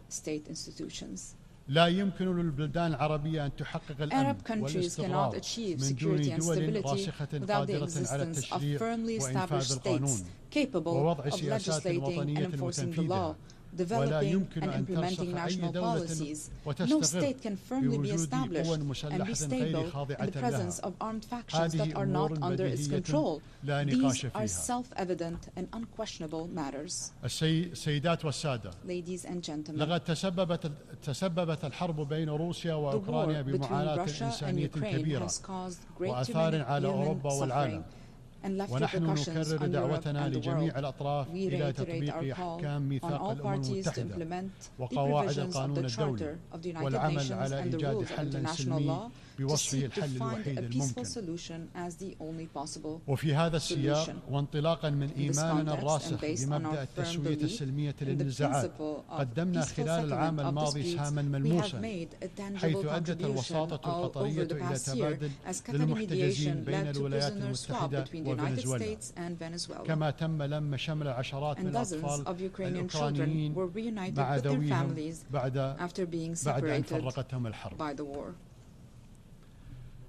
وختاما نؤكد أن دولة قطر لن تدخر وسعا في العمل مع شركائها الدوليين ومنظمة الأمم المتحدة لتوطيد أركان السلم والأمن والتنمية المستدامة وحقوق الإنسان وسيادة القانون على جميع المستويات والتصدي للتحديات العالمية من أجل تحقيق مستقبل أفضل للجميع. أشكركم والسلام عليكم ورحمة الله وبركاته.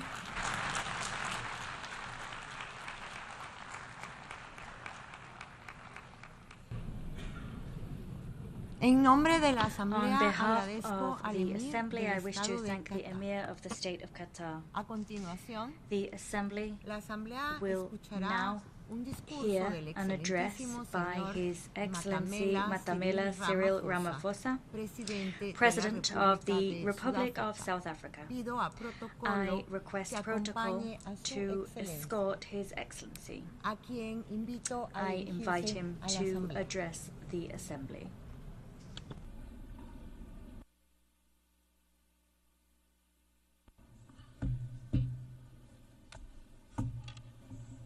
Thank you, Your Excellency, the Chair of the Assembly. We take this opportunity to thank the United Nations Assembly to give us a chance to speak. 30 years ago, South Africa was born as a new nation, equal, united, and free from apartheid. We adopted a new constitution as the birth certificate of our new nation. Our first democratic elections brought the tyranny of apartheid to an end, a system that this General Assembly had declared to be a crime against humanity. In adopting Resolution 2202A in 1966, as later endorsed by the Security Council in 1985, the United Nations was a beacon of hope in our quest for justice. The great wave of solidarity of the peoples of the world, led by the United Nations, turned the tide against apartheid. Today, democracy flourishes in South Africa.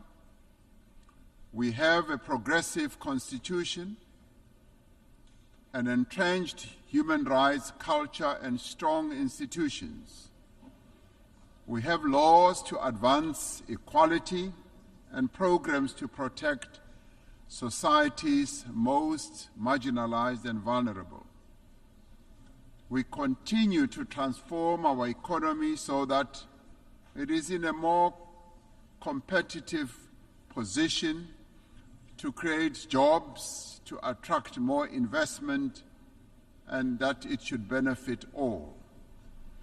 South Africa is a party to global treaties on human rights, gender equality, children's rights, refugee protection, and environmental protection. A few days ago, South Africa also endorsed the pact that charts the course for a better future for global governance and towards the attainment of the Sustainable Development Goals. As signatory to the Paris Agreement, we are contributing our fair share towards the global effort and have a just energy transition plan to guide our carbon journey and climate resilient development. Through the African Union, we are working to advance Agenda 2063. We're involved in mediation and conflict resolution across our continent and actively contribute to peacekeeping missions. Our political culture has evolved and it continues to mature. We have just held our 7th free and fair general elections since our democracy, paving the way for the formation of the Government of National Unity. 10 political parties have coalesced around a common agenda for economic growth, job creation, poverty eradication, and sustainable development. South Africa is in a new era, an era of great promise. In what some have called our second miracle, South Africans of all races have rallied behind the Government of National Unity. We are making headway in resolving some of our most pressing challenges. Our economy has started to improve, and investor confidence is on the rise. Our country's prospects look bright, and we look to the future with great hope. The South African story bears witness to the enduring role of the United Nations in global matters. In supporting our struggle, the United Nations affirmed the principles of the UN Charter, the fundamental human rights, the dignity and worth of every person, and the equal rights of nations, large and small. It affirmed the aspiration contained in the Universal Declaration of Rights that we should strive for a world free of barbarous acts that outrage the conscience of humankind. Genocide was declared to be a stain on the conscience of the world, and the world community took a stand against genocide. Apartheid was declared a crime against humanity and a stain on the conscience of the world. The United Nations took a stand against apartheid. These were seen as crimes against humanity then, and they continue to be crimes against humanity now. It has been 11 months since the Hamas attack that killed 1,200 people and where hostages were taken. As South Africa, we have condemned this attack. In response, Israel embarked on an act of collective punishment in its assault on the people of Gaza. The torment of the people of Gaza continues unabated. More than 41,000 Palestinians have been killed. Homes, hospitals, churches, mosques, and schools lie destroyed. Famine and disease stalk the streets of Gaza. This cannot but shock our collective humanity. The violence the Palestinian people are being subjected to is a grim continuation of more than half a century of apartheid that has been perpetrated against Palestinians by Israel. We South Africans know what apartheid looks like. We lived through apartheid. We suffered and died under apartheid. We will not remain silent and watch as apartheid is perpetrated against others.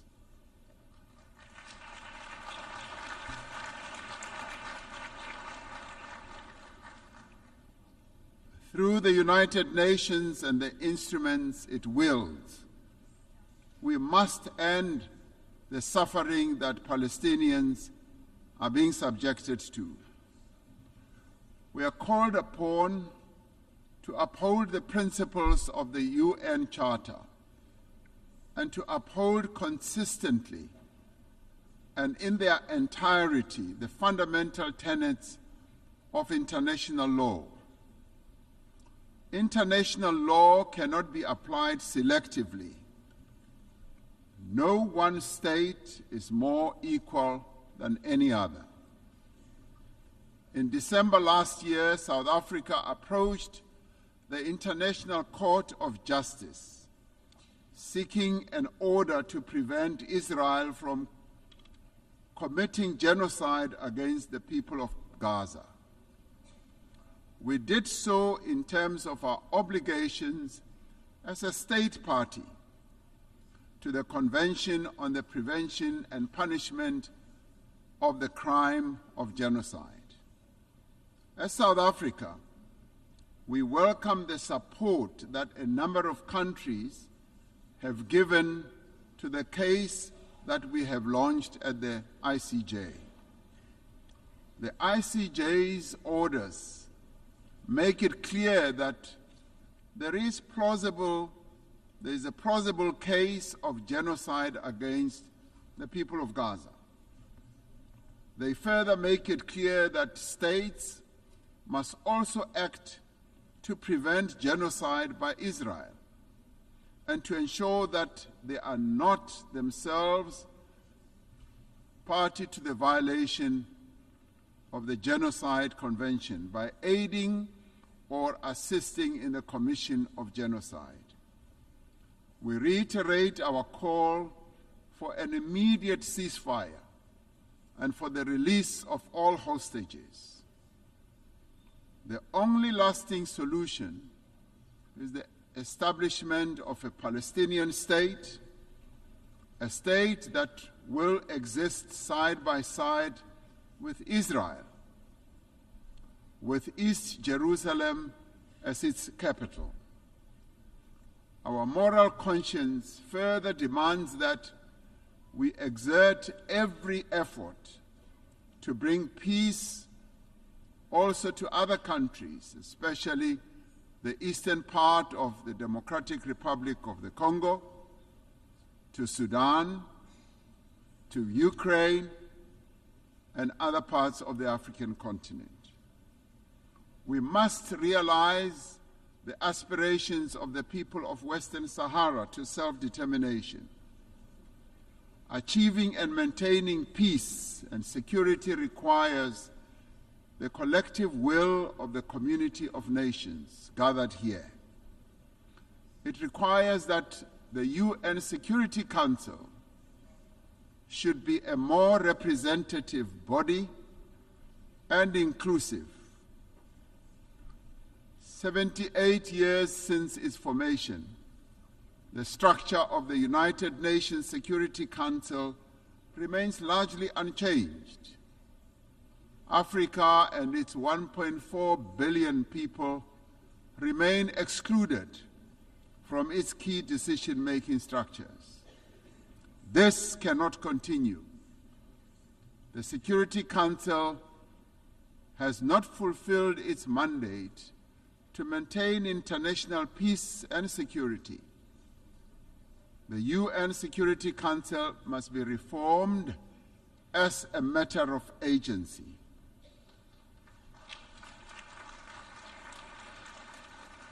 We would like to see the Security Council being more inclusive so that the voices of all nations can be heard and be considered. It cannot remain an exclusive club of just 5 nations to the exclusion of the many nations in the world. Africa stands ready to play its role in building a safer global order by participating in the work of the UN Security Council on the basis of respect and acceptance.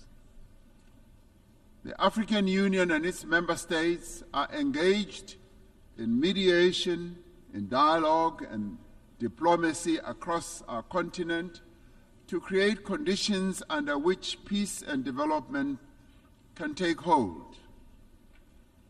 There must be greater collaboration between the United Nations and the African Union towards resolving a number of conflicts and also in addressing the root causes of conflicts that continue to rage. Pandemics and endemics pose a serious threat to us all.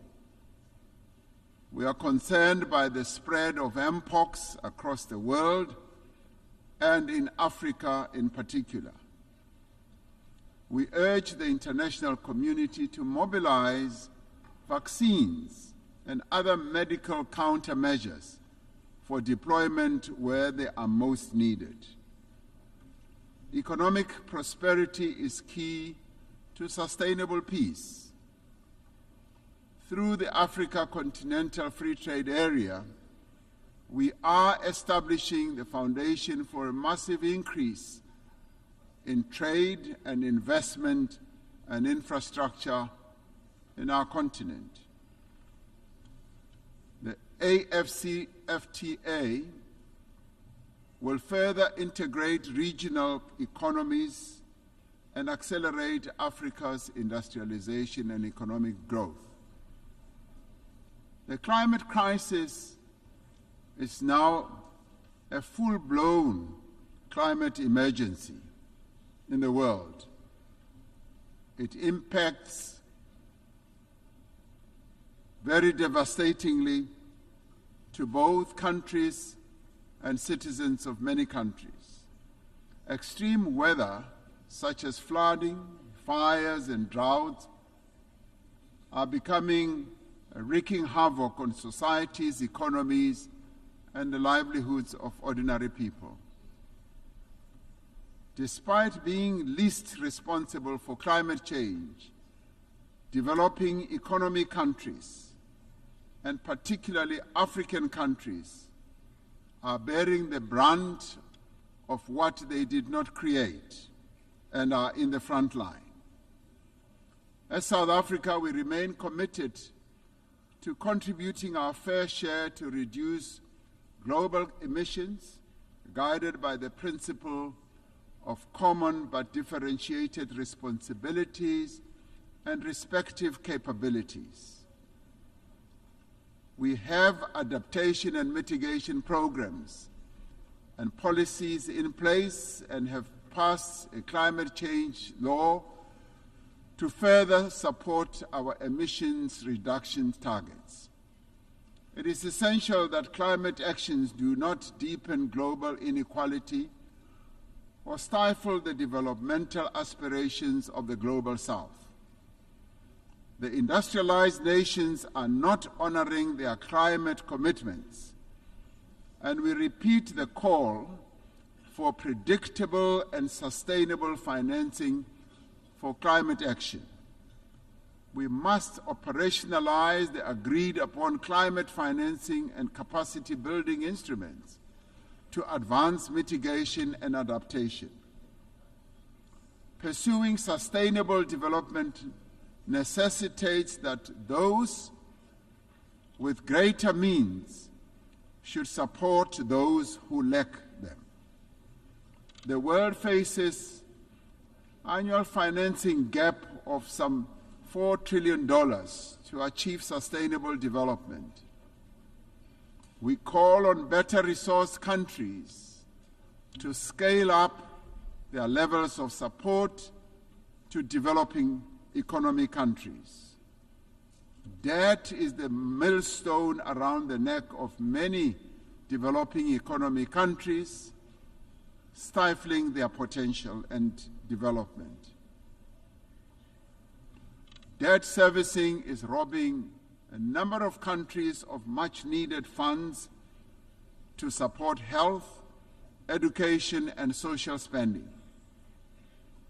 South Africa endorses the United Nations Secretary General's call for the reform of the global financial architecture to enable developing economy countries to lift themselves out of the quicksand of debt. We must commit to systems for financing development that are more accessible, agile, and equitable. In 2025, South Africa will assume the presidency of the G20. We will use this important role to advocate for the peoples of Africa and all of the global South, for their development and advancement. South Africa welcomes the adoption of the Pact for the Future and congratulate our sister country, Namibia, as well as for the Federal Republic of Germany for having ably steered the United Nations towards the adoption of the resolution in this regard.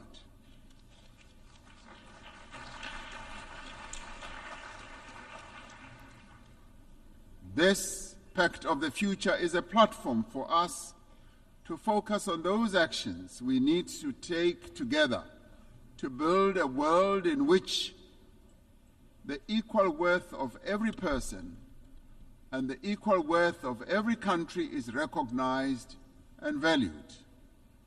We particularly welcome the commitments to place poverty eradication at the center of all our efforts, and for the Sustainable Development Goals financing gap in developing countries to be closed. The disparities in wealth and development within and between countries is simply unjust and unsustainable. We must continue to strive for equal treatment, for equal opportunity and advancement for all individuals and all nations. The Pact for the Future must reinvigorate international solidarity. Like veins that carry sustenance to every part of the body, solidarity is the lifeblood of human progress. It binds us together to nourish the greater good. It is achieving the greater good for the common good to which we all strive. Through dialogue, through respect for the rule of law, through the advancement of human rights and solidarity, we can and we will be able to achieve a better world for all the peoples of the world. I thank you.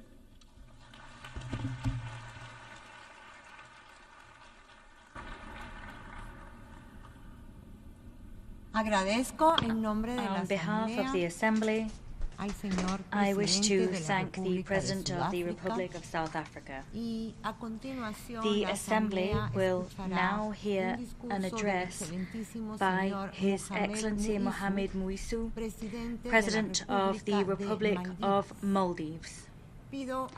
I request protocol to escort His Excellency and invite him to address the Assembly.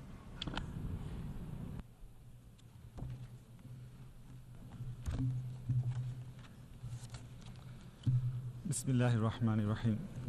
Mr. President, Mr. Secretary General, Assalamu alaikum and good afternoon. Mr. President, congratulations on the assumption of your presidency of the General Assembly. Our appreciation also to your predecessor for his strong leadership. We extend our gratitude to the Secretary General for his tireless efforts in steering the Secretariat. We gather here today at a delicate moment in the world history. Let's not mince our words today. Humanity is in deep trouble, facing an ever-growing list of crises: conflict, poverty, hunger, climate change, the wealth gap, the cost of living crisis, migration, occupation, opioid addiction. The list goes on and on and on. In fact, I have a map here of the world with countries which are facing some sort of crisis in red. Do you see any countries in green who are not facing any crisis? Do you know why? Because we are all deep in the red. Humanity is in crisis, and in many cases, it's man-made. But we look the other way, continuing with business as usual. While the alarms are ringing, the band is still playing the same old tunes as the whole ship descends deeper and deeper into uncharted waters. We need nations united in harmony, not united nations in misery. These are crucial times for the world, important years for my country. In 2040, the Maldives will celebrate 75 years regaining its independence. 75 years as a sovereign nation. As we look forward to that milestone in our nation's life, what we can hope to achieve? What do we wish to accomplish? And is the world ready to play its part? I took office as the President of Maldives last November, duty-bound by the aspirations of my people. The same aspirations I hold dear to my heart, not just for the present, but for the future too. Today, I'm here at the United Nations with a vision of where I want to take my country. By 2040, I wish to see the Maldives as a full-fledged developed nation, a nation that commands respect, is relevant, and one that embodies resilience, a society that is inclusive and just, a country that exemplifies sustainability and democratic governance. Destiny is not mere fate. It is a consequence of the many choices we make, the many decisions we take, and the many hours we work. Becoming a developed nation may seem like a daunting task and a distant possibility, but I can tell you this, with a goal in sight and a plan in hand, it is achievable, because prevailing and even flourishing against formidable odds is nothing new for the Maldivians. In 1965, when we regained independence, we were among the poorest countries in the world. 1/3 of our population was illiterate. More than 1 out of every 10 babies were dying before their first birthday. We had no industries, barely any exports, and even fewer prospects. And in just 5 decades, we have reached upper middle income status. a feat we are incredibly proud of. I believe the Maldives can become a developed country by investing in the country's productive capacity and increasing its productivity, by transforming our economy into one that is fully digitized and driven by artificial intelligence, and most importantly, by leveraging the natural beauty and marine resources of our country. Boosting productivity will be the key to economic transformation. This we will do by reforming and strengthening our institutions, increasing our state capacity, and leveraging the private sector. We will also identify and implement policies that support investments in key sectors, such as the digital economy.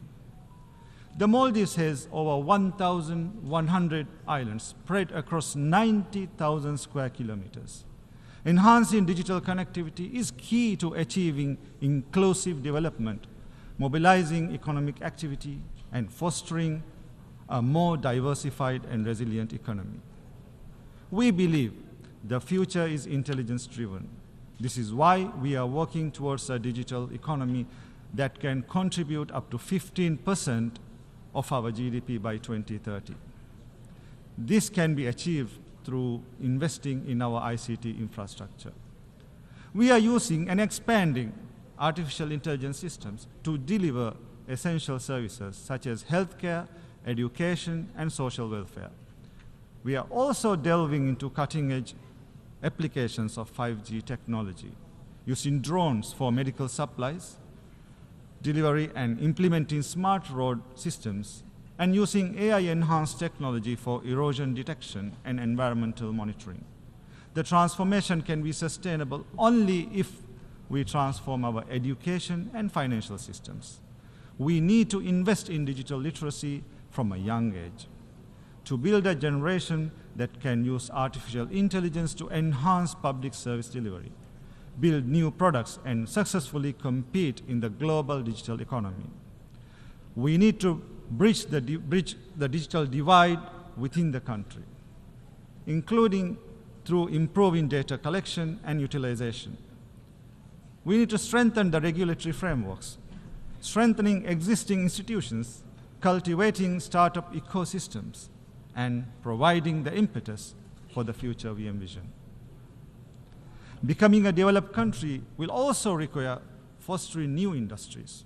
This is why we are also working on building a robust financial sector in the Maldives. With this in mind, in May this year, I set up the Development Bank of Maldives with a focus on improving and investing in economic diversification.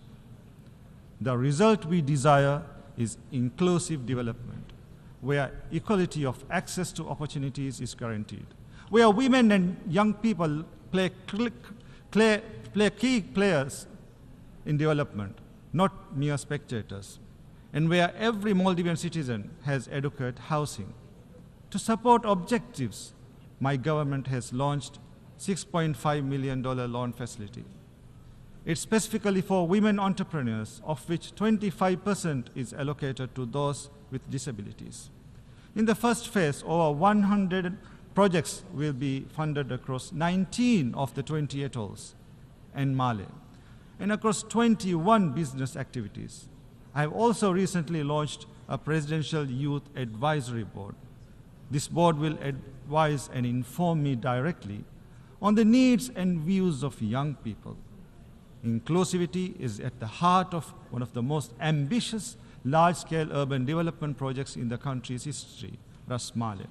This is my promise to the Maldivian people, a solution to alleviate the long-term housing crisis, an urban oasis where citizens can fully participate in all aspects of city life. Ras Male will utilize modular housing, leverage a state-of-the-art transportation system that is accessible to all. It will be developed as a climate-resilient and safe island. Tourism drives the Maldivian economy. My vision is to expand the tourism sector further. This means building complementary industries centered around innovation and creativity. This means more sustainable and construction practices emphasizing on green and sustainable tourism. We are also expanding our main international airport, our air connectivity, and the fleet of our national airline. These steps will support the expansion of the tourism sector and at the same time generate more revenue for the country. But tourism is also highly vulnerable to external shocks, conflicts, calamities, and causes beyond our control, can and have had far-reaching critical implications in the past. We need the international system to anticipate and address these threats. Threats such as armed conflicts, terrorism, violent extremism, transnational organized crime, climate change, ocean degradation, crimes that transcend national borders. Part of addressing these threats is to safeguard and protect people's fundamental rights. In 2015, the world came together to endorse humanity's fundamental rights by committing to the Sustainable Development Goals, or SDGs. But 6 years to the SDGs deadline, we are only on track in less than a fifth of those targets. In June, this organization, the UN, issued a report saying the world is failing to deliver on Sustainable Development Goals. This week, we agreed on a pact for the future. But do we want this document, the pact, to go the same way as this one, the 2015 SDG commitments? I'm sorry, but we can't keep doing this. We can't keep meeting, talking, pledging, but not doing. We don't want these days to come back to haunt us. The days when we had a chance but not a will. We believe the best approach to protecting fundamental rights is to cultivate a culture of respect. This requires support.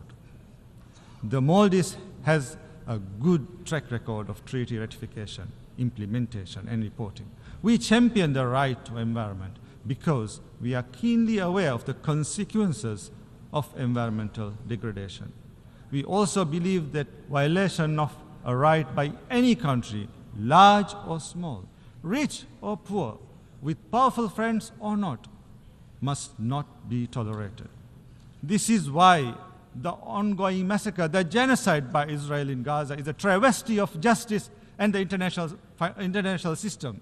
The repeated destruction of homes, hospitals, schools, humanitarian infrastructure, the repeated cycles of killing of men, women, children, babies, thousands upon thousands. The world is struggling to process the deaths of so many civilians in Gaza, and now Israel raids Lebanon, claiming hundreds more civilian lives there. Their cries haunt anyone with humanity. Their tears bitter our conscience.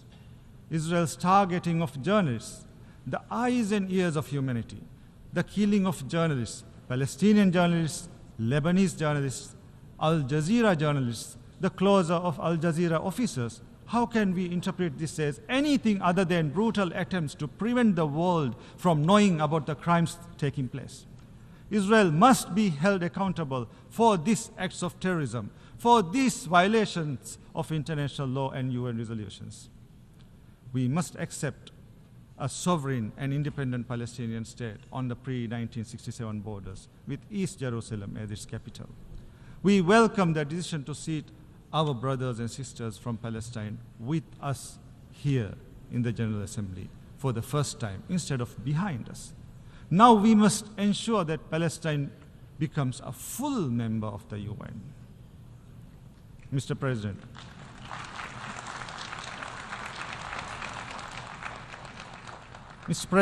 the Maldives is gearing up for an economic transformation that will change lives.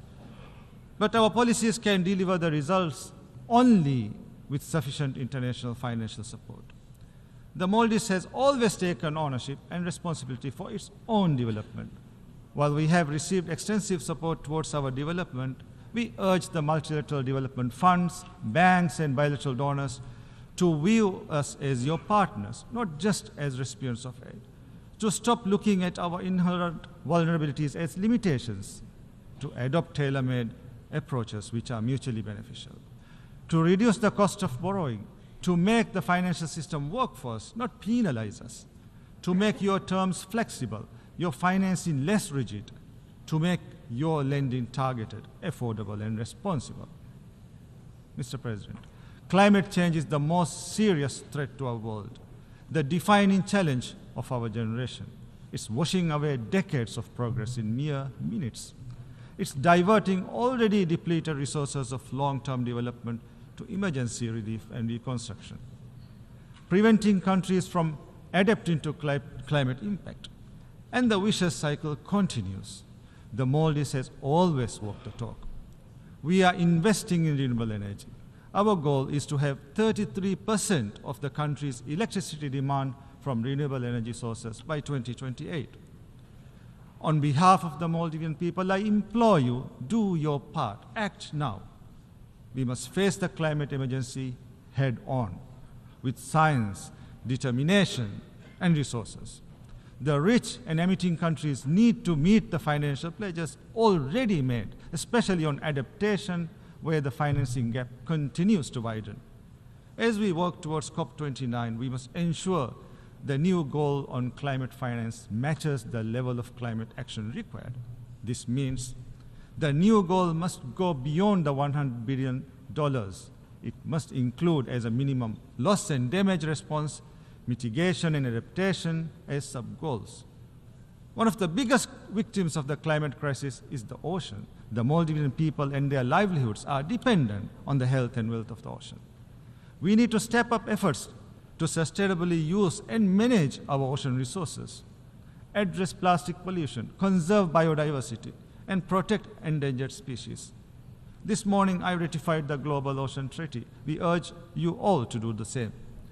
We urge you to do your part to address climate change, overcome pollution, and reverse biodiversity loss.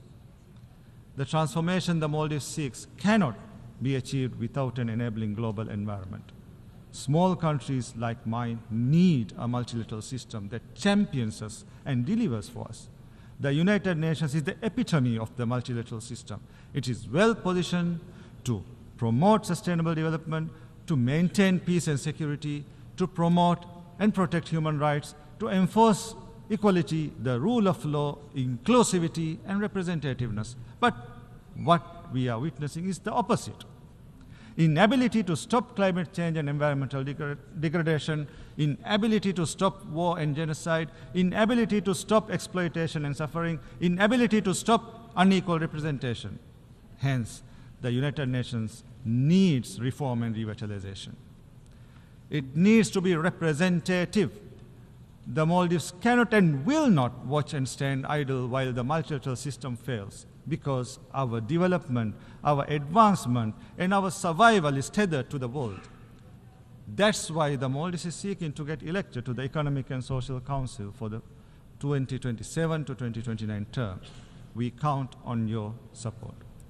If elected, the Maldives will strive to make the UN development system more relevant to our times, continuously recalibrating and adjusting, utilizing the latest science and evidence, listening to the variety of opinions and views. The United Nations must enforce its decisions across the UN system and at local level. The United Nations is only relevant when it makes a real difference in our lives. Mr. President, 59 years ago, the Maldives reached out to the United Nations as its first port in a sea of uncertainty. We came here to this great hall, seeking recognition, seeking a partner. We came to you as a poor and impoverished country, but with a vision of prosperity, a vision which we made great progress with your support. Today, once again, we come to you aiming higher, to reach further, and to do better, with a vision to make the Maldives a developed nation by 2040. For I believe development is destiny, and our destiny beckons towards a brighter future for the present and future generations. I thank you.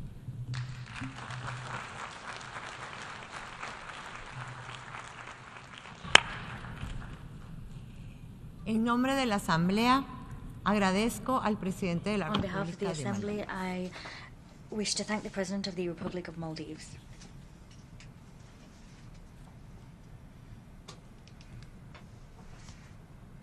A continuación, The la Asamblea Assembly escuchará will un now discurso hear an del address excelentísimo by señor His Excellency Emomali Rahmon, President of the Republic of Tajikistan. I request protocol to escort His Excellency and invite him to address the Assembly.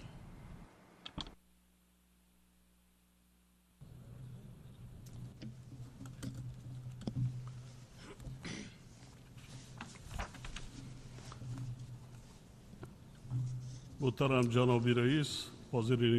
President, Excellency Secretary General, distinguished delegates, ladies and gentlemen, I at the onset extend my warm words of congratulations to His Excellency Mr. Philemon Yang on his election as the President of the 79th session of the United Nations General Assembly. My heartfelt thanks also go out to His Excellency Mr. Denis Francis in recognition of his fruitful engagement as the President of the 78th session of the United Nations General Assembly. Distinguished delegates, today the world is facing up to a turbulent and interesting situation. The controversial geopolitical crisis, rapid weaponization, escalation of the Cold War, armed conflicts, aftermath of climate change, and other global jeopardies and threats will undoubtedly give rise to the long-term negative consequences. In this context, it is critical more than ever that we consolidate joint efforts of the international community to protect security, maintain stability, and ensure overall sustainable development. Obviously, we can bring lasting peace, build harmonious life of mankind, and prosperity of countries primarily on the basis of mutual understanding and constructive cooperation.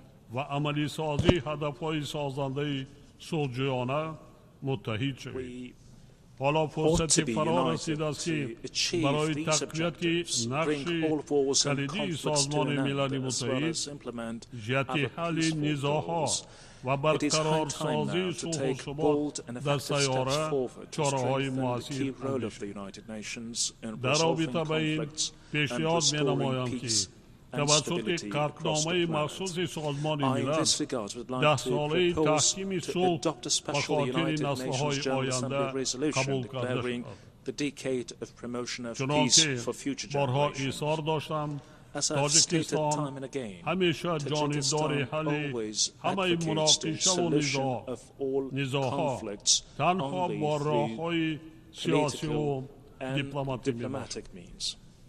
At the same time, I would like to emphasize that the Republic of Tajikistan continues uninterrupted, unwavering support of the implementation of the 2030 Agenda to achieve sustainable development goals. It is worth noting that the principal message of this agenda is also reflected in Tajikistan National Development Strategy 2030, and continued efforts are being taken to achieve the primary goals. Nevertheless, the existence of a wide range of difficulties hinder the timely financing of sustainable development.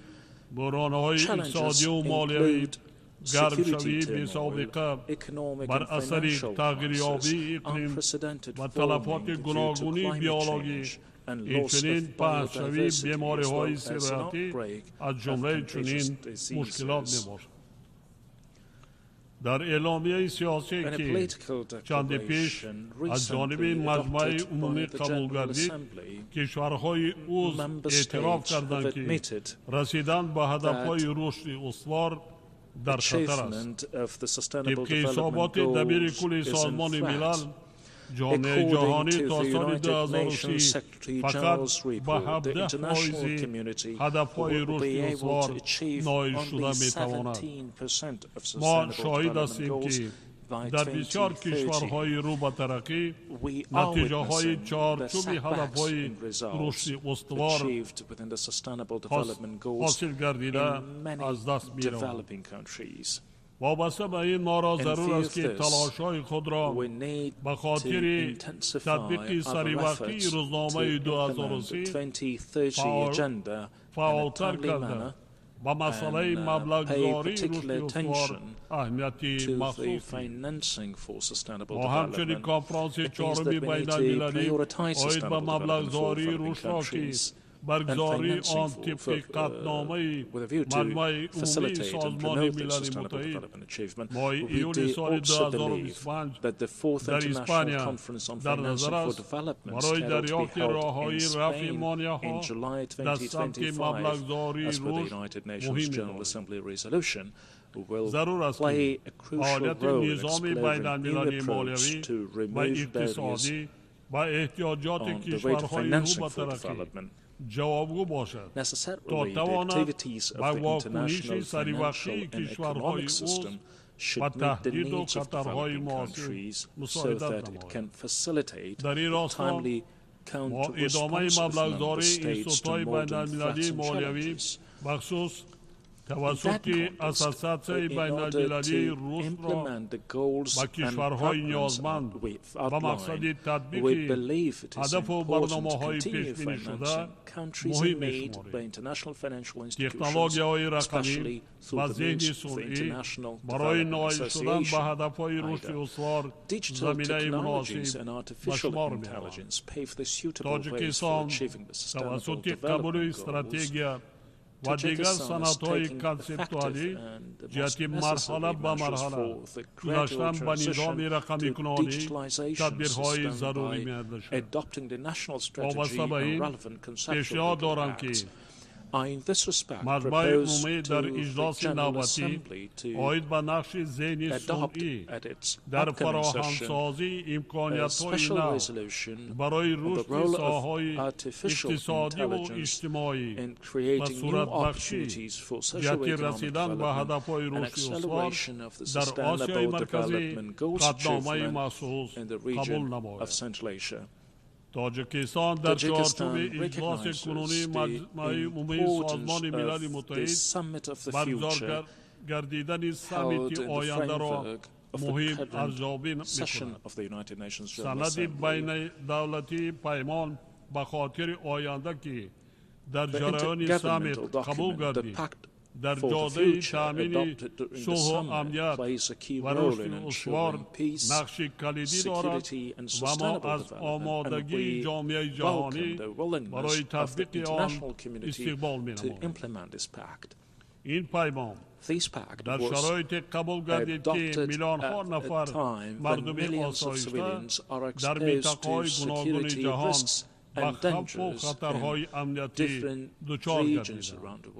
ما بر این نظریم که جامعه جهانی در روبروی تهدیدهای تروریسم و افراط‌گرایی، سودگرایی، کیبرجنایت‌ها، گردش غیرقانونی اسلحه و مواد مخدر، همچنین دیگر ظهورات جنایتکاری فرامرزی باید عملهای مشترک و مؤثر را انجام دهیم. در برابر این سالهای آخر افزایش افکار اسلام ستیزی همچنین پدیده استفاده از سیاست دکتوره در مناسبت‌های بین المللی باعث نگرانی گردیده است. کشور ما در همکاری با سازمان ملل و نهادهای دخل‌داریان همچنین دیگر شریکان جهت مقاومت به خوف و خطرهای امنیتی پیوسته اقدام‌های مشترک را راه‌اندازی می‌کند. با این مقصد تاجیکستان و دولت کویت در همکاری با دفتر ضد تروریستی سازمان ملل ماه نوامبر سال جاری در شهر الکویت کنفرانس نوبتی را در دایره روند دوشنبه اوید به مبارزه با تروریسم برگزار می‌نمایند. باور دارم که این چهاربینی مسائل پایداری امنیت و ثباتی فراگیر را در محور خود قرار داده و ادامه مکالمه وسیع و با اعتماد اینچنین تبادل تجربه و افکار سازنده در ایجاد مساعدت خواهد کرد. حاضرین گرامی، در رابطه با مسائل امنیتی میخواهم تأکید نمایم که بحران فلسطین همانا باعث نگرانی عمیقی کشوری ما می باشد. وضع فاجعه بار امروزه در آن منطقه بار دیگر ثابت می سازد که قضیه فلسطین رای حل نظامی ندارد. تاجیکستان بر آن نظر است که حل نهایی و واقعی این قضیه تنها توسط اجرای قرارهای سازمان ملل متحد آید به تأسیس دولت مستقل فلسطین در اساس مرزهای سال 1967 امکان پذیر بود. امید داریم که جانب‌های درگیر برای آتش بس و راه اندازی مذاکرات صلح اقدام کرده جامعه جهانی جهت احیای ثبات پایدار در فلسطین تدبیرهای مؤثر خواهد نمود. همچنین ما جانبدار استقرار صلح، ثبات پایدار و رشد اقتصادی و اجتماعی در افغانستان همسایه هستیم و این مقصد تاجیکستان همیشه آماده مساعدت در مسیر احیا و رشد ساحه‌های گوناگون حیات آسایشته در افغانستان میباشد. در برابر این از جامعه بین المللی باز هم دعوت می‌نمایم که با مقصد پیشگیری از بحران بشری کمک‌های خویش را با مردم اذیت کشیده افغانستان از جمله به منطقه‌هایی که در پی آفت‌های طبیعی ضرر دیده‌اند دریغ ندارند.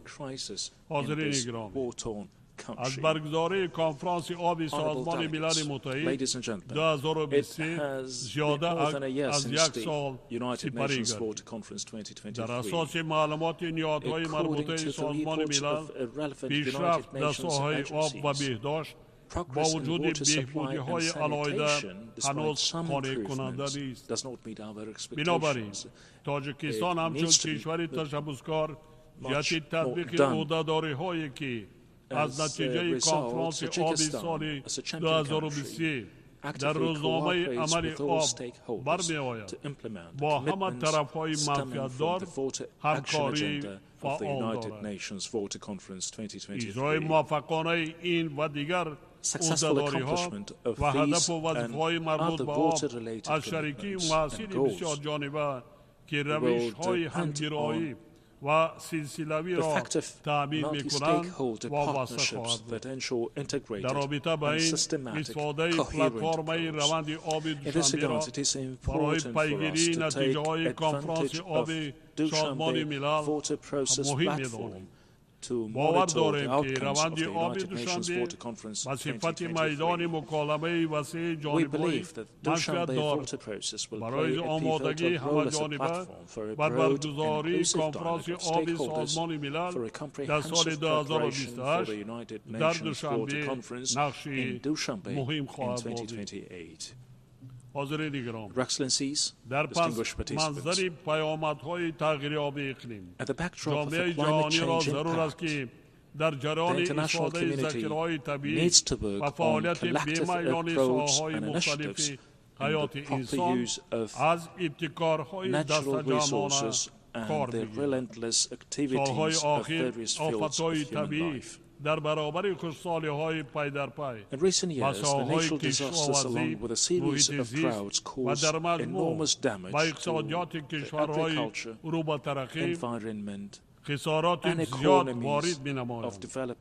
تاجیکستان نیز که 93% قلمروش گسار میباشد بنابر منتظم رو دادن آفت‌های طبیعی از تغییرآب اقلیم آسیب پذیر است.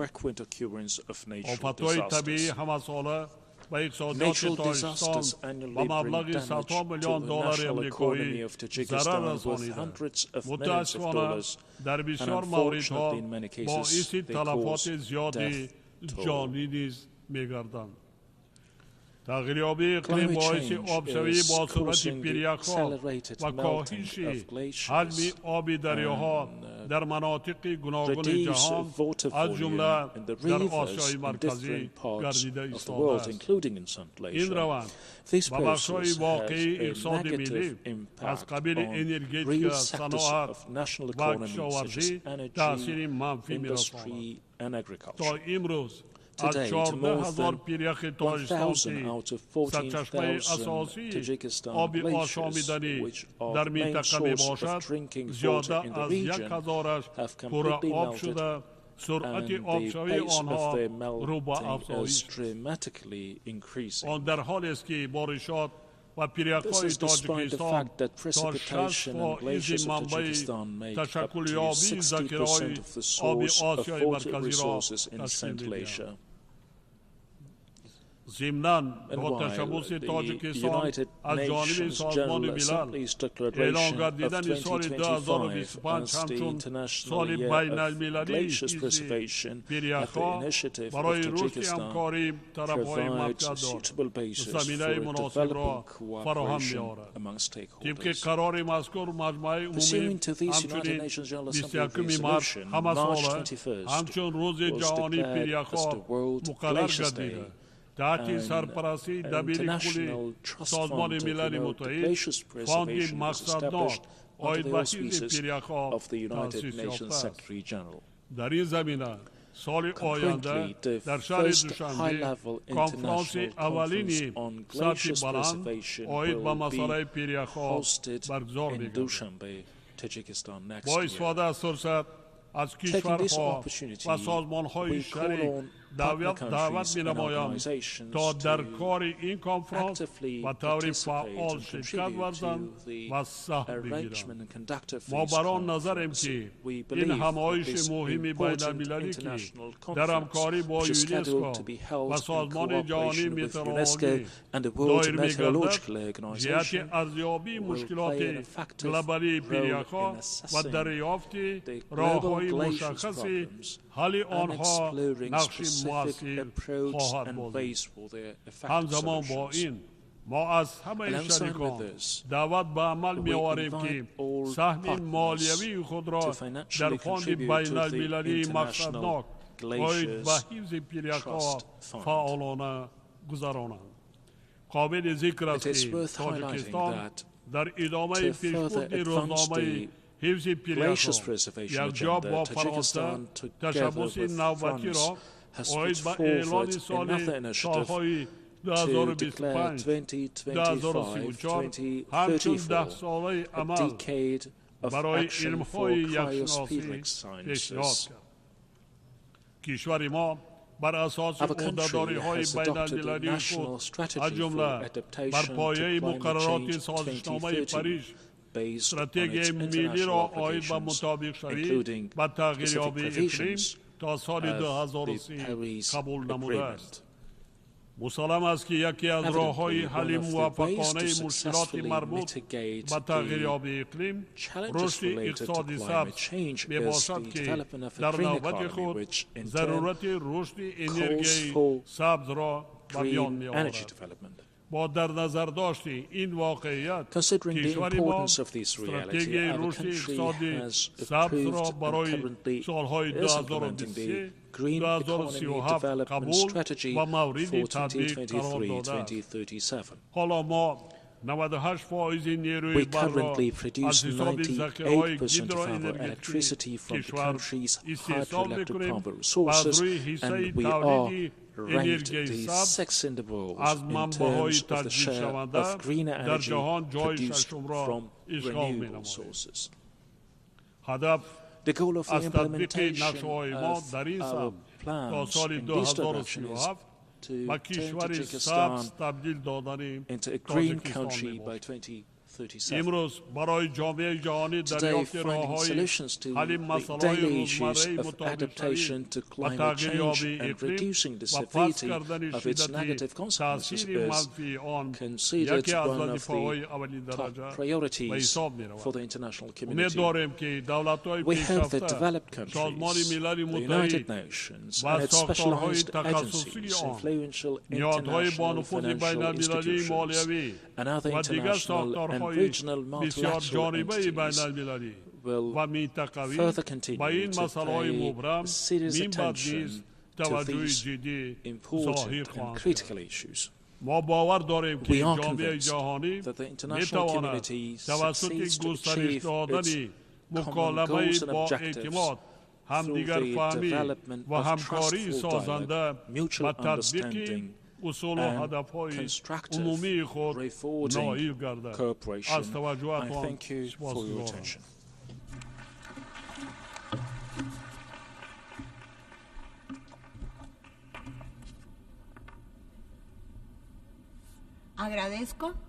On behalf of the Assembly, I wish to thank the President of the Republic of Tajikistan.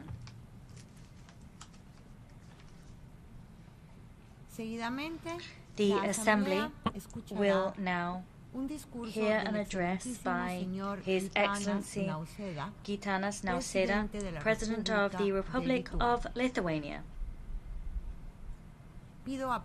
I request protocol to escort His Excellency and invite him to address the Assembly. Dear President of the General Assembly, Excellencies, ladies and gentlemen, over the last 2 days in this very room, global leaders welcomed the Pact for the Future.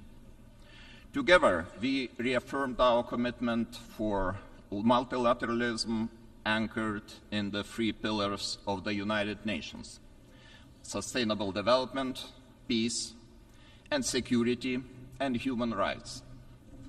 These are all great and noble principles that have defined the essence of the United Nations systems since the end of the Second World War. Most significant global political developments, from decolonization to the end of the Cold War and the singing revolutions in Europe, have seemed to bring us closer to the bright future of peace, freedom, and human dignity. While this international rules-based world order was never perfect, it helped us to search for joint solutions. For many decades, we have been trying to resolve multiple conflicts and crises and address emerging global challenges such as climate change, unequal development, food insecurity, terrorism, and illegal migration. And then, more than 10 years ago, something entirely different happened. A permanent member of the Security Council began military aggression against a peaceful member state. At first, covertly, then more and more openly, breaking ever more international norms. And finally, Russia started the full-scale invasion of Ukraine. Today, even though we face yet another distressing crisis in the Middle East, as well as rising tensions in the Indo-Pacific region, the Russian war of aggression is the most dangerous threat. The entire international order, defined by sovereignty, territorial integrity, and inviolability of borders, is under assault in Ukraine. Each and every member of the United Nations, every sovereign nation, has also much to lose. To fully understand what is presently at stake, we must all start paying attention to the words of Russian leaders and their representatives at the United Nations Security Council. How many times they have openly admitted the Kremlin intends to wipe Ukraine from the face of earth. If any sovereign nation is under the threat of complete destruction, no country is truly safe anymore. If the international community looks away and ignores the unpleasant truth, no country is safe anymore. And if mass killings, deportation, and deliberate actions on civilian population became the new norm, no country is truly safe anymore. That should be perfectly clear to anyone. That should disturb us all. Ladies and gentlemen, what Russia presents to the world is a return to the era of imperial conquest, colonial domination, and genocide. And I do not believe we are ready to follow this path. I do not believe any of us want to see powerful neighbors convincing themselves that from now on every dispute should be settled by force. Therefore, right now, Ukraine is fighting not only a war of self-defense. Ukraine is also fighting for the future of all those countries who believe in the United Nations Charter and its principles. Ukraine is fighting for us all. And yet, our joint collective response to this day is insufficient. We have not been able to stop this madness. We have not been able to force Russia to reconsider its dangerous course. We have not been able to hold it accountable for so many violations of the United Nations Charter. Why was that the case? Because to this day, the aggressor is hiding under the cover of the Security Council's permanent membership, hiding in plain sight, mocking every one of us with its unrestricted veto power. It is a terrible blow to the very credibility of the United Nations system. And still we keep hearing some calls for Ukraine to surrender, to compromise on its sovereignty and territorial integrity, or to accept Russia's ultimatums. Why should the aggressor be rewarded? Why should appeasement work this time when it failed so spectacularly almost 90 years ago? Why should the victim agree to the demands of the aggressor, sitting safe in the Kremlin after so much bloodshed and loss of innocent lives? Ukraine is still fighting. Ukraine is still going strong, regardless of all the appeasers and doomsayers. And only Ukraine has the right to determine the actual conditions for peace. Meanwhile, we have the duty to support Ukraine, to restrict Russia's ability to wage war and ensure the accountability of those responsible for the crime of aggression and crimes against humanity, to reform the Security Council and to rebuild the credibility of the United Nations Charter. To withstand enormous pressure and win this war, Ukraine will need more military equipment, ammunition, medical supplies. Ukraine also urgently needs humanitarian and financial aid. This upcoming winter will be extremely difficult for the Ukrainian people. Constant deliberate Russian attacks on critical energy infrastructure have destroyed more than 80% of Ukraine's thermal energy generation and a third of its hydro generation. To prevent a humanitarian catastrophe, our assistance should be swift and focused on the energy sector. Lithuania calls on other parties, including Belarus, Iran, North Korea, and China, to stop providing Russia with military support, including the transfer of dual-use materials.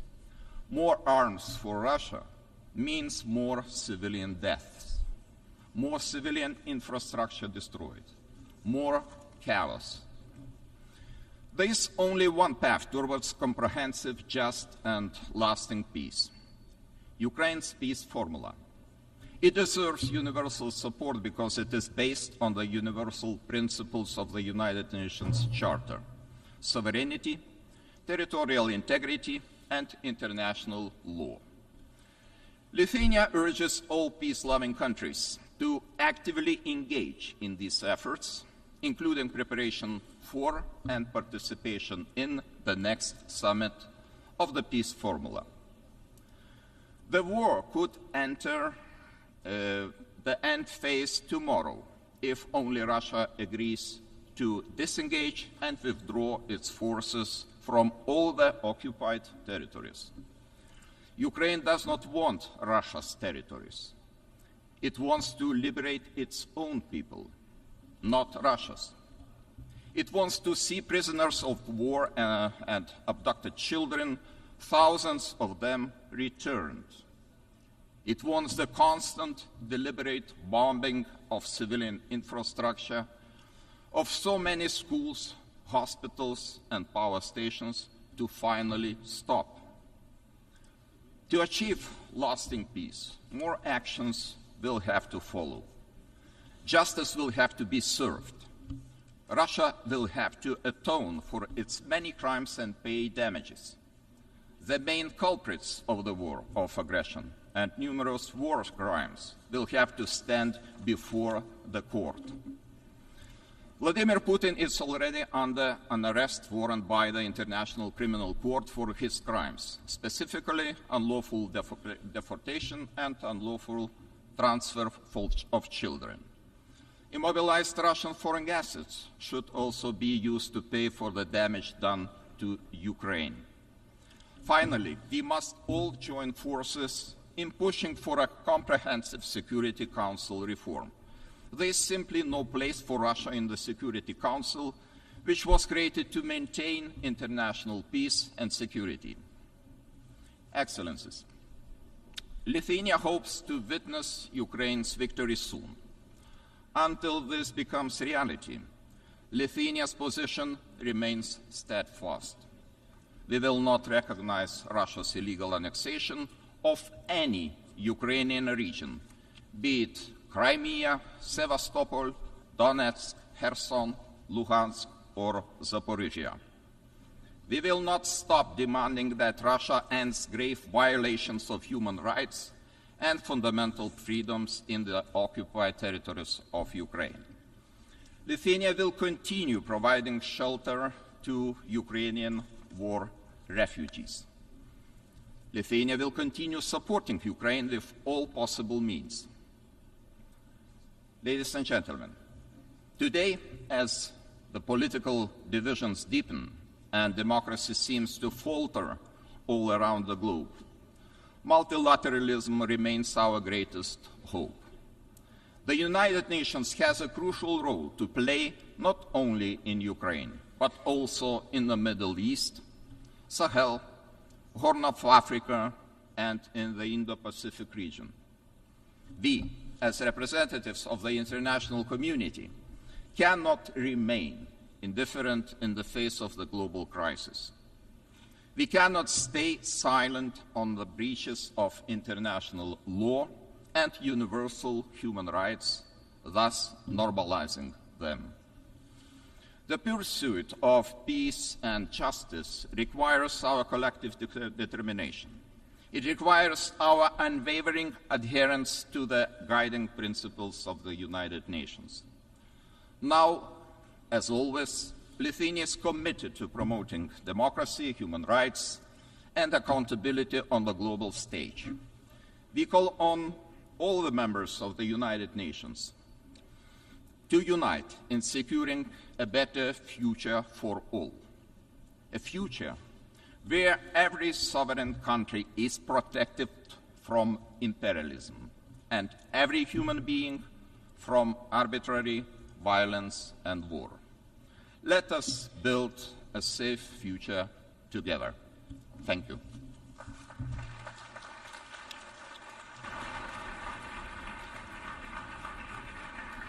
On behalf of the Assembly, I wish to thank the President of the Republic of Lithuania.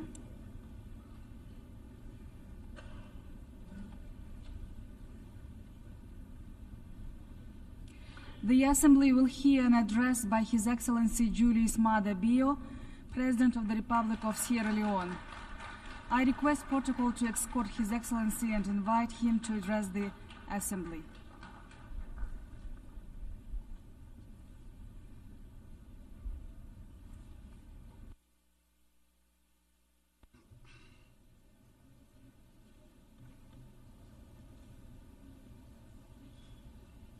Madam President, I congratulate His Excellency Philemon Yang on his election as President of the 79th session of the United Nations Secretary General and express Sierra Leone's support to you during your tenure. I extend my deep gratitude to His Excellency Dennis Francis for his principled stewardship as President of the 78th session of the United Nations General Assembly. I appreciate and thank His Excellency Antonio Guterres, Secretary General of the United Nations, for his tireless effort and global leadership. Madam President, more than 30 years ago, Sierra Leone was plunged into a decade-long brutal civil war. More than 50,000 people were killed, and millions fled their homes as refugees and internally displaced persons. The situation in Sierra Leone at that time was not unique. Conflicts existed in other parts of West Africa, in Africa, and around the world. In Sierra Leone, however, we overcame our challenges with a common vision for peace through genuine dialogue, committed leadership, and action. Notably, the hard-won peace we enjoy is not without its fragility, and we remain vigilant in safeguarding it. Sierra Leone's peace journey exemplifies the values of ownership, engagement through dialogue, and our partnership with ECOWAS, the United Nations, and the broader international community, which yielded the peace dividend. This story has shaped our engagement at the United Nations Security Council since the commencement of our second tenure in January this year. For almost 9 months, Sierra Leone, as an elected member of the United Nations Security Council, has endeavored to be a voice of reason and a bridge builder with balance and objectivity. We will continue to promote respect for and adherence to international law and the UN Charter, ensure the protection of civilians, end impunity through accountability, and foster dialogue for the peaceful settlement of disputes. Our commitment to these principles is even more imperative now than ever before, as we are confronted with conflicts of great magnitude in the Middle East, Africa, Asia, and Europe. The need for a ceasefire in Gaza and the wider Middle East, as well as in Sudan, Eastern Democratic Republic of Congo, and Ukraine, is not just pressing, but urgent. Immediate action is required to prevent further loss of precious lives and human suffering.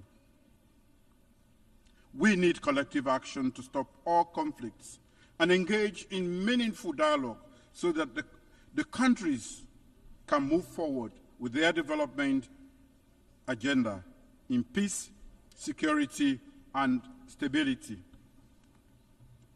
As a country that has experienced the devastating consequences of armed conflict, we acknowledge that peace cannot be achieved in isolation.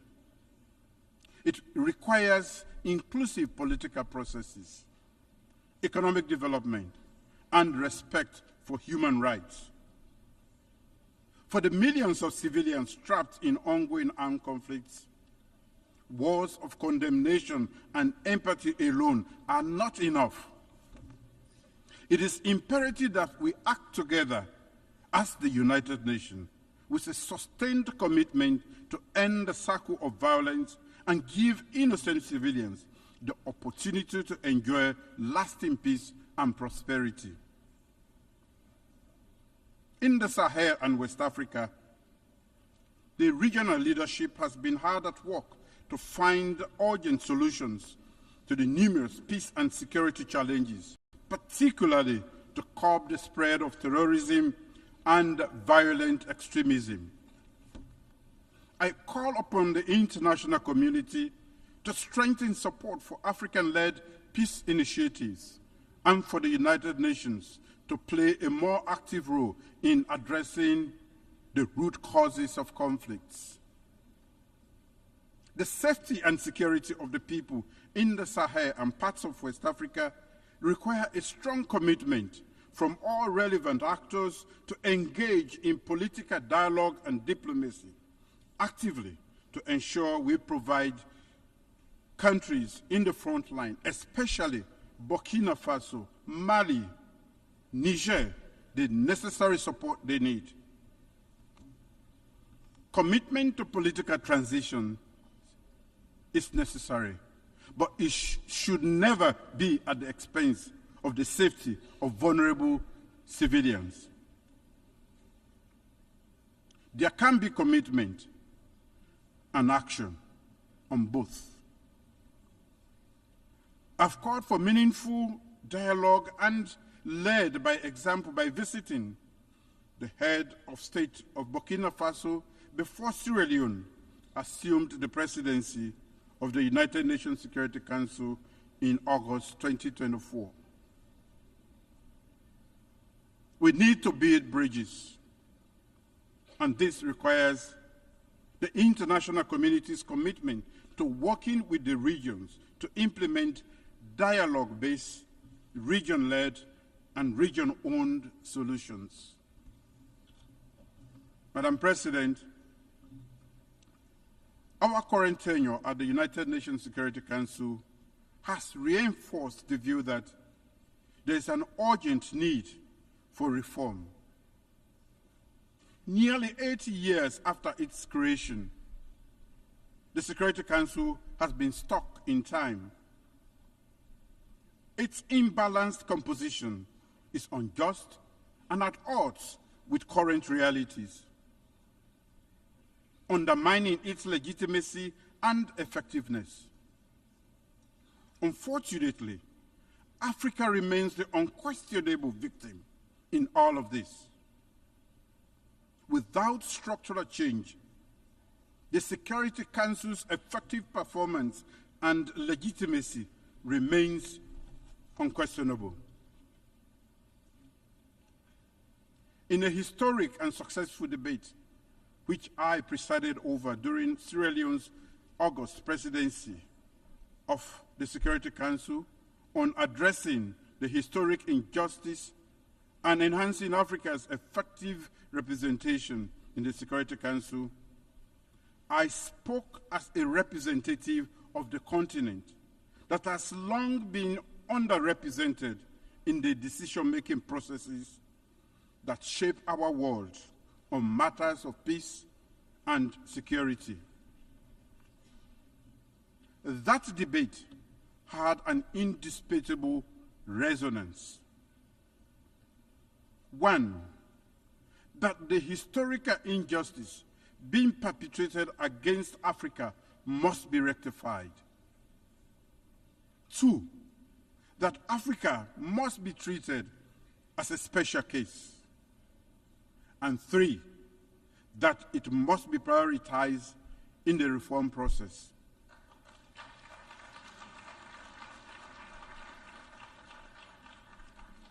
In expressing appreciation for the active and supportive engagement by the many interest and regional groups, as well as invited member states to the debate, the facts and issues are now clear to all.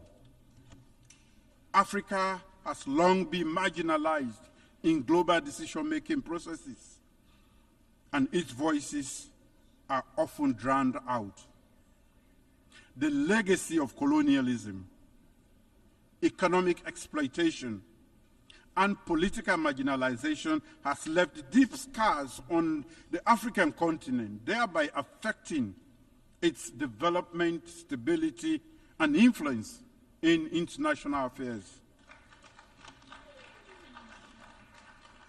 This results in a lack of meaningful representation on issues that directly affect the continent, such as conflict prevention, conflict resolution, peacekeeping operations, and sustainable development. Addressing contemporary global security challenges require the collective wisdom and the cooperation of all nations, not just the privileged few or the most militarily or economically powerful. We urge that equitable representation of Africa, we argue that equitable representation of Africa will better equip the United Nations to tackle global challenges and foster a more just, fair, and peaceful world. As the coordinator of the African Union Committee of 10 on the reform of the Security Council, Sierra Leone remains fully committed to promoting, defending, and soliciting support for the common African position as espoused in the Ezowini Consensus and SAT Declaration. Africa, therefore, demands no less than 2 permanent seats with all the rights and privileges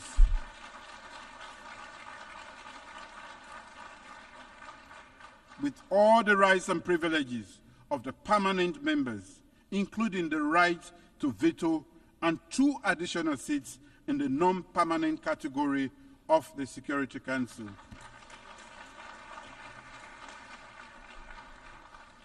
Sierra Leone welcomes the consensus that has emerged from the UN Secretary General, from the UN General Assembly intergovernmental negotiations, as reflected in the Pact for the Future. And I quote, to address the historical injustice against Africa as a priority, and while treating Africa as a special case, improve the representation of the underrepresented and unrepresented regions and groups, end of quote. Let us work together to redress historical injustice and recreate a Security Council that truly reflects the diversity of the world that we live in today. As I stated in the Security Council debate, the time for half-hearted measures and incremental progress is over. Africa's voice must be heard, and its demands for justice and equity must be met, and now. Madam President, the Summit of the Future for Sierra Leone is about delivering peace, human rights, and the dividends of democracy for everyone, everywhere, and now. Accordingly, my government has laid out a strategic vision for Sierra Leone as captured in Sierra Leone's Medium-Term National Development Plan 2024-2030, a framework for delivering socio-economic development and prosperity for our people. Aligned to the Sustainable Development Goals and the African Union's Agenda 2063, our development plan serves as a comprehensive blueprint for transformative acceleration in critical areas such as agriculture, food security, human capital development, job creation for our youth, infrastructure development, and technology. With the adoption of the Pact for the Future, including the Declaration on Future Generations and the Global Digital Compact at the Summit of the Future, my government is reinforcing its commitment to championing and investing in human capital development. Human capital development is a profound commitment to our people's well-being and future. By investing significantly in education, healthcare, and agriculture, my government is laying the foundation for a prosperous and equitable Sierra Leone. Over the past 6 years, our achievements through our free quality education program, legislative reviews and governance reforms in the education sector, and radical inclusion strategy have been highly impactful, well acclaimed and seen as a good model for the world.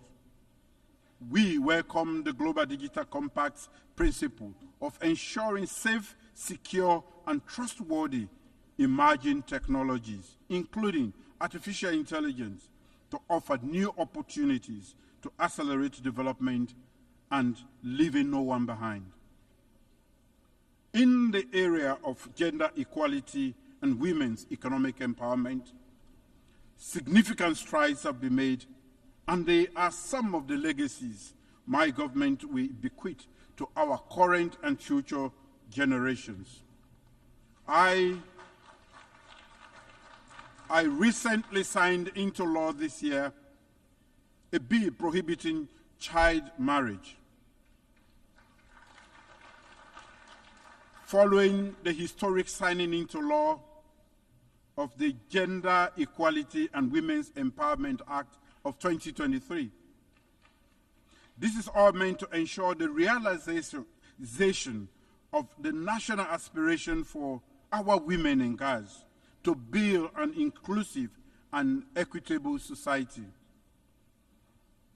I remain steadfast in my commitment to ensuring that every girl and woman lives in a safe environment with ample opportunities to realize their full potential and thrive equally in the world.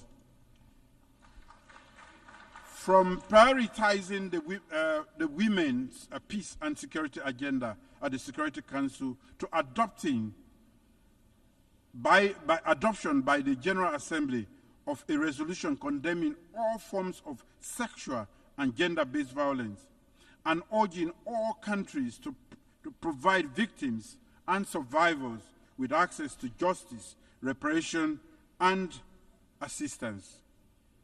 We will continue to advocate for women and girls across the globe. Therefore, I'm pleased to announce that Sierra Leone will commence preparatory work that will lead to the convening of a diplomatic conference to conclude an internationally legally binding instrument on access to justice for sexual violence survivors.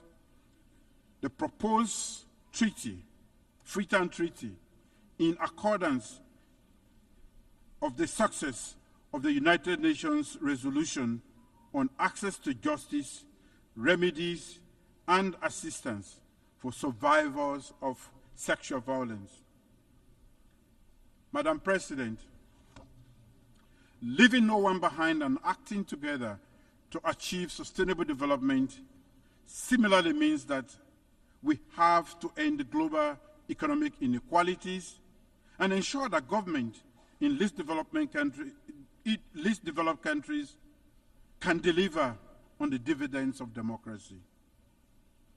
The unmanageable debt crisis, lack of capital flow, the devastating impact of climate change and lack of climate finance, conflicts, and political instability around the world are increasing the odds of developing countries not achieving the SDGs. The role of development finance institutions in supporting the objectives of national development plans of low-income countries, particularly those emphasizing the SDGs, is of great significance to their socio-economic development. At the International Development Association for Africa Heads of State Summit in Nairobi, April this year, Sierra Leone unreservedly expressed its endorsement of the Nairobi IDA communique.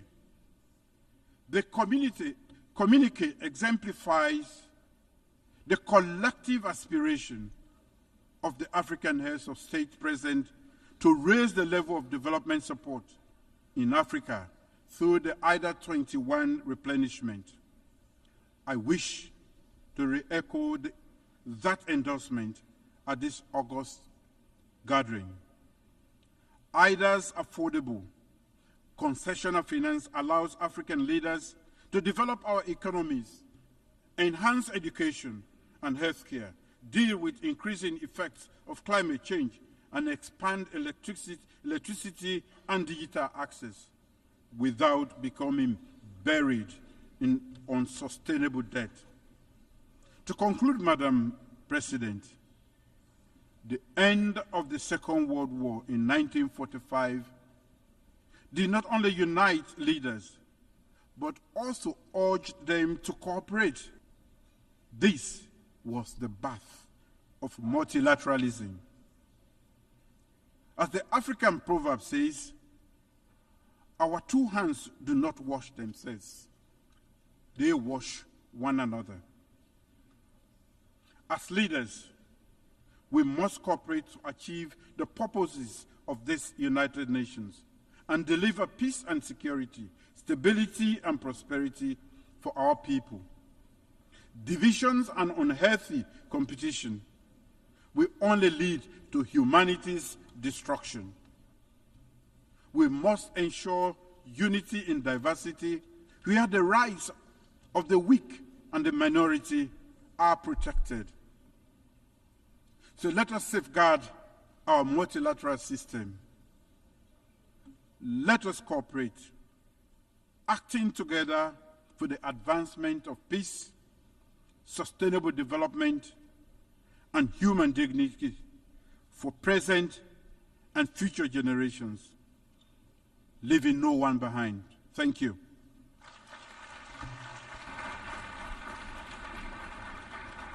On behalf of the Assembly, I wish to thank the President of the Republic of Sierra Leone. The Assembly will hear an address by His Excellency Aleksandar Vucic, President of the Republic of Serbia. I request protocol to escort His Excellency and invite him to address the Assembly.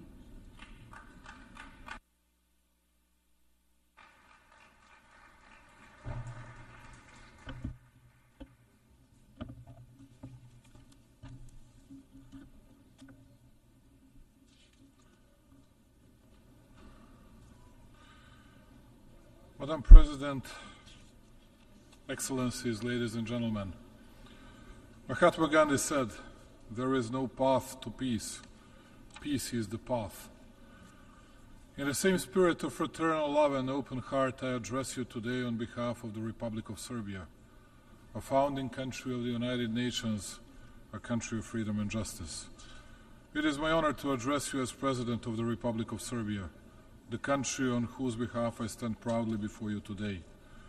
A country that, despite the current global challenges, consistently perseveres in defending the principles of the Charter of the United Nations and international law, and that, through its activities and principled policy, strongly advocates the idea that is the main topic of this year's session. Ladies and gentlemen, when we talk about the current moment this year again, to my immense regret, I have to state that the situation in the world seems even more difficult and dark than a year ago. The tensions are growing and challenges are becoming more numerous and complex. What worries me the most is that despite our declaratory efforts for peace, development and prosperity of humanity, there is no end in sight to this geopolitical nightmare. I would not like to see the wise words of the former President John Fitzgerald Kennedy becoming the words of a prophet. Mankind must put an end to war, or war will put an end to mankind. Today, mankind relies more on technology than it relies on mankind. This year, we are once again talking about tragic conflicts and destruction that bring suffering and enormous human losses, as well as about the numerous serious consequences that inevitably accompany armed conflicts. The Republic of Serbia and the Serbian people deeply sympathize and share the grief for all the lives lost in the conflicts happening around the world, including the tragic events in the Middle East and Ukraine. It is unforgivable that today, in the 21st century, we are talking about gruesome figures related to children who have died in conflicts. It seems absolutely incredible, but the world is on the verge of nuclear disaster and nuclear holocaust. In a desire to win and destroy the other one, step by step, we were getting closer to the verge of precipice, and eventually we got there. We live in a world where no one listens to anyone. There are only our arguments and our truth, while the other ones must disappear because they always endanger our or universally false values. We need to talk, even when we disagree. We need to restore the eroded credibility and authority of the United Nations. And I need to say, that's why Serbia will strongly support bigger presence of African country in the United Nations Security Council, and we believe that bigger African presence will mean a lot for the world's peace.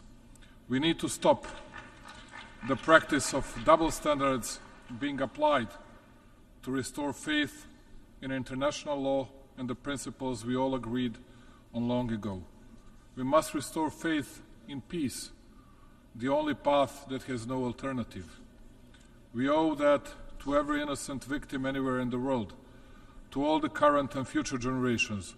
The future of the world in the next 5 or 25 years is a matter of our choice, but it is also our responsibility. All of us that have gathered here from all over the world did that for, we'd say, noble, but first and foremost for selfish reasons. Almost always the leaders from all and even the most powerful countries speak in front of you, allegedly addressing you, but actually addressing only their public and not caring substantially for the real concerns of the world today.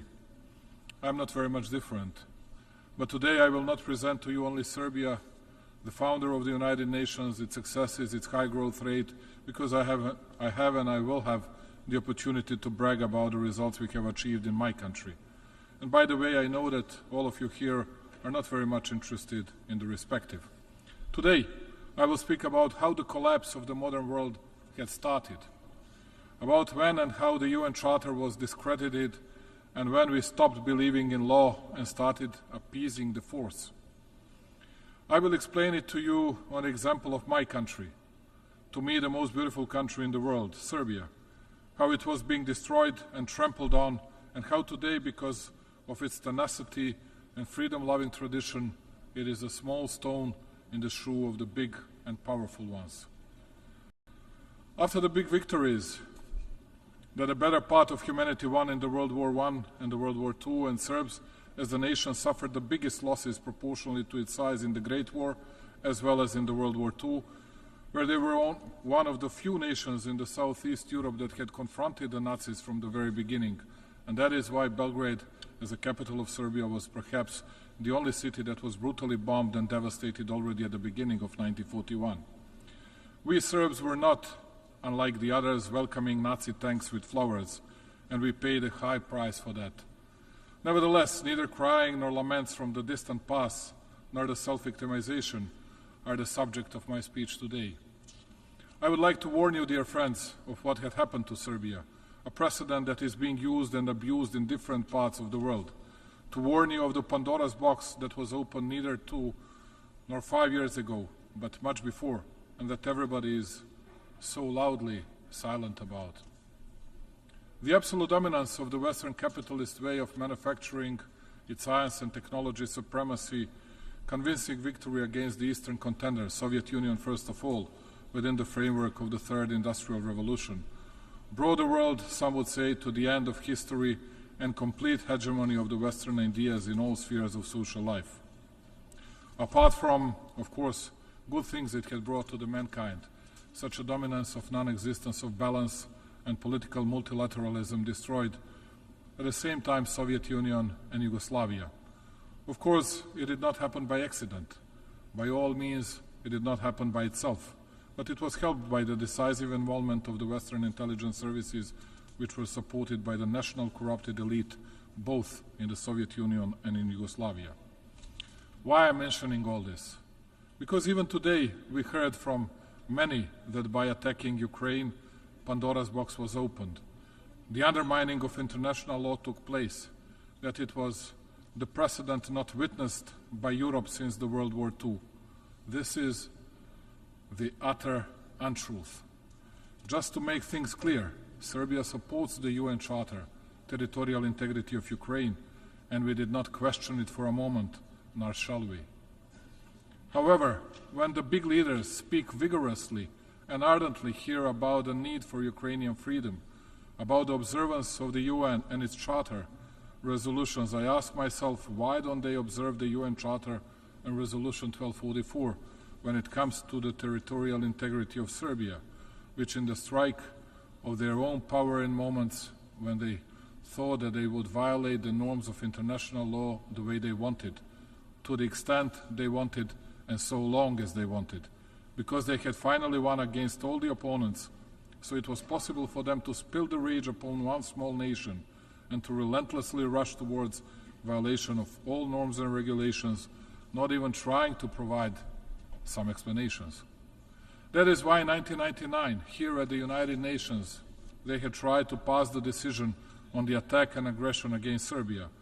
And since the consent had not been reached, they had nevertheless taken the decision to attack, to bomb Serbia and commit aggression, because at that time they couldn't care less about the UN Charter, its resolutions and international law. They were uncontested power that did not ask anyone about anything, and they thought it would go on like that for hundreds of years. It was by accident that we, citizens of Serbia, were the ones who paid the high price. It could have been anybody else. Thereby, it does not even occur to me to say that we were angels and that there was no our responsibility in all that. But substantially, the destiny of one small nation, with no right and justice applied, was decided by the big and mighty Western powers. It is interesting that first they helped tear apart the big Yugoslavia along the lines of internal communist borders.